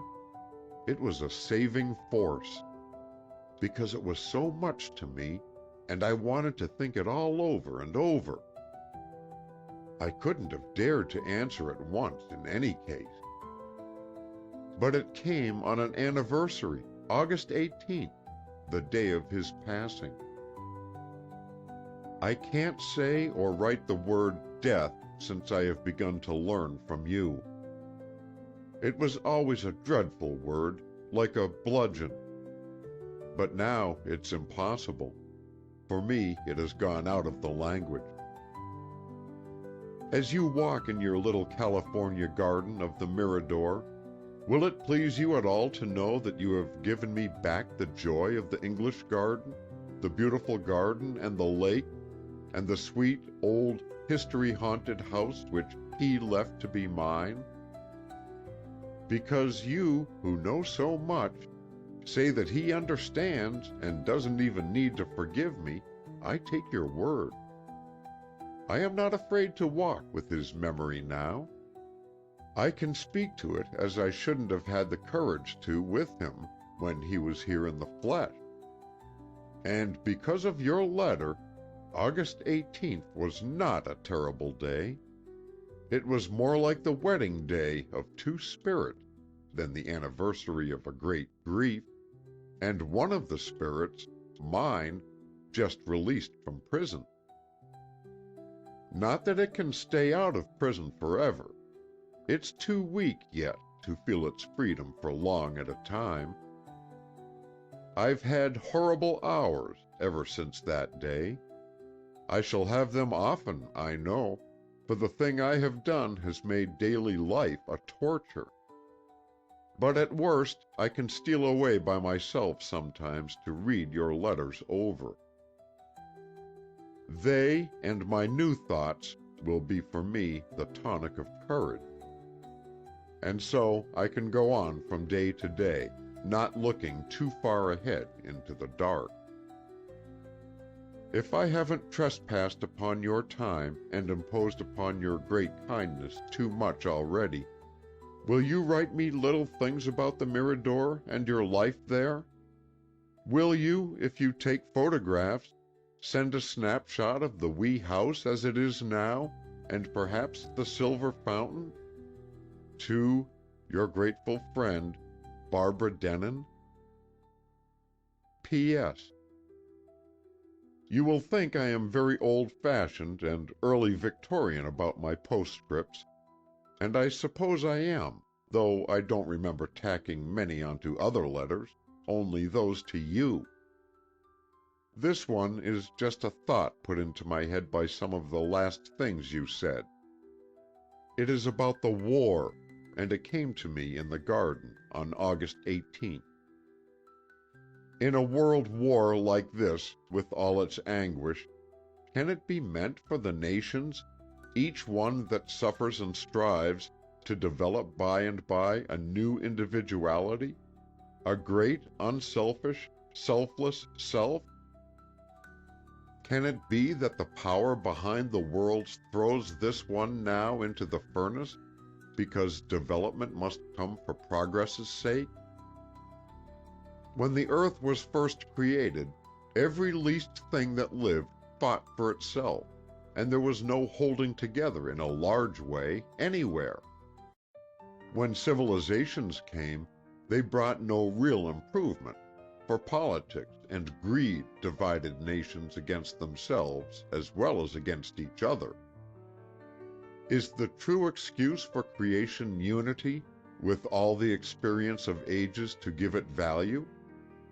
If it is so, and if each nation can attain to unity through sacrifice and heroism, Won't the next thing to follow be the unity of the whole world? Can this be coming to pass, slowly yet surely, not only with our grain of sand, but with all the world, while the power who created watches through the cosmic days you spoke of? It would make one's own tears of sorrow seem small if one could believe this. And yet, if we did not grudge the tears, they might count as pearls poured into a golden cup, to brim it full of jewels worthy of God's acceptance. Perhaps this isn't much of a thought, but such as it is, there has been light in it for me on dark days, and as I owe it to you, I felt I should like to tell you about it. It is going to make me realize more than I could before the brotherhood of all men in wartime, even the ones we call the enemy. Why, I used to be stupid and unseeing as a mole. I hardly thought about common people, pasty-faced waiters and weedy undergardeners and grocers' boys, as men at all. Now, out of every town and village, they are marching with their faces turned to the front, brave and smiling. They are as glorious soldiers as any, and I pray for them as I would pray for my own brothers. Is that a step for me towards the great unity? I wonder and hope. You see, I begin to warm myself at the fire your friendship has kindled. Each letter you write will be a fresh log piled on to feed the flame. End of Chapter 11. Chapter 12. When Denon wrote again, he ventured to give Barbara the name that she had given him, Dear Friend, and he enclosed photographs of the Mirador, with its flower-draped balcony, and of the silver fountain. What you say about my helping you is wonderful to hear, and makes me feel like a comet stuffed with stars, he wrote. It is a great honor for me that you care for my letters. It's true, as you surmise, that others have written and do write to the author of The War Wedding, and that is an honor too, in its way. But it's an altogether different way. I can't explain why. I won't try to explain why the call you have sent half across the world is different from any other call. Yet I want you to believe that it is so, that I count it an immense privilege to write to you and an immense delight to get your answers. What you call your gratitude is the highest compliment ever paid to me. In trying to study out your problems, I have solved some of my own. In advising you to be happy, I found a certain happiness for myself. So you see that I have far more cause to be grateful to you than you could possibly have to me. For one thing, just a small instance, I had never taken a photograph in my life until you asked me for snapshots of the Mirador garden. In order to make them for you myself, I learned how. Now I am deep in it. Do you remember the little room that is half underground, yet not quite a cellar? I've turned it into a dark room for developing my negatives. I was up all one night watching the birth of my first work. But I don't tell you that to bid for thanks. I did it because I was too infatuated with the work itself to think of going to bed. These things I send are crude. I'm going to try to become what they call, don't they, an artist photographer? When I can give myself a medal for my achievements, I'll take some better pictures for you, of the house and garden, and of the mission and other places in the neighborhood of your old home, if you would like to have them. Of course, it interests me immensely to know that you once lived here. The last sentence Denon added after a long moment of hesitation. It seemed brutal not to protest against that humble supposition of Barbara's that her past ownership of the Mirador would be unimportant to him. But what he burned to say was so much more that the few conventional words he dared to dole out looked churlish in black and white. Still, he had to let them stand. After these letters, which crossed, the woman in England and the man in California caught the habit of writing to one another oftener than before, and differently. They did not wait for something definite to answer, for their thoughts so rushed to meet each other that it seemed as if they knew by wireless what was best to say each time. Often what they said might have read commonplacely to an outsider, for now they told each other the little things of everyday life. After her first outburst of confidence and confession, Barbara did not again for many weeks refer directly to Trevor Darcy. But Denin thought that he understood, and felt his veins fill full with a sudden jerk, as do those of a man electrocuted, when he read, "I am rather desperate today," or, "To keep myself from going all to pieces just now, I turned my thoughts off my own life, as you turn a tap, and sent them to your garden, my old garden of the Mirador. I strolled there with you, and you consoled me. It was evening. We were in the pergola. Father's old head gardener used to call it the paragola, and I forgot the iron grayness here that weighs down my spirit. Over you and me, as we talked, glittered my old, loved stars of California. And the pergola, with its velvet drapery of leaves and flowers, and the 3 dark cypresses barring the sea view at one end, was like a corridor hung with illuminated tapestry come alive. You can't think how real it was for a few minutes, walking there and hearing your generous words of comfort, like magic balm on a wound that only magic balm could heal.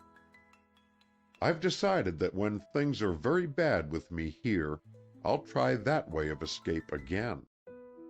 I will send my thoughts to the Mirador garden, and the comfort that nobody but you, who understand so marvelously, can even be asked to give. Do you mind my flying to you? Will you pretend, too, sometimes in those starlit nights, that I have come to ask your advice and help? Will you feel as if I were actually there, and will you put the advice into words? Maybe they'll reach me so. I do believe they will. And I am needing such words more than ever lately. I can hardly wait for them to come in letters. Though I have the invisible wall of love to lean against, that you told me of, and I do lean hard, there is an influence which tries always to drag me away from that dear support, making it seem not to belong to me after all. There's a voice which tells me I was never really loved by the one whose memory I worship, that he asked me to marry him only because Mother practically forced him to do so. This isn't an inner voice.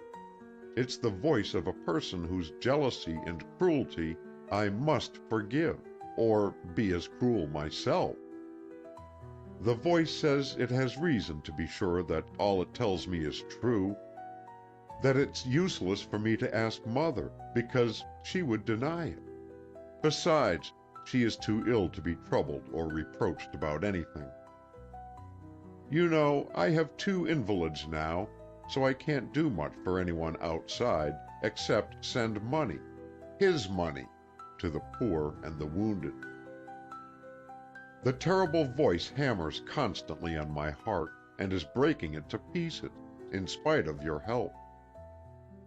For even you can't help me there. How could you, when about that one thing, that principal thing of all, it seems now, you have no knowledge? You can't know whether he ever loved me as a man loves one woman. or whether he was simply willing to spread his generous protection round me for the future, when he was going away to risk his life. It would have been like him to do that, I have to admit, in some moods. And I hate the moods, and hate the voice for putting the idea, which mercifully hadn't struck me before, into my head. I oughtn't to hate the voice, because it may be that its wickedness, almost fiendish at times, is caused only by hopeless suffering. I strive to say to myself, as I think you would wish me to say, could a bird who had been blinded and thrown into a cage where it never saw sunshine do better than croak or peck the hand that tried to feed it? I need to walk with you in your garden, you see. Send me kind thoughts from there, without waiting to write. Then, if I send you questions in the same way, I shall feel that you hear and answer. I shall listen for the answers. Tell me, first of all, do you, as a man, think another man would ask a girl to marry him just because she was poor and without prospects, and he was going away to face death? Of course it's true that you can't know, but what do you think? Remember, I'm not speaking of an ordinary man, but one almost too generous and chivalrous for these days. Do you think such a one might have done that? Denon wrote back, I think no man would have done that.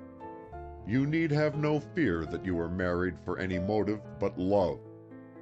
A man, even such a man as you describe, must have argued that a young, attractive girl would have plenty of chances in life, at least as good as that which he could offer.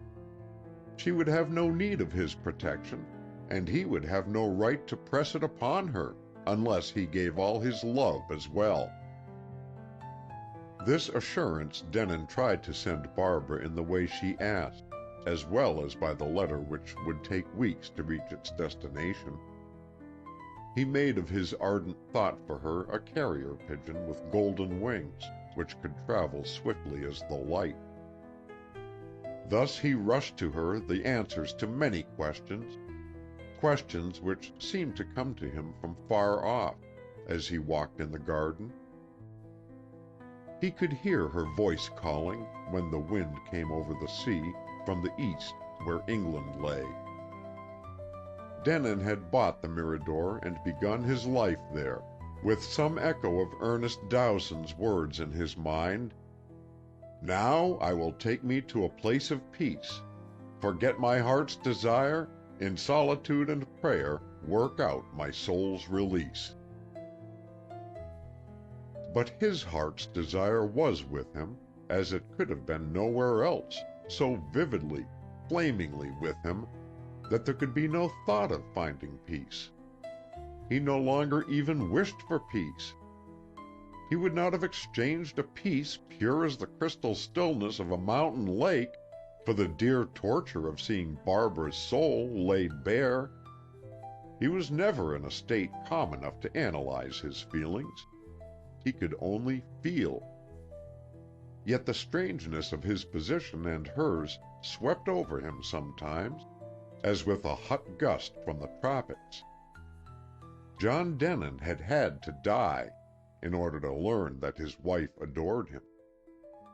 The price would not have been too big if he alone had to pay, but she was paying too.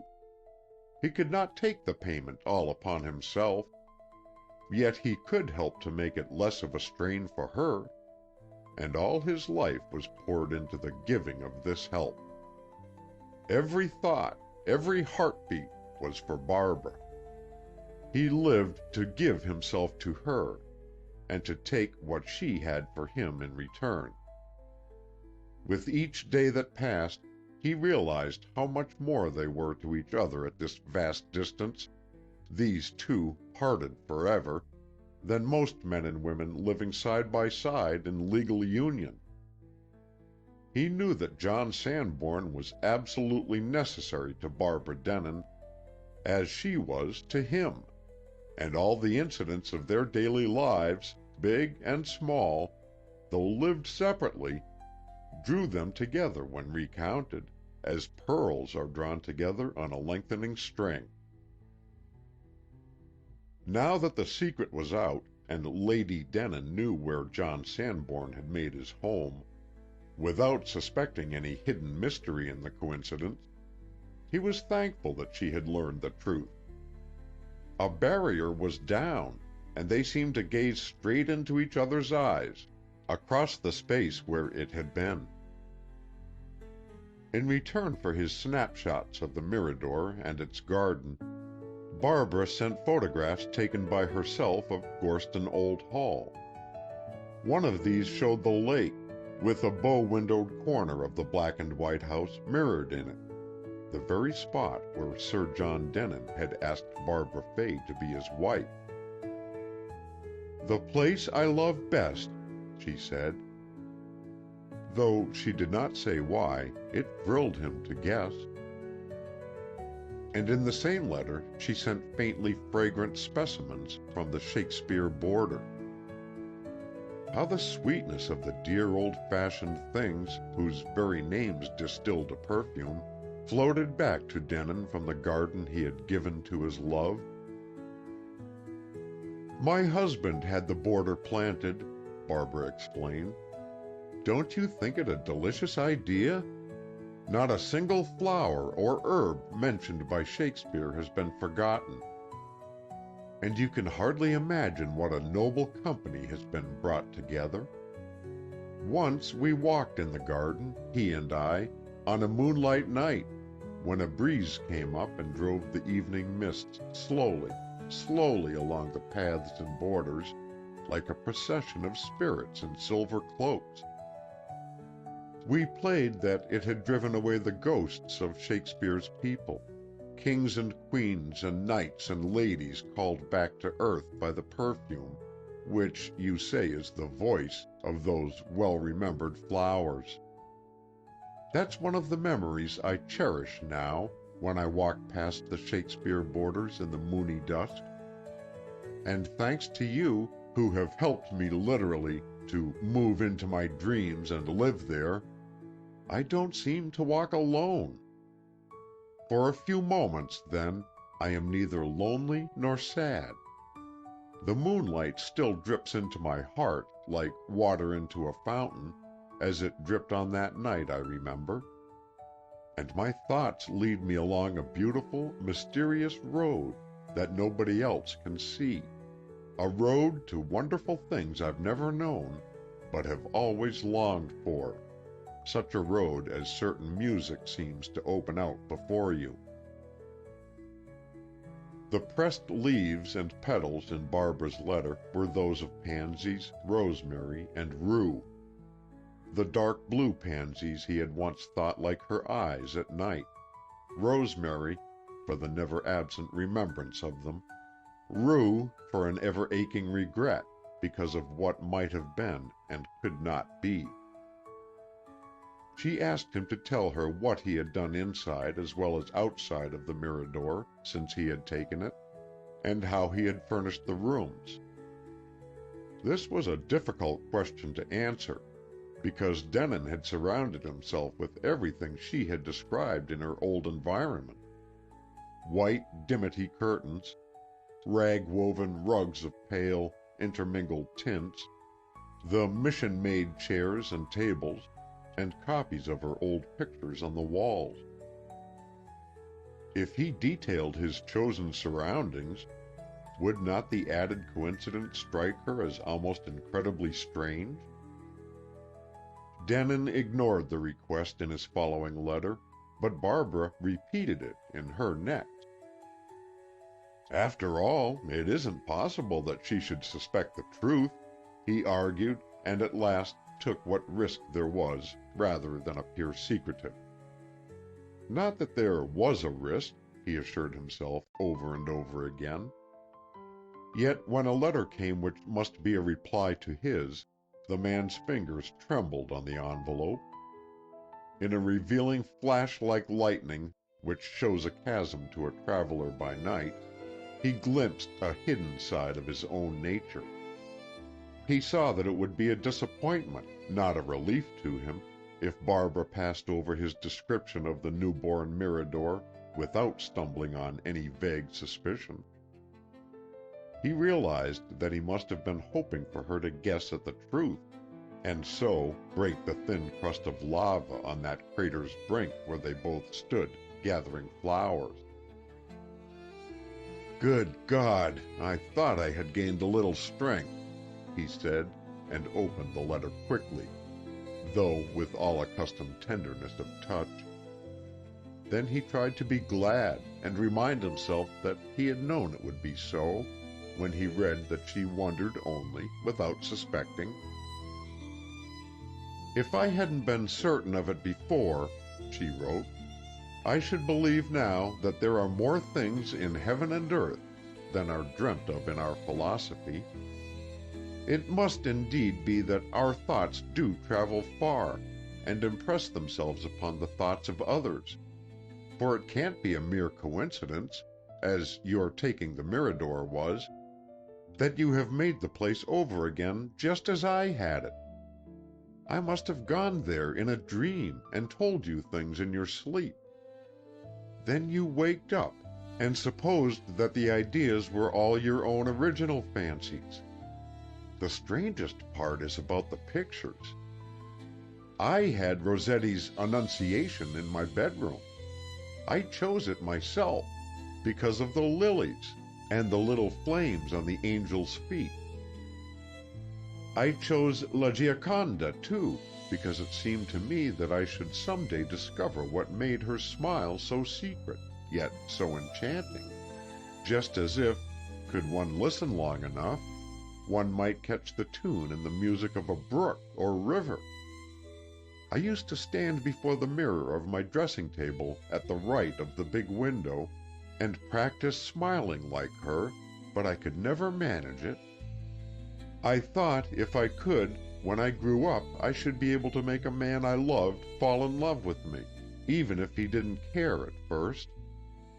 Poor child me! I remembered that wish when I wanted the one man to love me, and yet was too proud and ashamed to try and make him do it.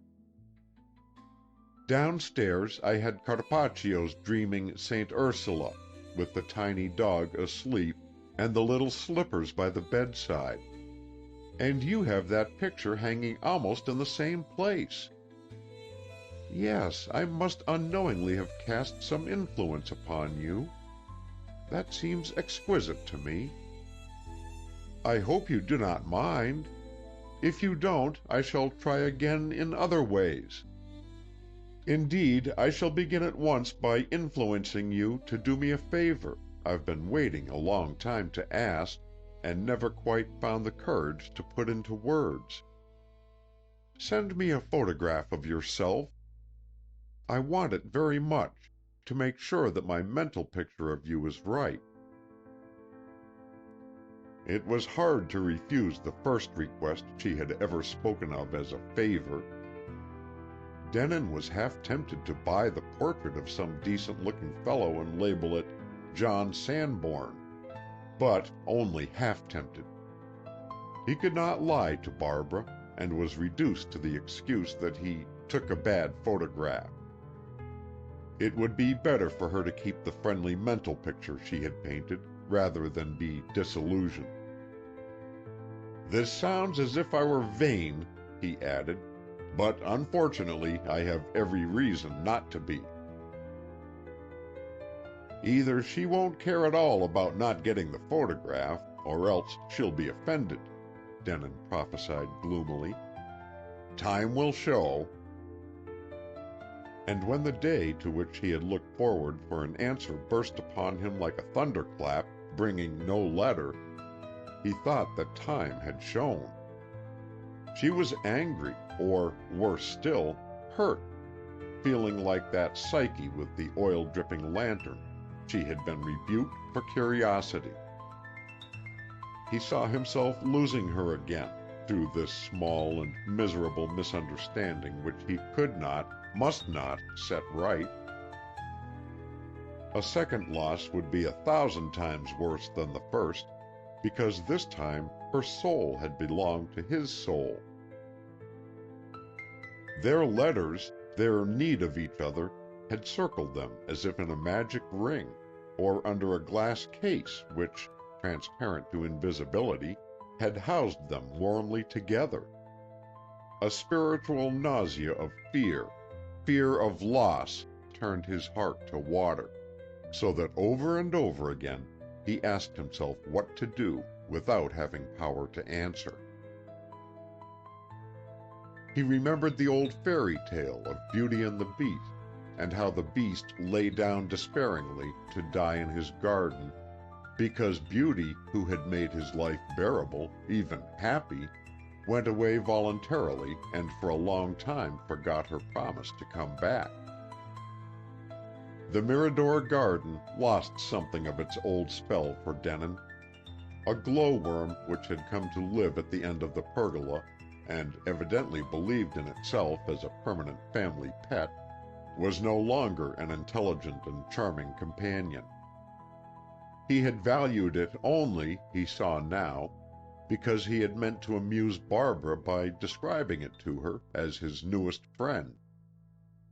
On nights when letters from her had come, all the passion and romance of the world since its beginning had streamed along the sea to his eyes by the path of the moon. But now the white light had a hard, steely radiance that dazzled his eyes. While the link held between him and Barbara, it had been easy for Denon to feel kinship with nature, with the world and worlds beyond. His mind had traveled hand in hand with hers over the whole earth and on to unknown immensities, as rings from a dropped stone spread endlessly on the surface of water. Expecting answers from Barbara, he had had an incentive to live, and had looked eagerly forward to each new day, as to opening the door of a room he had never seen before, a room full of beautiful things, made ready for him alone. Now, when day after day passed, bringing no word from her, the rooms of the house of the future were empty. He had advised her, when she needed counsel, to look and listen inside herself for a voice. But now no such voice spoke to him except to say, "You have been a fool. You must unconsciously have expressed yourself in some blundering way that disgusted her, broke the statue she'd set up on a pedestal. She is disillusioned indeed." A week dragged itself into a fortnight after the day when Barbara's answer ought to have come. Still, Denon had done nothing but wait, because it appeared to him that no explanation of his seeming ungraciousness was possible. If Barbara did not want him any more, he could not make her want him.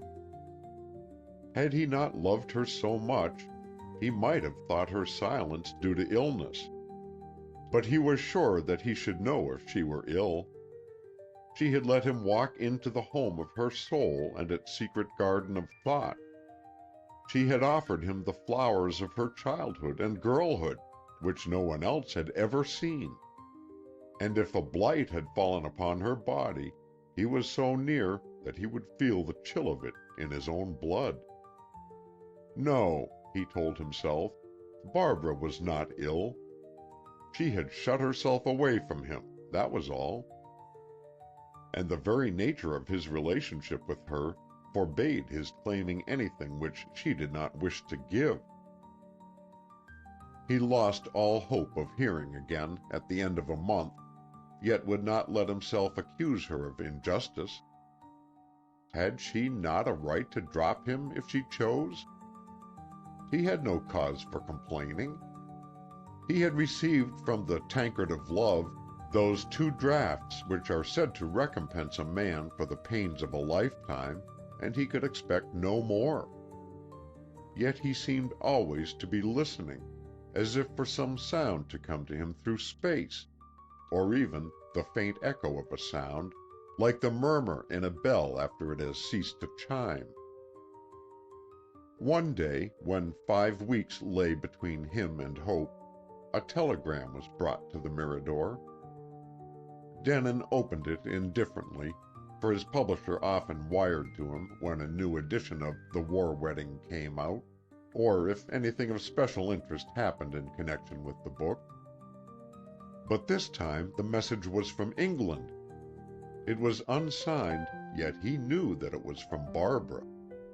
She said, "My mother has been at death's door for many weeks. Now she is gone. I am writing." "Thank God!" Denon heard himself gasp, and then was struck with remorse for his hard-heartedness. He had thanked God because Barbara had not taken herself away from him, and in the rush of joy had forgotten what it would mean for her to be without her mother. She was alone now with Trevor Darcy at Gorston Old Hall. End of Chapter 12. Chapter 13. Denon cabled an answer to Barbara, and then began a letter to her. He was in the midst of it when he was disturbed by a caller, a man he had never seen before.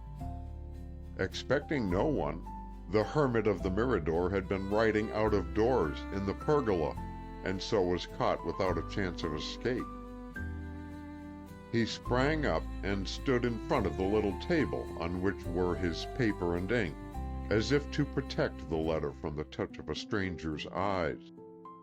But the visitor, who had caught sight of John Sanborn through the network of leaves and flowers, appeared blissfully ignorant that he was unwelcome. He was tall, almost as tall as Denon himself, though he looked less than his height, because of a loose stoutness which hung upon him as if his clothes were untidily padded. His large face, and the whites of his eyes, and his big teeth were all of much the same shade of yellow, and his hair, turning gray, had streaks of that color under the Panama hat which he did not remove. "Good afternoon. I suppose you are Mr. Sanborn?"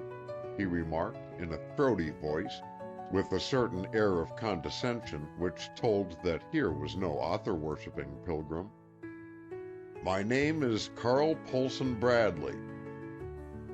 "Ah, how do you do?" replied Denon aloofly. He wanted to go on with his letter.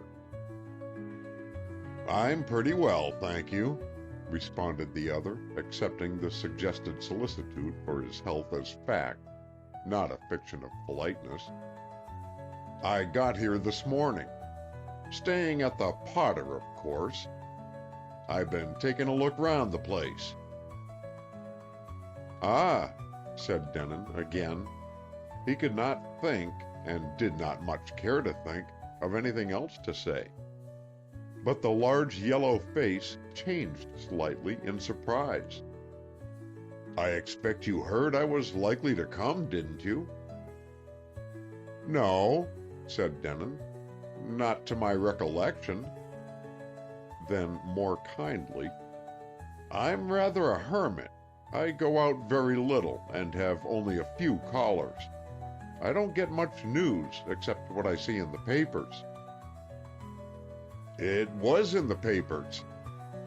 The tone in which Mr. Carl Polson Bradley gave this piece of information suggested that his prominence was international as well as physical.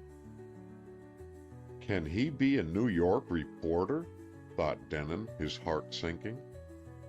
But the caller had pulled from a pocket of his brown tweed coat a newspaper, folded in such a way as to make conspicuous a marked paragraph in the middle column. This he handed to Denon as if it had been a visiting card.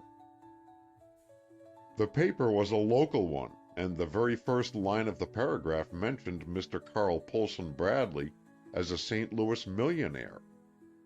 It went on to state that, having retired from business with a great fortune at the early age of 59, Mr. Bradley intended to buy an estate in California, as a winter residence for his family. Having read so far, Denon supposed that he had sufficiently informed himself, and offered to give the paper back. Bradley, however, waved it away. "Read the rest," he advised. Denon did so, and with a shock learned that his tall yellow visitor had become the owner of what was still known as the Old Fay place. "This is a surprise," he said, not making any attempt to look pleased. "I didn't even know the place was for sale." "Most places are, if the price is big enough to be tempting. When I want a thing, I'm willing to pay for it. And that brings us to my call on you, sir. I hear you're an author and have written a story that sold about 1,000,000 copies or some other big figure, which makes a lot of folks want to come here and see what you're like. But that isn't what I'm here for. I don't read stories. I've called on business. I want to know how much you'll take to sell me this bit of land you've bought on my place." Denon's nerves had been on edge for the last few weeks, and he felt an unreasonable impulse of anger against the fat, self-complacent man. "I won't sell," he said. "I'm sorry if you don't like having so near a neighbor, but I was on the spot first." "I don't see what that's got to do with it," said Bradley. "To my notion, this bit walled off from my place is a regular eyesore. The Mirador, or whatever they call it, is a rotten little den anyhow, if you'll excuse my saying so. More fit for a child's playhouse than a gentleman." "I believe it was built for a child's playhouse," said Denon. "But it happens to suit me, though I've never thought of dignifying it by the name of residence." "Well, anyhow, if you like a little bungalow, you can buy a better one than this with more ground around it, without troubling yourself to move a mile," Bradley persisted. "I'm no bargainer. As I said just now, when I want a thing, I'm willing to pay for it. I'll tell you what I'll do, Mr. Sanborn. I'll give you, for this little corner lot, as you might call it, not only twice what it's worth, but the price of any other bungalow within reason you choose to select. And I'll pay your moving expenses, too. Now, what do you say to that?" "Just what I said before. I don't wish to sell." "Say, this is a holdup," blustered the St. Louis millionaire. Suddenly, Denon's good temper came back, with a laugh.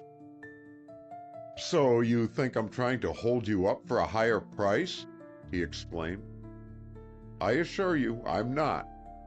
If you offered me $20,000, I wouldn't accept." "What?" gasped Mr. Bradley. $20,000 for this little rabbit hutch in a backyard? Good Lord, it ain't worth $1,000 at top price." "Not to you, but it is to me. So, don't you see, it's useless to argue further?"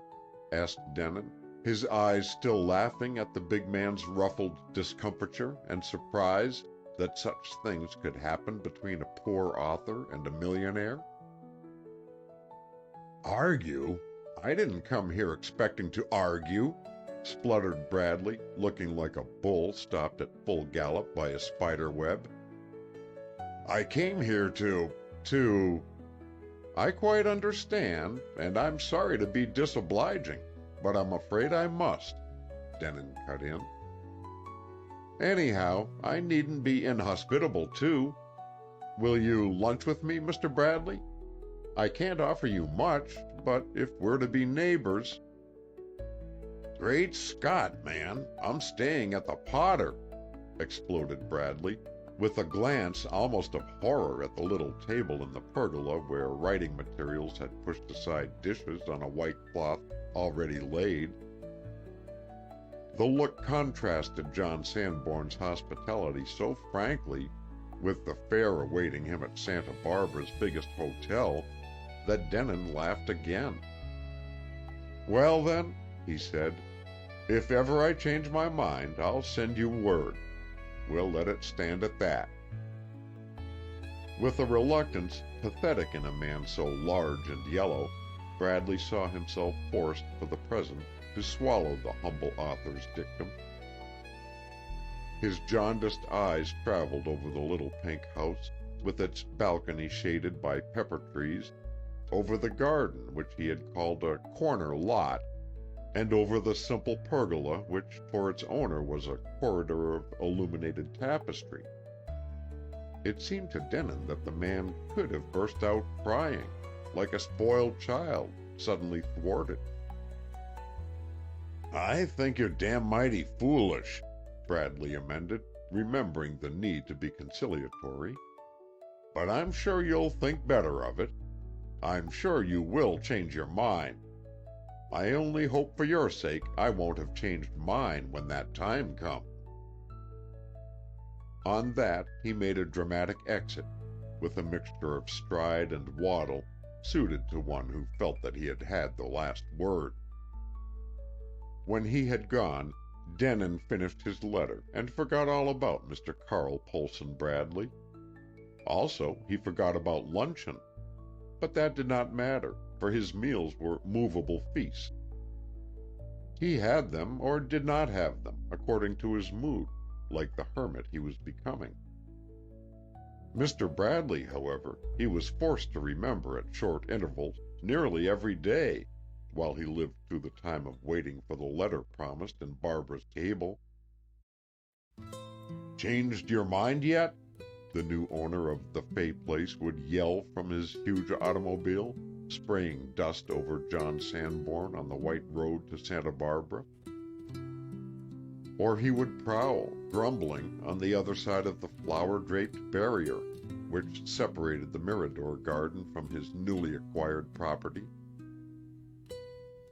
At last he sent a lawyer to his irritating neighbor with a definite offer of $20,500, just temptingly over the price Sanborn had said that he would not take.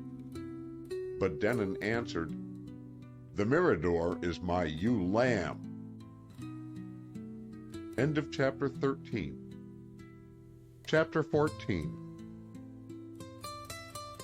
"When my mother was taken so desperately ill," Barbara wrote, "every moment had to be for her, except those I could spare now and then for the other invalid. I wanted to wire you, but to do that seemed to be conceited, as if I took your personal interest in me very much for granted. I knew you would be too kind to laugh at anything I did, but perhaps in spite of yourself, the idea might flash through your mind, 'Poor thing, she telegraphs because she has no time to write. She must think I value her letters a lot.' This was just after you had said that you wouldn't send me your photograph, you may remember. But no, why should you remember? You will recall it now, though, when I bring it up to you again. And if you do, please don't think I was foolish and small enough to be offended or piqued. I wasn't. Oh, not for a moment. I was only disappointed and a little let down, if you know what I mean. I felt as if I had been taking a liberty with the best and kindest friend a girl or woman ever had, and laying myself open to be misunderstood. I felt if I followed up that request by cabling to you that you mustn't expect letters for some time, it would be another blunder. But oh, how I missed my friend. 2 letters from you came to me after I had been obliged to stop writing, but because I'd been able to send none, nothing seemed right. I felt as if I had lost hold upon you. I groped for you in the darkness, but because I had dropped your hand, I was punished by not finding it again. Mother suffered so much that I could not wish to keep her. For 2 days and nights after she went, I lay in a kind of stupor. You see, I hadn't slept more than an hour out of the 24 for weeks, so I suppose I had to make up somehow, or break. I was hardly conscious at all, and they let me lie without rousing me up to eat or drink. But at last I waked of my own accord, out of a dream it must have been, though I don't remember the dream. I remember only that I thought you were calling me, though the voice sounded like his. Immediately after, I seemed to hear the words, "John Sanborn believes you've stopped writing to him because you were vexed at his refusal of the photograph." I started up, tingling all over with shame, for I saw that it might easily be true. I didn't go to sleep again. I asked for a telegraph form and sent the cable to you, which I know you received next day because of the date of your answer. I beg of you not to take your friendship away from me. I shall need it more than ever now, if possible, because my mother is gone. I don't feel that she will come back to me in spirit, because she was unhappy here, and at the end was glad to go. She loved me, I'm sure, but not in the way which makes one spirit indispensable to the other. I think after the war gloom of this world and her own pain, she will want to be very quiet and peaceful for a while in beautiful surroundings, where she can feel young and gay again, and not trouble herself to remember that she was the mother of a grown-up, sad woman down on earth. I want her spirit to be happy in its own way, so I'm not even going to try and call her to me. She looked no more than 17 in her white dress, in a white-lined coffin, and seeing her like that, so young and almost coquettishly pretty, made me realize why she had so bitterly regretted the passing of her youth and had clung desperately to its ragged edges. I gave her a bed and a covering of her favorite flowers, though they were not those I care for most, gardenias and camellias and orchids. I associate them always with hothouses and florist shops, which seem to me like the slave markets of the flower world. Don't they to you? I beg of you not to believe that I forgot or did not keep turning in thought to my friend in those long days and nights when I hadn't time to write or couldn't risk the rustle of a sheet of paper or the scratch of a pen. I thought of you constantly, especially in the night when I sat beside Mother, not daring to stir or draw a long breath if she slept. I reviewed all the past since August 18, 1914, and as if I had been an outsider, saw myself as I was before I read your book, before I wrote to you and gained your friendship for my strong prop. I was a child in those days. I couldn't face grief and realize that it must be borne.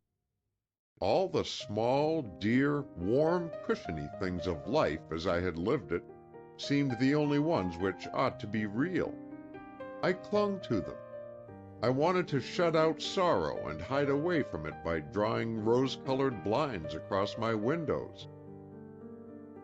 I was a shivering creature who had been caught in a sleety rain and soaked through to the skin. I ran home out of the sleet, thinking to pull those rose-colored curtains and put on dry clothes and warm myself at the fire. But the curtains had been ripped away. There were no dry clothes and no fire. There was no help or comfort anywhere. The world marched in an army against me. Only misery was real. In vain to writhe away from it. It was everywhere. Horror and anguish poured through me as water pours into a leaking ship. My soul was withering in the cold. The bulwarks of my character were beaten down. Then you came into my life. You didn't give me back my rose-colored curtains to hide the face of sorrow, but you taught me how to look into sorrow's eyes and find beauty and wonder beyond anything I had ever known. You let me creep into a temple you had built and learn great truths which you had found out through your own suffering. I knew you had written your book with your heart's blood, or you couldn't have made my heart fill with life and beat again. You couldn't have reached me where I was cowering, far, far below tear level. Even when I could see by your letters that you hadn't quite been able to shake off chains of depression from yourself, you had the power to release others. What a splendid power! Did you realize that you had it when you wrote your book, I wonder? You showed me what to do with the strange forces I could feel blindly groping into my soul. You showed me that philosophy shouldn't be a brew of poppies to drown regrets, but a tonic, a stimulant. You taught me that hope must live in the heart, because hope is knowledge wrapped up in our subconsciousness and spilling rays of light through the wrappings. You gave me the glorious advice not to waste life, which must be lived by trying to kill time, making him die a dull death at bedtime every night, but to run hand in hand with him, run wherever he might be going, because things worthwhile might be ready to happen round the very next bend of the future. This was the lesson I needed most, because I'd forgotten that if there was no intimate personal joy left for me in this world, there was for others. And even I might help them to find it, by having the bright courage of my imagination instead of the dull courage of convictions. You made me believe, even though I can't always live up to the belief, that when we are horribly unhappy, we're only seeing a beautiful, bright landscape reflected gray-green in our own little cracked and dusty mirror, distorted in its cramped frame. While Mother was ill and other troubles pressed on me heavily, I often reminded myself of those words of yours in a many times read letter, and I tried to turn my eyes away from the poor cracked mirror, dim with the dust which I had stupidly thought was the dust of my own destiny, tried to look instead at the clear truth of things. In the same letter, one of those I treasure most, for I've kept all, and always shall keep them, you gave me another thought that has done me good. You said it had only just come to you as you wrote to me. Do you remember? You were wondering if our real selves, the realities behind the things you've spoken of so often, exist uninterruptedly on the etheric plane, to be joined there by the souls of the earthbound selves each time they finish with their bodies. Imagine the soul arriving from Earth, pouring its new experiences into the mind of its real self, you said, and receiving in return memories of all it had ever lived through, learning the reason why of every sorrow and joy, and never quite forgetting, though it might think it had forgotten. Oh, I thank you, my friend, for every mental growing pain you have given me. Instead of forgetting what I owed you in those weeks of silence, I realized it all more and more, and resolved to be worthier of my lessons when the strain of my new strength increased, as it is bound to do with Mother gone. I shall try, that's all I can say. I don't know how I shall win through, and I shall have more to thank you for if you tell me that our friendship hasn't been disturbed by my seeming ingratitude. Did you ever see those queer little dried-up Japanese flowers, which seem utterly dead till you throw them into water? Then they expand and remember that they are alive. I am one of them. Don't pour off the water. I'm afraid if you did, I might be weak enough to dry up again. End of chapter 14. Chapter 15. To get back the jewel he had thought lost was to be born into a new life in a new world. Denon had to tell the portrait in the redwood frame what he felt, for he dared not tell Barbara herself. To have given her a glimpse of his heart would have been to show that its fire had not been kindled by friendship. His answer to her letter was so tame, so lifeless compared to the song of his soul, that it seemed something to laugh at, or to weep over. But there was a line he must not pass. He knew this well, and that his only happiness could be in the Mirador and in Barbara's friendly letters as long as she cared to write.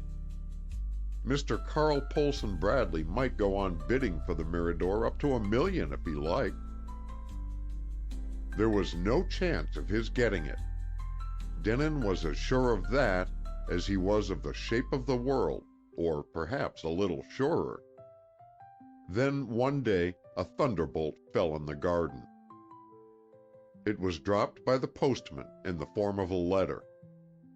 Barbara wrote, "Everything has changed since I wrote you 6 days ago. I can't live here any longer, under the same roof with a man whose one pleasure is to torture and insult me. I haven't spoken about him to you lately. There was no need, but things grew no better between us, worse rather, for he resented the calmness I was finding through you. It made him furious, apparently, that he had no longer the same power over me as at first, to drive me away from him, crying, or shaking all over with shame and anger at the dreadful things he said. I hardly cared at all of late days when he called me a hypocrite or a liar or a damned fool or other names far worse. I paid him a visit morning and evening, or at other times if he sent for me, or went out motoring or driving with him when he felt well enough to go. He refused to move without me, and so, as the doctor ordered fresh air for him, I couldn't refuse. When he was at his worst, or what I thought the worst then, I could look straight ahead and think of things you said, hardly bearing his abuse. This is my bit to do in the war days, I reminded myself, and thought maybe my kind of fighting was almost as hard to do as the fighting in the trenches. Besides, I never lost sight of what you answered when I first told you how hard it was, living up to obligations I'd taken on myself. You said, "We're all sparks in the one great fire, some brighter than others. We can't hate each other for long without finding out that it's as bad as hating ourselves." Truly, I quite brought myself to stop hating him. I only pitied and tried to help as much as he would let me. But I see now that it was all in vain. I can't do him any good by staying, and, well, I just simply can't bear it. He is too ill to be moved. This dear old house will have to be his home while he drags on his death and life, which may mean years. So I, not he, must go. Lest you should blame me too much, I will tell you what happened, though I wasn't sure I would do so when I began to write.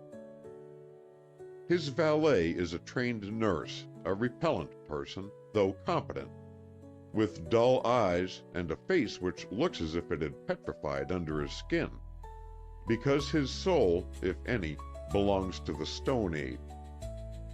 The creature's name happens to be Stone, too, and if he has any feeling, it is love of money. His master has been bribing him, it seems, to spy upon me. While I was away from the house at my mother's funeral, Stone was searching the drawers of my desk in the octagon study I've told you about, where I like to sit because it was my dearest one's favorite room.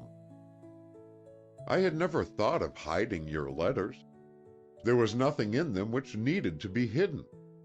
Besides, it never occurred to me that cruel suspicions and disgusting ideas of baseness were wriggling round me, like little snakes that peep out from between the rough stones in a ruined wall. There they all were, bound together in a packet, the kind, brave letters that have been my salvation. Stone took them to his master, who sent for me when I came home after the funeral. As soon as I saw him, I knew that something unusual had happened. He flung his discovery of the letters into my face. He told me that he had burnt all but a few which he would keep to use against me, and tried to frighten me into promising never to write to this John Sanborn again. Of course, I gave no promise. Instead, I told him that what he had done and said freed me from him forever. Then I went out of the room and left him there, helpless on his sofa. For the first time, I felt no pity for him whatever, not so much as I should feel for a crushed wasp who had stung me. I haven't seen him since. I don't intend to see him again. But when I could get my thoughts in order after the fire of fury had cooled a little, I wrote to him. I said that I was sending for a lawyer and would make some arrangement so that he should want for nothing. I told him that he might stay at Gorston Old Hall as long as he wished, but that I was going away almost immediately. Once gone, I should never return while he was in the house. I have always thought divorce very dreadful, but now I see how one's point of view changes when one's own interest is at stake.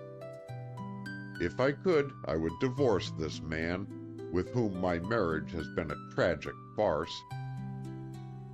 But I have no case against him legally. I knew when I consented to call myself his wife that I should never be his wife really, and so, my solicitor says, I could not even sue for nullity of marriage. It wasn't I who thought of that. I don't remember having heard the term mentioned, though perhaps I have, without noticing, when such things seemed as far from my life as the earth from Mars. It was the lawyer who brought up the subject, but added the instant after that nothing could be done in the way of legal separation of any kind. He advised me to send the man away from Gorston Old Hall, saying that I should be more than justified. But I wouldn't agree to do that. For one thing, it would be like physical cruelty to a wounded animal.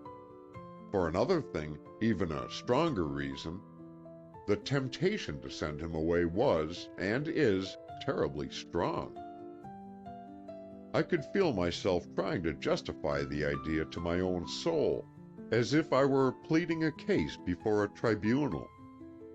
I could hear myself argue that it was unfair to let such a man enjoy the home of my dearest, whom he had already superseded too long. But I knew, deep within myself, that my dearest would be the very one of all others to say, "Let him stay on," if he could come back and speak to us. In that same deep-down hidden place was the knowledge of my real reason for wanting the man to go. To move him might easily break off the thread of his life. That was the temptation. To do a thing which might seem just to everyone who heard the circumstances, and to get rid of the intolerable burden, to be absolutely free of it as I could be in no other way. Of my own self, I'm afraid I couldn't have resisted the temptation. I should probably have thrown all responsibility on my solicitor, and let him settle everything as he thought best. The strength to resist has come through you, and what you have taught me. So it is that this man who has insulted you and burned your letters owes his comforts, and perhaps his life itself, to you. There are many things which it is hard to forgive him, but I think the hardest of all is the loss of the letters. To lose them is like losing my talisman. But the ones he was keeping as a threat I shall have again. The solicitor says he will force the man to give them up. Now that my leaving this dear house is settled, the next question is, what shall I do with my life, since my services as an untrained nurse are no longer pledged here? Already, though only a few days have passed, I've decided how to answer that question. I shall go into some hospital as a probationer, and as soon as I am qualified, I shall offer my services to the Red Cross.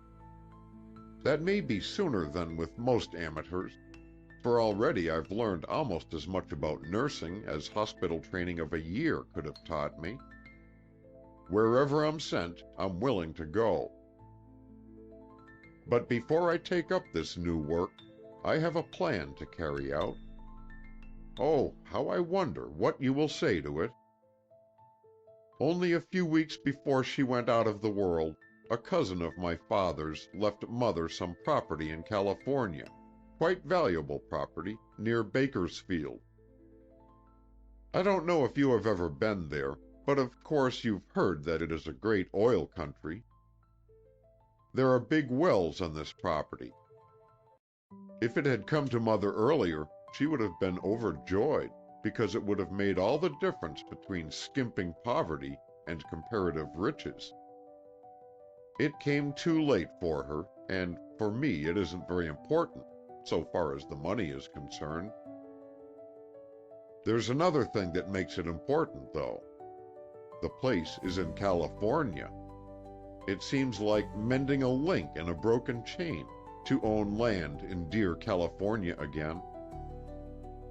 Mother always said she would hate to go back, but I never felt like that.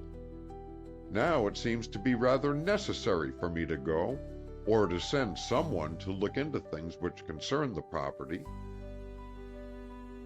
We hear there has been mismanagement, perhaps dishonesty. Of course, I know nothing about business myself and should be of no use. But if I went to California, I would engage some good lawyer on the spot to take care of my interests. And I could meet you, my friend. That is, I could if you were willing. Would you be? Would you welcome me if I came one day to the gate of the little garden and begged, "Dear hermit of the Mirador, will you give a poor tired traveler lunch in your pergola?" You see now that the legacy is only an excuse. I confess it. I shouldn't go to California just to straighten out things at the oil field. No, not even if I lost the property by not going. But to see my friend who has given me back life and love in the sweetness of memory and hope of future usefulness, I would travel with joy across the whole world instead of half. I know you refuse to send your photograph because I might be disillusioned. But I couldn't be disillusioned because there's no illusion. Do I care what your looks may be? If you are ugly, I'm sure it's a beautiful, brave ugliness. Anyhow, I should think it so. Please, therefore, don't put me off for any such reason as you gave about the photograph. It isn't really worthy of you, or even of me. Let us dare to be frank with each other. I've told you how much I want to see you, and what it would mean to me. In return, you must tell me whether you want me to come, or whether, because of some real reason, which you may or may not choose to explain, you wish me to stay away. When you get this, there will be only time to telegraph to yours ever in unbreakable friendship, Barbara Denon. End of chapter 15. End of part 2. Chapter 16. Part 3. Beyond the Milestones.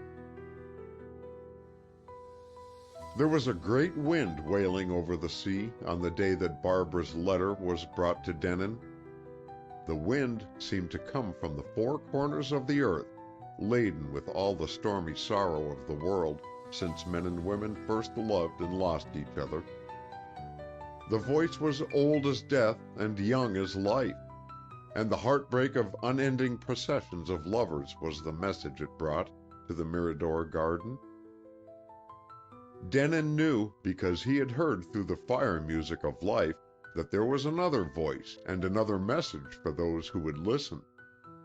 He knew that higher than tragedy rang the notes of endless triumph, that the message of love went on forever beyond the break of the note of loss. He knew the lesson he had so hardly taught himself and Barbara, that happiness is stronger than sorrow, as all things positive are stronger than all negative things. But the big truths of the universe were too big for him that day.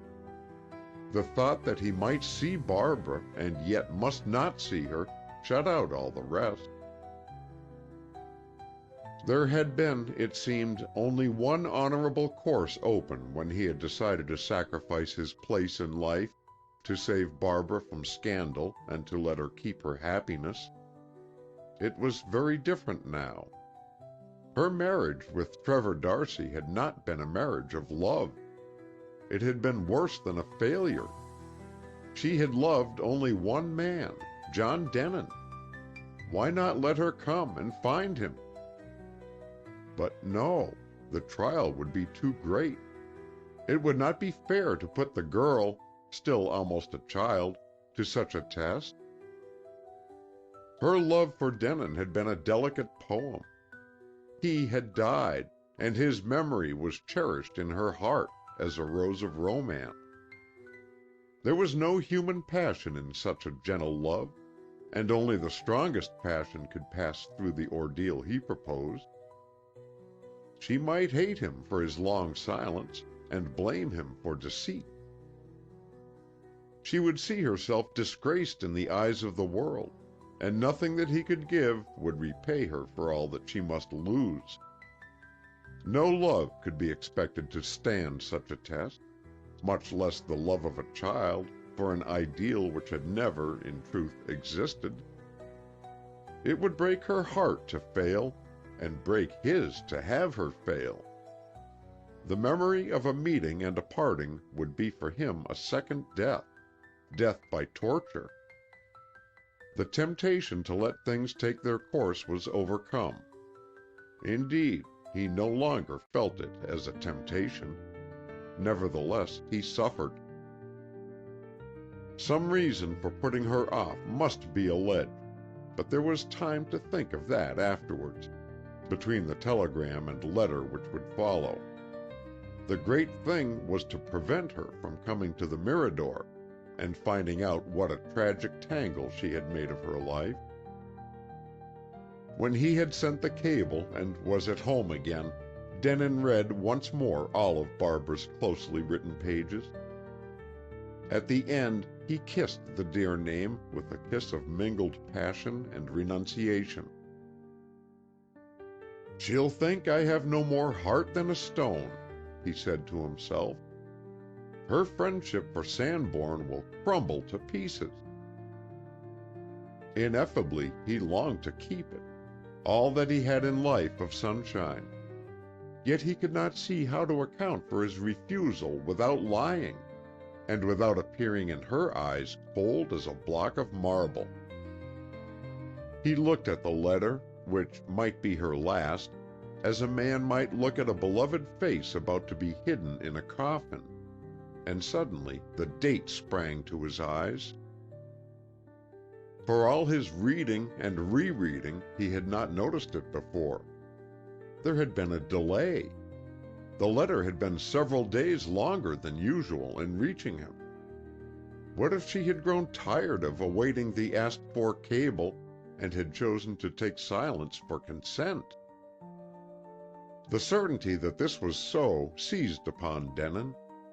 He was suddenly as sure that Barbara was on the way to him as if he had just heard the news of her starting. If, honestly and at the bottom of his heart, he wanted to save her a tragic awakening from dreams, he must leave nothing to chance. He must be up and doing. It was not impossible, even if she had waited 4 days for a cable and started impulsively off on the 5th, that she might walk in at the gate of the Mirador garden a week from that night, so Denon hastily calculated. How was he to be gone before she came, if she did come, without humiliating the dear visitor by seeming deliberately to avoid her? How could John Sanborn's absence be accounted for in some reasonable and impersonal way if Lady Denin arrived at Santa Barbara inquiring for him? In his need of a pretext, he recalled the offer which he had laughed at, Carl Poulsen Bradley's offer to buy the Mirador in its garden. The man would snap at the chance to get his way so soon. In a few days the business could be settled, and Sanborn could be gone. But where? And Denin sought anxiously to provide the good reason at which he had hinted to Barbara in his cable forbidding her to come. Even if he had sold the Mirador before receiving his friend's letter, he might have waited to see her. He could have stayed on in a hotel, if the new owner of the place had been impatient. No, selling his house was but one step of the journey. What should the next one be? Almost instantly, the solution of the whole difficulty presented itself to his mind. A few days before, he had sent a subscription to a fund for organizing a relief expedition to Serbia. The appeal had come to John Sanborn through his publisher. And even as he wrote his check, he had thought, if it were not for the exquisite bond of friendship which tied him to a fixed address, the address of the Mirador, how easy it would be to give himself as well as his money to the cause of Serbia in distress. Not only doctors and nurses were wanted for the expedition, but men of independent means, able to act as hospital orderlies and in other ways.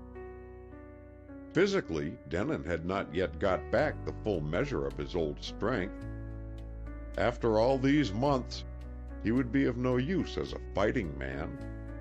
He limped after a hard walk, and often, with a change of weather, he suffered sharp pain, as if his old wounds were new.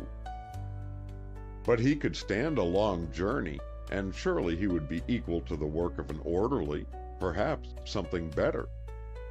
If there were dangers to meet in Serbia, he would welcome them, whatever they might be. To die would be to adjust things as they could be adjusted in no other way. Since August 18, 1914, John Denin had had no right to live. The more he thought of it, the wiser seemed the Serbian plan.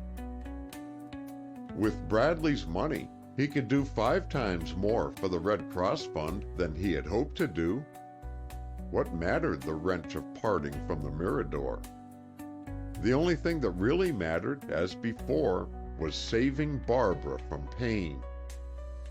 She would not be hurt if she came and found him gone on such an errand as this, for it was one which could not wait. Later, she would understand even more clearly, for he would write a letter and send it to Gorston Old Hall, where some servant would have been given a forwarding address. Thus, he need not quite lose his friend. She would forgive his going away and write to him in Serbia. Denin calculated that Barbara could not have sailed from England until at least 5 or 6 days after sending her letter to him. Probably she would not have sailed so soon. Apparently, when writing, she had only just made up her mind that Gorston Old Hall was unbearable. There would have been many things to arrange, and business to settle with her solicitor, friends to say goodbye to. She could not possibly reach Santa Barbara, even if she traveled with the most unlikely haste, until the end of the week. That she should arrive on Saturday would be almost a miracle. It was Monday now, and Thursday might see him away from the place where he had dreamed of passing all his days. Now that he had thrown off the dream, he saw it a fantastic vision. As vigor of body and mind came back to him, The boundaries of the Mirador garden would soon, in any case, have become too narrow for his energies. He would have found it necessary to shoulder some useful burden, and work with the rest of the world. The hour had struck for him now, and John Sanborn had got his marching orders, as John Denin had got them long ago. He sent word to Bradley through his lawyer that the Mirador was for sale after all. Next, he telegraphed to the leader of the Serbian relief expedition in New York and asked if there was a place for him. Because the name of John Sanborn was known, an enthusiastic answer came back with great promptness. This stirred Denin's heart, which, despite his firm resolution, felt heavy and cold. He thought of Barbara coming to the Mirador, only to find Mr. Bradley's workmen engaged in tearing down the barrier between the big garden and the little one. But now that his course of action was decided, he supplemented his first cable to her with another. This was in case his presentiment were wrong and she had not started. He told her what his good reason was, that he had sold the Mirador and was starting at once for Serbia. Further explanations, he added, would be given when he wrote. Never had a letter to Lady Denin been so difficult for John Sanborn to compose, for he could say only the things he least wished to say, and so the result of his labor was, in the end, very short. Nevertheless, it took hours to write. The day after the sending of the letter was largely taken up by a visit from Carl Poulsen Bradley and his man of business. Denin held the millionaire to the last price named by himself, for he intended to use the money largely for the benefit of the Serbian Red Cross. At last a contract was signed, and the check paid into John Sanborn's bank at Santa Barbara. He had still all Wednesday and part of Thursday for packing and disposing of his treasures. The task was easy, for the treasures were few. He could fold his tent like an Arab and silently steal away. Denin did not expect ever to return to Santa Barbara.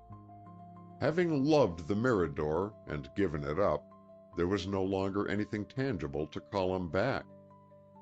More likely than not, death, which had come close to him in France, would come closer still in Serbia.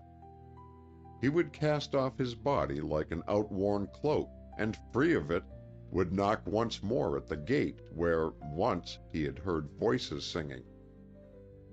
The one possession which Denin could not bear to give up, yet knew not how to take, was the portrait of Barbara which he had made, and framed in redwood. It was large, and the delicate tints of its pastels had to be carefully protected. He could not possibly include it in his slender kit for Serbia. At last he decided to pack frame and all with precaution, carry the case to New York, and leave it in charge of Eversedge Sibley. There would be time for a visit to Sibley before the sailing of the expedition, and Denin would make his friend promise to burn the wooden box unopened if he died abroad. Everything else, with the exception of some favorite books which could be slipped into his luggage, he determined to give away. Gossip about the sale of the Mirador and Sanborn's intended departure for Serbia ran like quicksilver in all directions. The acquaintances he had made, or rather acquaintances who had fastened upon him, began calling to inquire if the news were true, and their question answered itself before it was asked. The hermit of the Mirador and his faithful dumb companion, a pipe, were surrounded with the aimless confusion of a hasty flitting. Souvenirs of John Sanborn had their value, but he did not appear to know that. He offered his lares and penates recklessly to anyone who would accept. The parson's daughter, to whom, all unconsciously, he was an ideal hero, took away the pictures, copies of those the child Barbara had loved. The parson himself got a valuable contribution of books for his library. The furniture was given to a young couple who had taken a bungalow not far off and were getting it ready with an eye to economy. Dishes and linen went the same way, excepting a cup and saucer and teapot, which were clamored for with tears by an old lady for whom the war wedding ranked with the Bible. Denon had allowed no one to enter the balconied bedroom, for he had left Barbara's portrait until the last minute, and no eyes but his were to see that sacred thing. Once the picture was shut away and nailed up between layers of cotton and wood, it might be that he should never again be greeted by the dear, elusive smile. The furniture from upstairs he had added to the confusion of the sitting room below, and early in the afternoon of Thursday everything had been carted away by the new owners. To strip the house while Sanborn was still in it seemed heartless, they had protested, but he had begged them to do so. Mr. Bradley was to claim possession of the place next day. When all those who called themselves his friends had bidden him good-bye, a curious sense of peace, of pause between storms, fell upon the departing hermit of the Mirador. Because the little house was almost as empty and echoing as on the day when he had seen it first, that day lived again very clearly in Denon's mind. He had sought a refuge and had found happiness. The spirit of Barbara had come to him in the garden and had brought him love. That love he was taking away with him, though he had to leave behind much that was very sweet. And now the time had come to say farewell to the memories of months. In 3 hours the motor car was due, which Denon had ordered to take him and his luggage to the station. The most important piece of that luggage was Barbara's portrait, and it had still to be put into its case. But he was leaving the farewell to her eyes till the last moment, the last second even. Meanwhile he walked in the garden, and in the jeweled green tunnel of the pergola. There, in the pergola, he had read most of Barbara's letters, and answered them. He was glad that no one was ever likely to stroll or sit in the corridor of illuminated tapestry after today. Carl Poulsen Bradley intended to have the pergola pulled down, and the whole place torn to pieces in order to carry out the grandiose scheme of a garden architect whom he had employed. After the arrival of Barbara's first letter, and the one in which she confessed her love for the dead John Denon, his sweetest association with the pergola was the companionship of a little child, only a dream child, but more real, it seemed, than any living child could be. It was the child Barbara who had walked day after day, hand in hand with him in the pergola.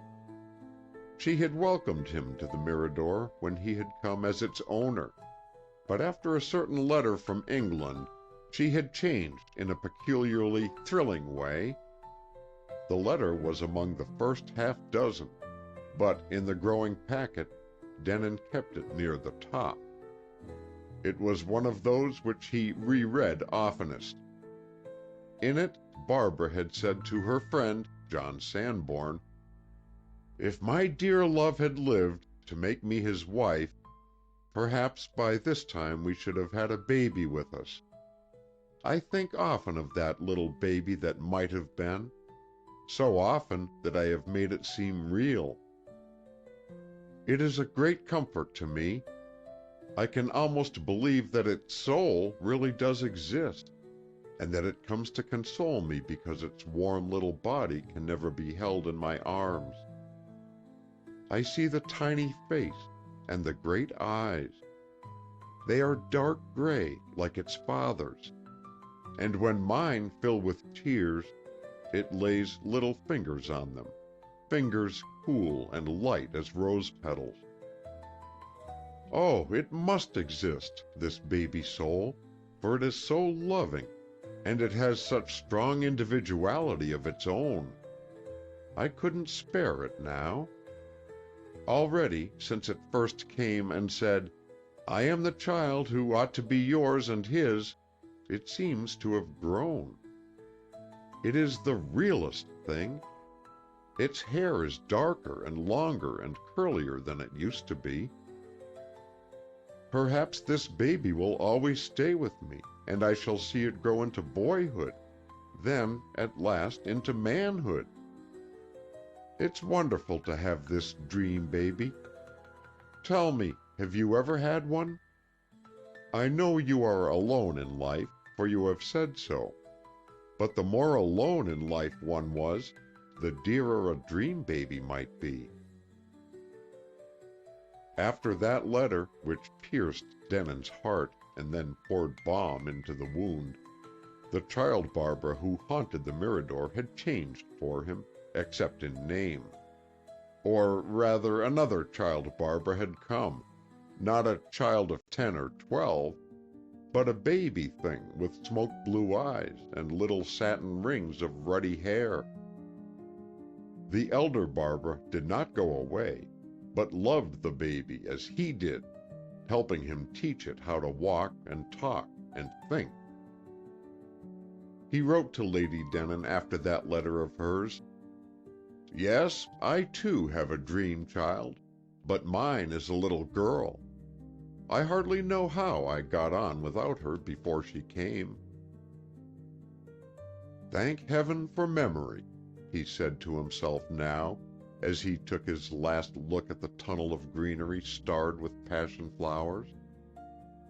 After all, does it so much matter whether we had a beloved thing 1 minute ago or 10 years ago, if it lives always in our hearts? Each tick of the watch turns the present into the past, but in our hearts there is no past. So he bade goodbye to the pergola and the garden he had made out of a tangled wilderness. Then he turned towards the house, for in the house he had to take leave of the portrait. End of chapter 16. Chapter 17. "I'll get out here, please," said a woman in black, stopping the automobile which had brought her from the railway station within sight of the Fay place. She was tall and slender, and apparently young, but her mourning veil was so thick that it lay like drifting coal smoke between her face and the curious stare of the chauffeur. "It's a quarter of a mile to the gate yet, and I shan't charge any more to take you right to it," he explained. "I know, thank you," his passenger said, "but I want to walk the rest of the way." She had a pretty way of speaking, though rather a foreign sort of accent, he thought. Perhaps it was English. Her luggage had been left at the station, so she was free to do as she pleased, if it amused her to spoil her shoes with the white dust of the road. She paid the price agreed upon, and $1 over, which the chauffeur acknowledged with a "Thank you, miss." As he turned and drove away, however, he wondered if he ought to have called her Miss. To be sure, she had the air of a girl, but her manner was grave. He didn't know one sort of mourning from another, but being a foreigner, like as not she was one of them war widows over there. The tall young woman walked fast at first, as if she were in a hurry. Through the dark fog of her veil she looked at everything, gazing at each tree as if she recognized it, and at each flowering creeper that flooded the wall of the Fay place with color. She passed the main gateway and went on without hesitation, but as she came near the small gate of the Mirador garden, her pace slackened. she moved very slowly, then fast again, and just outside the gate she stopped, the bosom of her black dress rising and falling as if she were out of breath. It was as though she were afraid to go in at the gate. But after a minute of breathing hard, she recovered herself and opened it, almost noiselessly. The path on the other side was arched over with pepper trees. The woman in black closed the gate and latched it very gently, almost tenderly. A few berries, like beads of pink coral from a child's necklace, lay in the old gold of the path. She tiptoed along to avoid treading on them. Presently the path was interrupted by a short flight of old brick steps, and at the top it went on again. In a moment the little pink house was in sight, backed by a great jade-green olive tree, touched with silver in the slanting light of afternoon. The garden was a lovely riot of flowers. It looked sweet and welcoming, with an old-fashioned welcome, but no one was there. The woman's heart beat, then missed a beat. She threw back her veil, and her face shone out white and beautiful as the moon shines suddenly through a torn black cloud. It was the face of a girl, but the eyes were the eyes of a woman. They wandered over the garden, then focused on the house. The open windows were curtainless. There were no chairs under the balcony, which gave a shady roof to the front door. Instead, a few odds and ends of broken crockery and disorderly wisps of straw lay scattered here and there. Despite the welcoming charm of the garden, there was an air of desolation about the place, which struck at the woman's heart. Hesitating no longer, she walked quickly up the path and paused only at the open door of the little pink house. Even there she stopped only for a few seconds. The room inside was stripped of furniture. There was no need to knock. The woman walked in and looked through the door of the parlor into the kitchen, where a child had once cooked dinners for her dolls. It also was empty. Gone! The word dropped from her lips. She did not know that she had spoken until a whispering echo of emptiness answered. Suddenly she realized that she was very tired, more tired than she had ever been in her life before. She seemed to have come to the end of the world, and to have found nothing there but a stone wall. "Oh," she said, and covered her face with her hands, shivering, though the sun outside the deserted house was warm.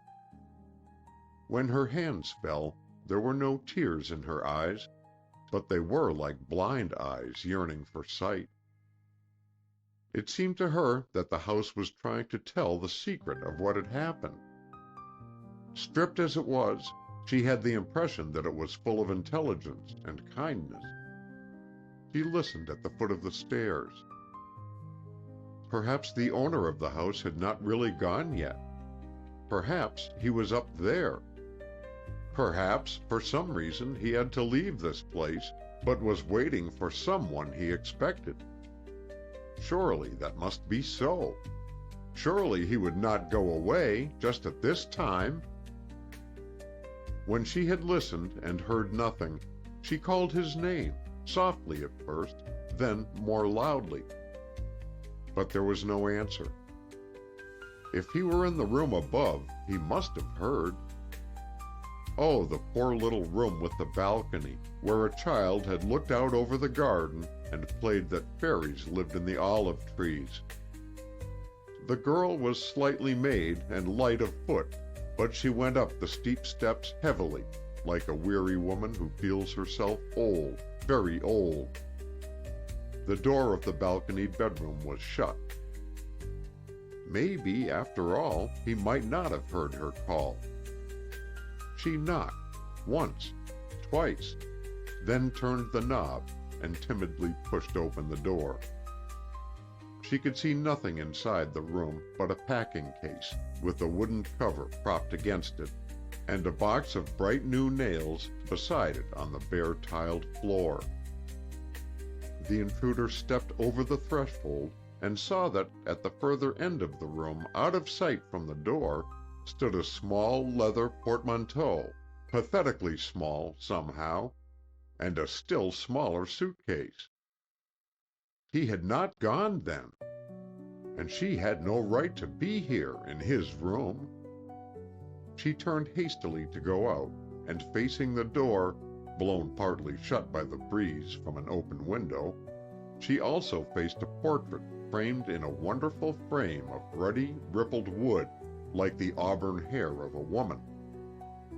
The eyes of the portrait, smoke-blue eyes, looked straight into hers, and as she looked back into them, it was like seeing herself in a mirror, a mysterious mirror which refused to reflect her mourning clothes and gave her instead a white dress. This was so strange a thing that the girl could not believe she really saw it. She thought that she must be asleep in the train on the way to Santa Barbara, and that in her eager impatience she had dreamed ahead. This would explain the deserted house. She was only dreaming that she had walked up the garden path and had found her friend gone to avoid her. How like a dream! The strain to succeed, and then failure and vague disappointment wherever one turned. How like a dream that her portrait should be found hanging in a marvelous frame, in the house of a man who had never seen her, never even had her description. She would wake up presently, of course, and find herself shaking about in the train. How glad she must be that this was a dream, because when she did indeed come to the Mirador, there would be curtains and furniture and pictures and books, such as John Sanborn had written about, and John Sanborn himself would be there, expecting her. Still, it was astonishing that the dream went on and on, being so vivid. She could not wake up. As she stared at the eyes of the portrait, hypnotized by them, a stronger breeze slammed the door shut.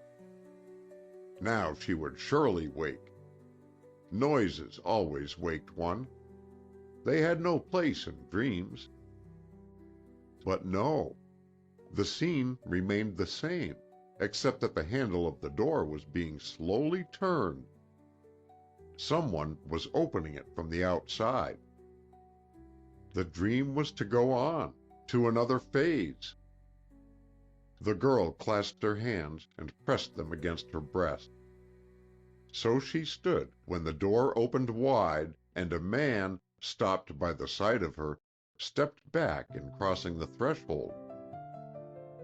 "Barbara!" The name sprang to Denin's lips, but he did not utter it. He had meant to go away in time. He had tried to spare her this, yet he had in his secret heart thought that if she did come, it would be heaven to see her. But now it was not so. There was one brief flash of joy in her beauty, then horror of himself overpowered it. Her very loveliness seemed to make his guilt more hateful, a lifetime of guilt. He saw himself as the murderer of this girl's youth and happiness. It seemed to him that no man had ever sinned as he had sinned. He had crept away and hidden in the dark when she most needed him. Defenseless, she had in all good faith married another man. And because of his weakness, she had sinned against the law. She had done a thing which, if known, would ruin her life in the world she knew. It was his fault, not hers. Yet she had suffered for it, and now she would suffer more than she had suffered yet. If she had thought she loved the dead man, from this moment she would hate the living one who had deceived her. Yet there was one hope. Perhaps he was even more changed than he had supposed, and if he went away instantly without speaking, she might not recognize him. He stepped back on the impulse, but she held out her hands as he turned to go, and cried to him piteously. "Oh, if you are a dream," she said in a low, strange voice, "stay! I beg of you to stay!" Still he did not speak. He could not now. He waited. "It's all a dream," she whispered. "I know that. Coming here to the empty house, finding my own picture, and then, when I looked for John Sanborn, seeing you, my love, oh God, let me never wake up in this world. If this could only be what they call death." The word broke to a sob, and she swayed towards him, deathly white. Denon sprang forward and caught her in his arms. His wife, the first time he had ever held her so. Then, because he could think no longer but only feel, he kissed her on hair and eyes and lips, and strained her to him with every worshipping name he had given her in his heart since their wedding and parting day. She lay so still against him that it seemed she must have fainted, but her eyes opened, drowned in his, as he kissed her on the lips. He saw the blue glitter as if two sapphires blocked his vision, and suddenly his face was wet with Barbara's tears. "Have I died?" she whispered. And the tears which were damp on his face were salt on his lips as he whispered back, "No." He remembered how he, too, had once thought himself dead, and then had crept slowly back to life. He had seen Barbara then, as in a dream within a dream. Now she, too, was passing through this experience. He held her tight. He could not let her suffer as he had suffered when he came back to life. Yet what could he do for her, after all? The sense of his helplessness was heavy upon him. "Forgive me," he said. "Barbara, darling, I never meant this to happen. The first I heard of you, after, was that you'd married your cousin. I believed you loved him. I was in a German hospital, broken to pieces, disfigured. I ought to have died, but somehow I couldn't die. I had to live on. Later I escaped. I came here, where you had lived.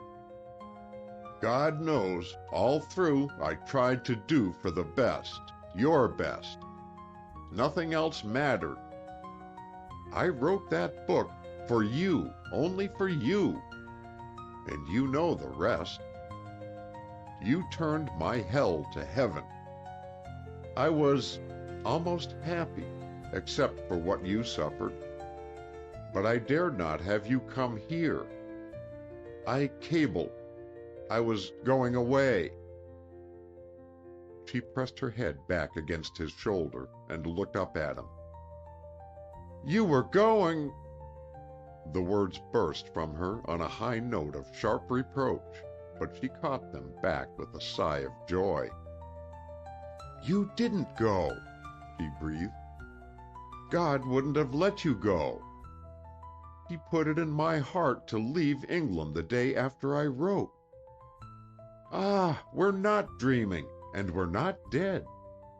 We're alive, and we love each other better than all the world.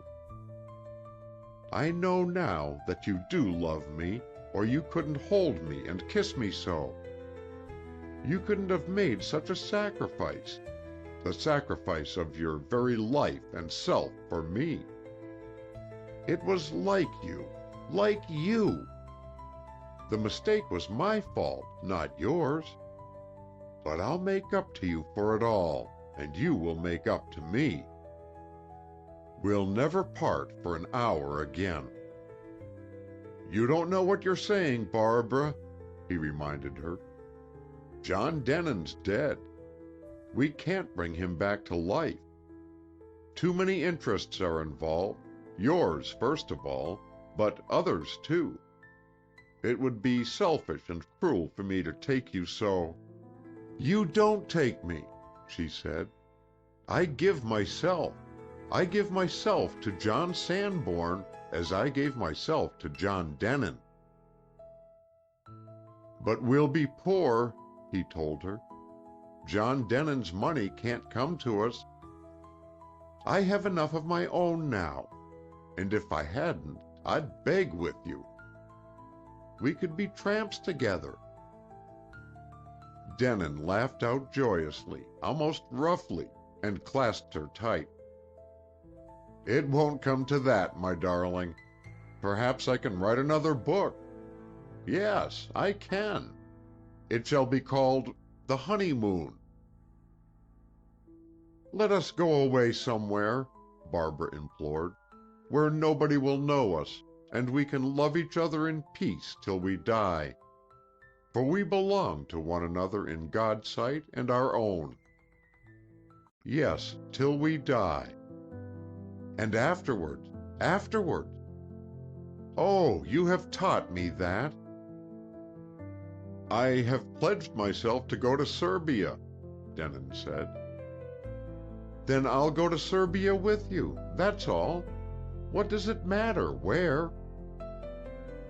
"And the world, and Gorston Old Hall?" he heard himself asking. "Neither do they matter. Nothing matters but you. And God will understand, because I am your wife, and belong to no one else, or ever did." "You are right," Denon answered, holding her very close. "God will understand. You're mine, and I'm yours, and nothing shall part us again." The portrait with the smoke-blue eyes smiled at them from the door.